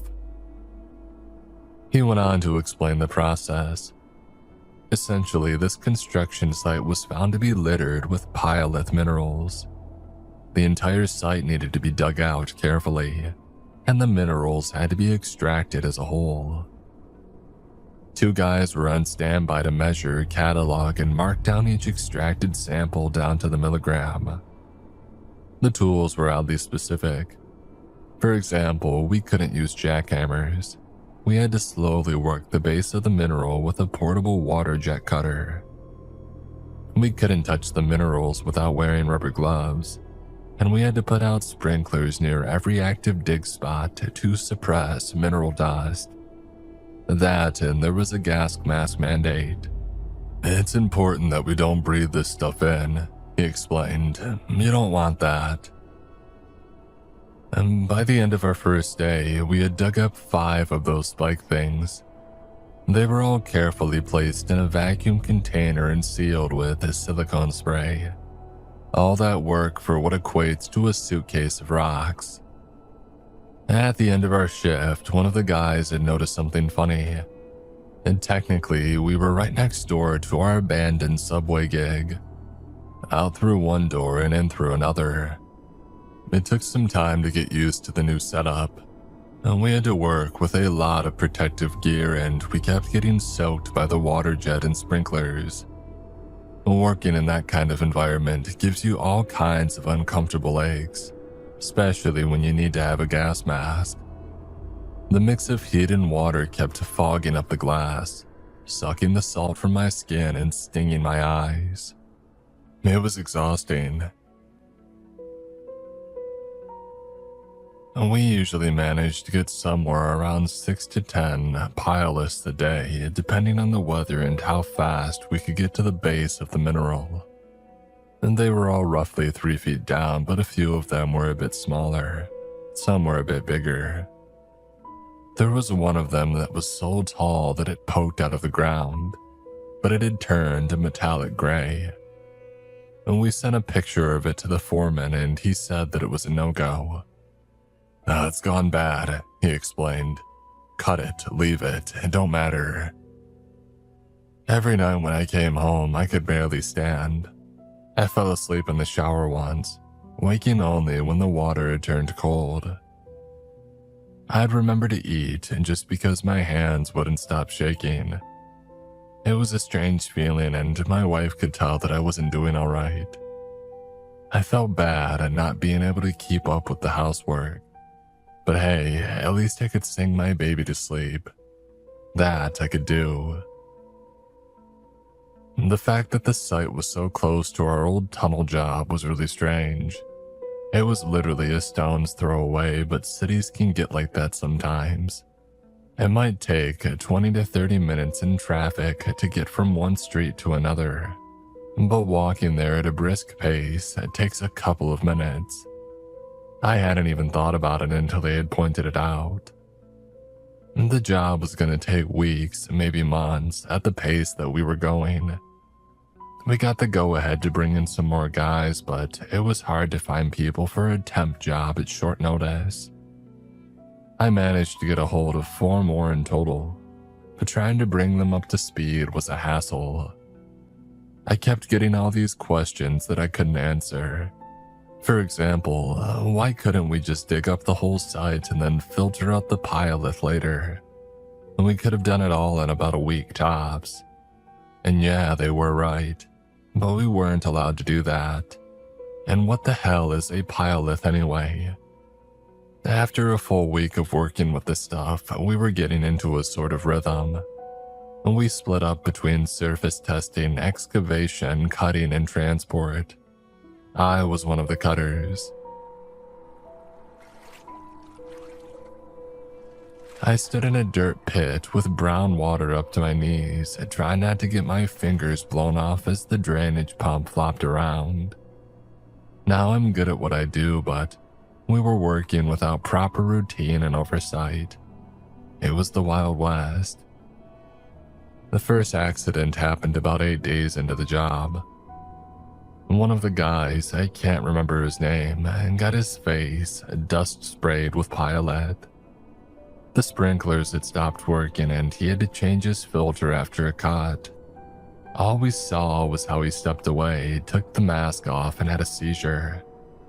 They had to carry him away and wash the dust off with a hose. He got back to work after a couple of days, but I don't think he was ever the same. There was something off about him. Not quite a 1,000-yard stare, but he would tilt his head up at strange angles every now and then, like he was looking at something behind the clouds. That, and he stopped complaining about his canceled Tallahassee trip. The second accident was one of the other cutters. He had just finished a smaller pylith spike when I saw him dip one of his legs down. It looked like he had just stepped wrong, but there was this look of genuine surprise on his face, and then we heard a pop like something exploding. And the guy screamed like a wounded animal. This repetitive shriek over and over as he clutched his leg. And when we got to him, I could see most of his foot and part of his leg had been crushed.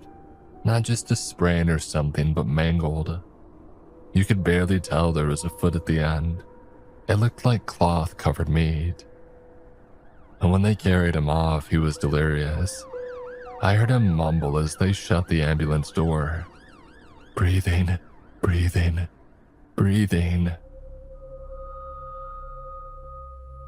If it had been any other job, we would have called it quits long ago.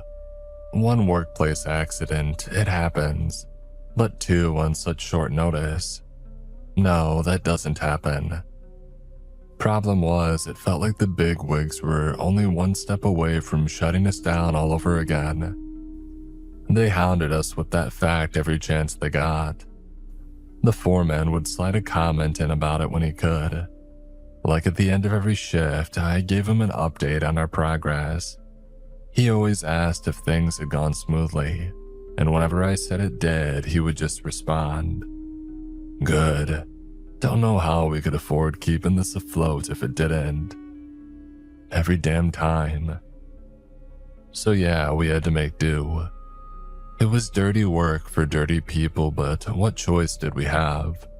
No one else was hiring, and getting the whole crew to another site on short notice was impossible. You don't spend that kind of money on a whim, and there was no standing contract lurking around the corner. These kinds of jobs take months of planning and contract negotiation. You'll be eating well into your savings long before you see a paycheck. And we kept having trouble with our gear. Not just because things would bend and break, I mean that's normal. Wear and tear is a part of the job. The problem was that we had no idea what kind of supports we were looking at, and most of our equipment was still at the tunnel site. We kept having trouble with the ground shifting. Sometimes when we dug out the pylith, the dirt would collapse. It wasn't bad enough to hurt anyone, but it was frustrating. We had a bunch of sandbags and supports on the old dig site, but we weren't allowed to get them. I kept hearing things around the site. The guy who had inhaled the dust complained about losing his sense of taste. The guy who had had his foot crushed was admitted to psychiatric care. Another guy kept talking about how he found this black door at his apartment complex that he couldn't remember having ever seen before. Just a whole set of strange rumors. Every day felt like walking into a ghost story. Someone had something eerie to say. My first unusual experience was nowhere near as dramatic. I was working the water jet cutter when I accidentally had angled it downward. I left it on a little too long and I cut into the rocks surrounding the mineral. At first, I thought that I had hit a sewer line, but that would mean that it was inches from the surface. There was no way that was true, but the ground erupted with this foul black, like fish guts and mineral oil. I got out of there real quick, and the moment that I stepped out of the hole, the dirt collapsed around me, almost like the ground shook a little. On our third week, some people got sick. We thought it was a stomach bug going around, but we figured out the common denominator. Everyone who had gotten sick had regularly eaten dairy products for lunch or breakfast. Turns out on closer inspection that a lot of dairy spoiled around the dig site, like to the point where you could track it by looking at it. If we left a chocolate milk out in the open, the damn thing would be solid white mold before the end of the day. So yeah, no dairy on the dig site. I remember once in the break room, 6 of us were sitting around just chatting, and this one guy joins in with a yogurt. He knows we're not supposed to eat dairy, but he doesn't care anymore. He's staring straight ahead, shoveling spoonfuls into his mouth. I don't need to look to see that it's gone bad. I can smell it. We all can smell it. But he just sits there chewing it down like he doesn't have a care in the world. You can't eat that stuff. Someone mumbles. You'll get sick. The guy turns his head and licks the container clean. He doesn't even blink. You don't think what we're doing is sick? He asks. You think this is okay? It's a job, calm down. We're all sick in the head, the guy says, clutching his head. Parasites. He didn't stay long. After starting a third fight that same day, we had to let him go.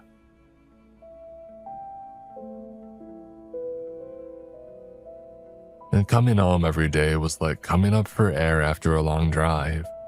Everything felt brighter and I'd happily do whatever was asked of me. Changing diapers, no problem. Taking out the trash, wonderful.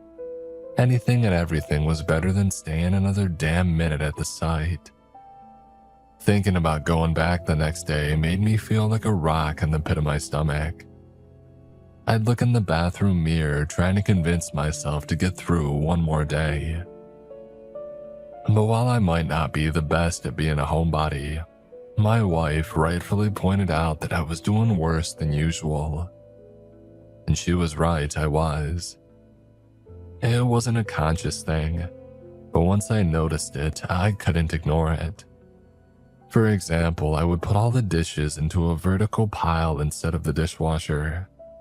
There was just something hypnotic about arranging them in a pattern.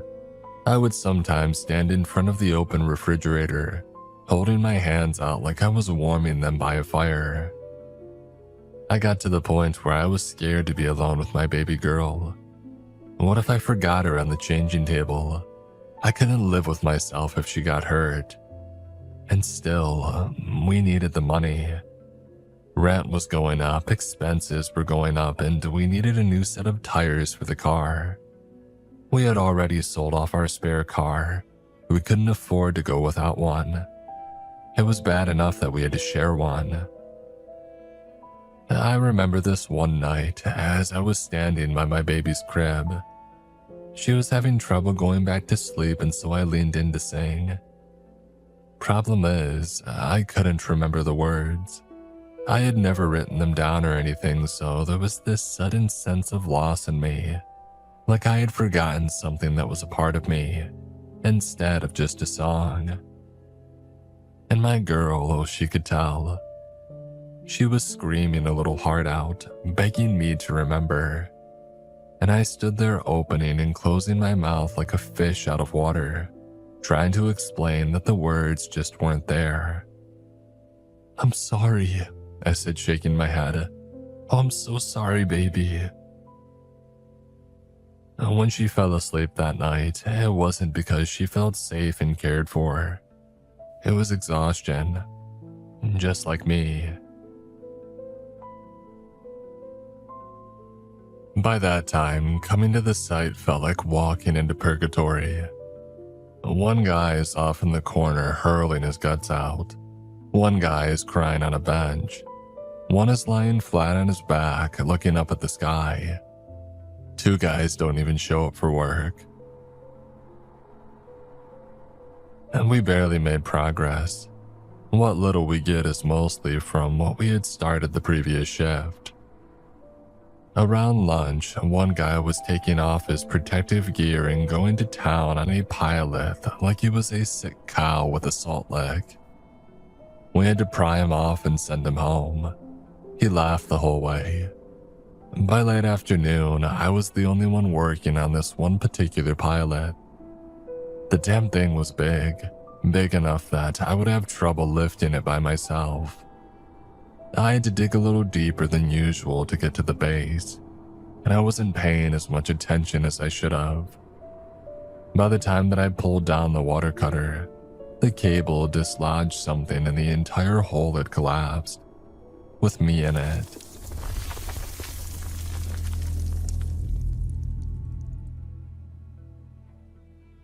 I was buried under the dirt.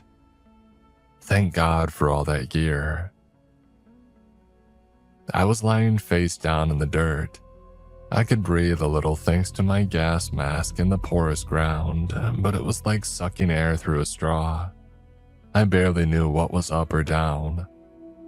No matter which direction I pushed, it felt like something was pushing back. It's like the ground was trying to absorb me. I wasn't down for long, but in that moment, I felt this intense sense of dread. Not just a claustrophobic panic, but something else. I could imagine myself being stuck there, solidified as a relic in eternal stasis, like watching myself fossilize. All sense of time and passage of the world melted away. I could imagine the years flying by, leaving me helpless. If I had been down there 1,000 years, would I even want to get back up? And by the time they pulled me out, I was screaming. I don't remember, but I was. Apparently, I was begging for them to put me back in the ground. At the end of the day, I was sitting across from one of the machine operators. He was trying to have a glass of water, but he ended up throwing it out. Said it tasted funny. "We gotta do something about the equipment," he said. "We got tens of thousands of dollars still stuck in those tunnels. Hundreds of thousands, maybe. You think they're happy to leave it there? You honestly think they care? Well, I care. Hell, I'll take it off their hands if they ain't using it." "You're not suggesting that we steal from the company?" "What company?" he laughed. "Do you even know who we're working for? You know what we're doing. You see any workers' comp going out to the guys who say everything tastes like gasoline?" I shook my head. I didn't like it, but he was right.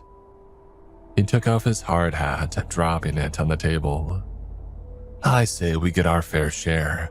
Split it right down the middle," he said. "You in?"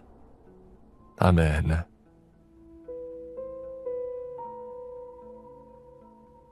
I told my wife that I'd be late the next day. 3 guys volunteered to help pick things up after our shift. There was a fair chance that we wouldn't get anything, but at that point we didn't care.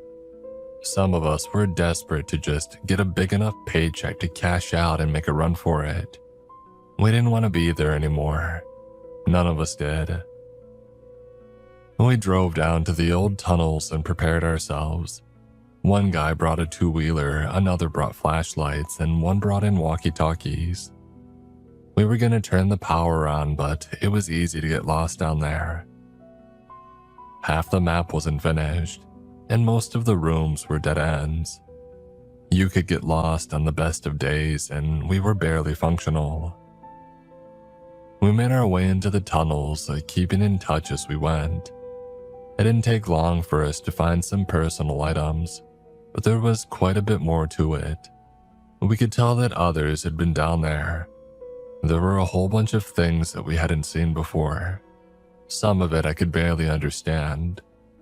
For example, there was this one drill that looked like an 8-foot-long syringe on a rail, leading to a hole in the wall. That's not what we were there for, but I couldn't help but raise my eyebrow at that.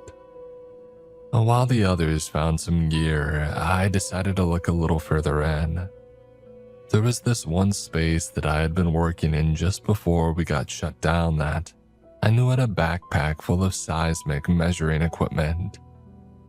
It didn't take all that long for me to find my way back there, but the backpack was long gone. That figures. That thing alone was at least 25 grand. As I was about to head back to the others, I swept my flashlight across the black door. I don't remember that ever being there. I checked in with the others over the walkie, and they were still trying to dislodge one of the backup drills. I had some time, so I decided to check it out. I stepped inside just as the walkie crackled to life again. I got the power. Hold on to something. Seconds later, there was a hum and a crackle. I swept my flashlight across the room, seeing nothing out of the ordinary. It was a small cube-shaped room with the furthermost wall being pale white dirt. I was there with a light fixture overhead, so I searched the wall for a switch. I found it and turned it on, just to see if there was something that I had missed. The moment the light came on felt like staring into the sun. I hadn't realized how used I had gotten to the dark. That and the light seemed to be some kind of UV. It wasn't just bright, it was warm.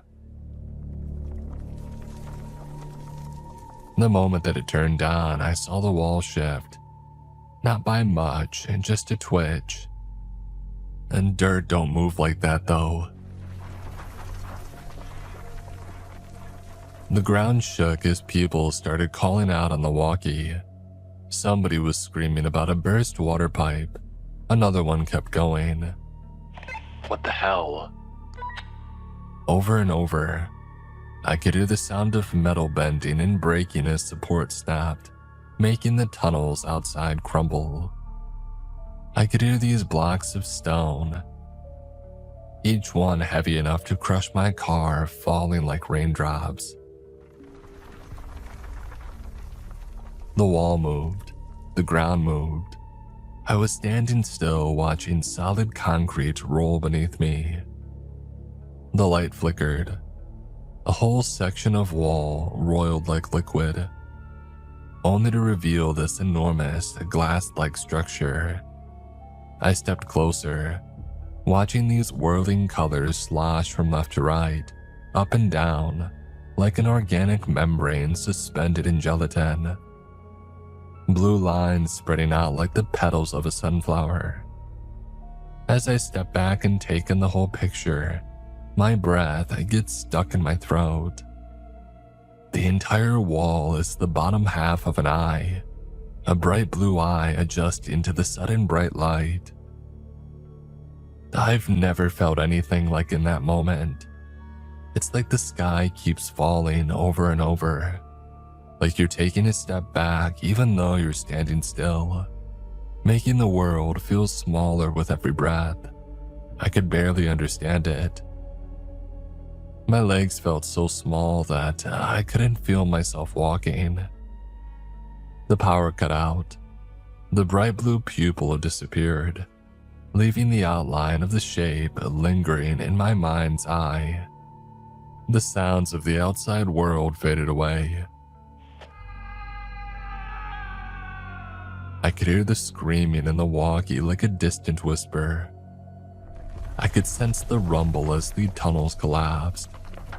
I could feel the weight of the organic slosh as a mass of nerves far larger than me moved at breakneck speed, left to right, displacing the air. It's coming down. Somebody cried in the walkie. Get the hell out. It's all coming down. But I couldn't move. I looked straight ahead into the darkness and I pushed my hand back towards the door. I couldn't open it. There was a blockage on the outside. The concrete ceiling was starting to crack. My mind pendulumed between sobering fear and a mind-gutting sense of hollowness. I was a father. I was nothing. I was being buried alive. I was pointless. All the while, I hear the surreal sound of something beyond my comprehension of scale starting to move. And I realize that I'm going to die down there. I'm going to be crushed or left to suffocate. And there's this little voice in the back of my head, whispering at me that there's a very real chance I don't come home tonight. That my baby girl isn't going to sleep well ever again. And I just break. I absolutely break. I slam my body against the door, I scream and shout and beat my fists on the metal sheeting. I step back and brace myself, throwing my weight at it, but it doesn't even budge. The voices on the walkie aren't even saying words anymore, having devolved into a panicked screeching. I step away from the door towards the eye. I fumble in the dark, picking up a fistful of concrete to use as a weapon. I move closer, ready to plunge my fist into the surface of the eye when I notice something. I'm stepping in liquid. I didn't hear a water pipe burst, not in here. I fumble for my flashlight. I barely manage to pick it up as my hands keep failing me.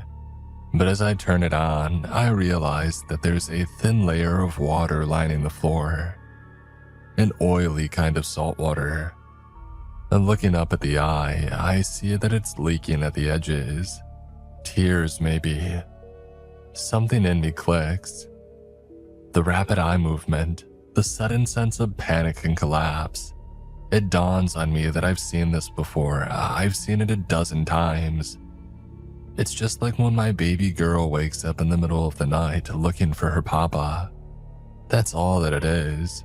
And I think about that moment when I was buried at the dig site with that sense of the world passing me by. I wouldn't want to wake from that.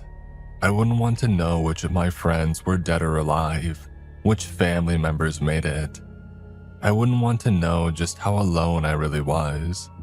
I would rather stay a fossil. Maybe that was it. Maybe that was it the whole time.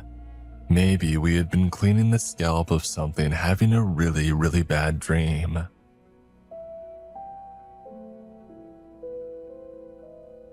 I turned off my flashlight and stepped a little closer. I could feel this thrumming movement coming from the membrane as nerves contracted, pushing out bucket after bucket of liquid. Meanwhile, I'm closing my eyes and thinking about an imaginary hand placed behind a tender head, fussing about going to sleep. Wispy hair getting caught between my fingers.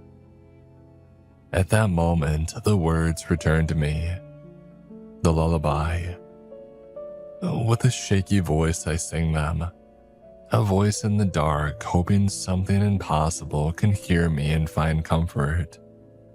Oh, I, foof, my little one. I sing it again and again and again.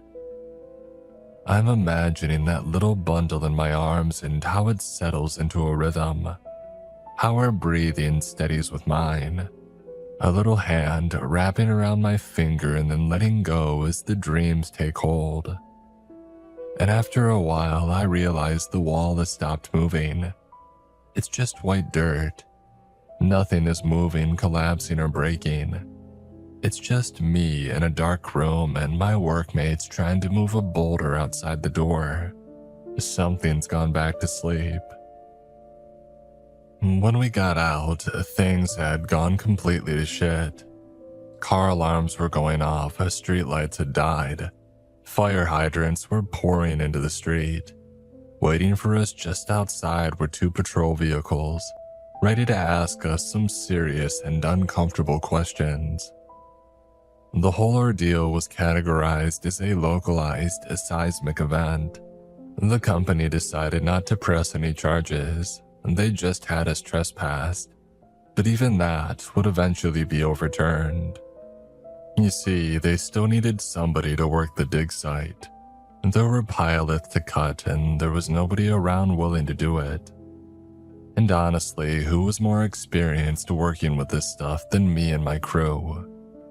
We had started to get the hang of it. We could make up our own rules. And now that I had an idea of what we were dealing with, I could do it in a way that wouldn't get us all killed. So yeah, we got back to work. I've been doing pilot digs for years now. We figured out a good routine and procedure, allowing us to rotate crew in a way that doesn't get us sent to the hospital. I got about 30 guys working with me. There's not a lot of demand for it, but what demand there is pays very well. I don't think you'll find any Craigslist postings for pilot diggers anytime soon, but we're out there. Sometimes it just looks like a construction site. Sometimes they don't bother trying to hide it. People see a jackhammer and they roll their eyes, hoping that we won't stick around for long. My girl isn't a baby anymore, but in another sense of the word, she absolutely is. I've managed to scrape together a pretty good life for her. I work weekdays along with every second and third weekend of the month, but I get the full first week of the month completely off. Just 2 paid vacation weeks a year though. But the hourly rates are just, I'll admit, I'm a bit spoiled. I could sign off on a new pool and it wouldn't break our budget. But I feel like I had to take a moment to look back at it all. Not just because it was a monumental day of my life, but because it changed something in me. I may be the smallest, most insignificant thing in whatever world this is, but I'm still here. I can still do something. And if I can do that one goddamn thing right, is that not enough reason to do it? I'm thinking, whenever I'm gray and gone, is my girl gonna remember the fancy vacations and the new car smell of our family Hyundai? Or is she gonna remember the times that I sung her to sleep? I don't need an answer. I know it. I feel it. And somewhere deep underground, there is something that feels the same.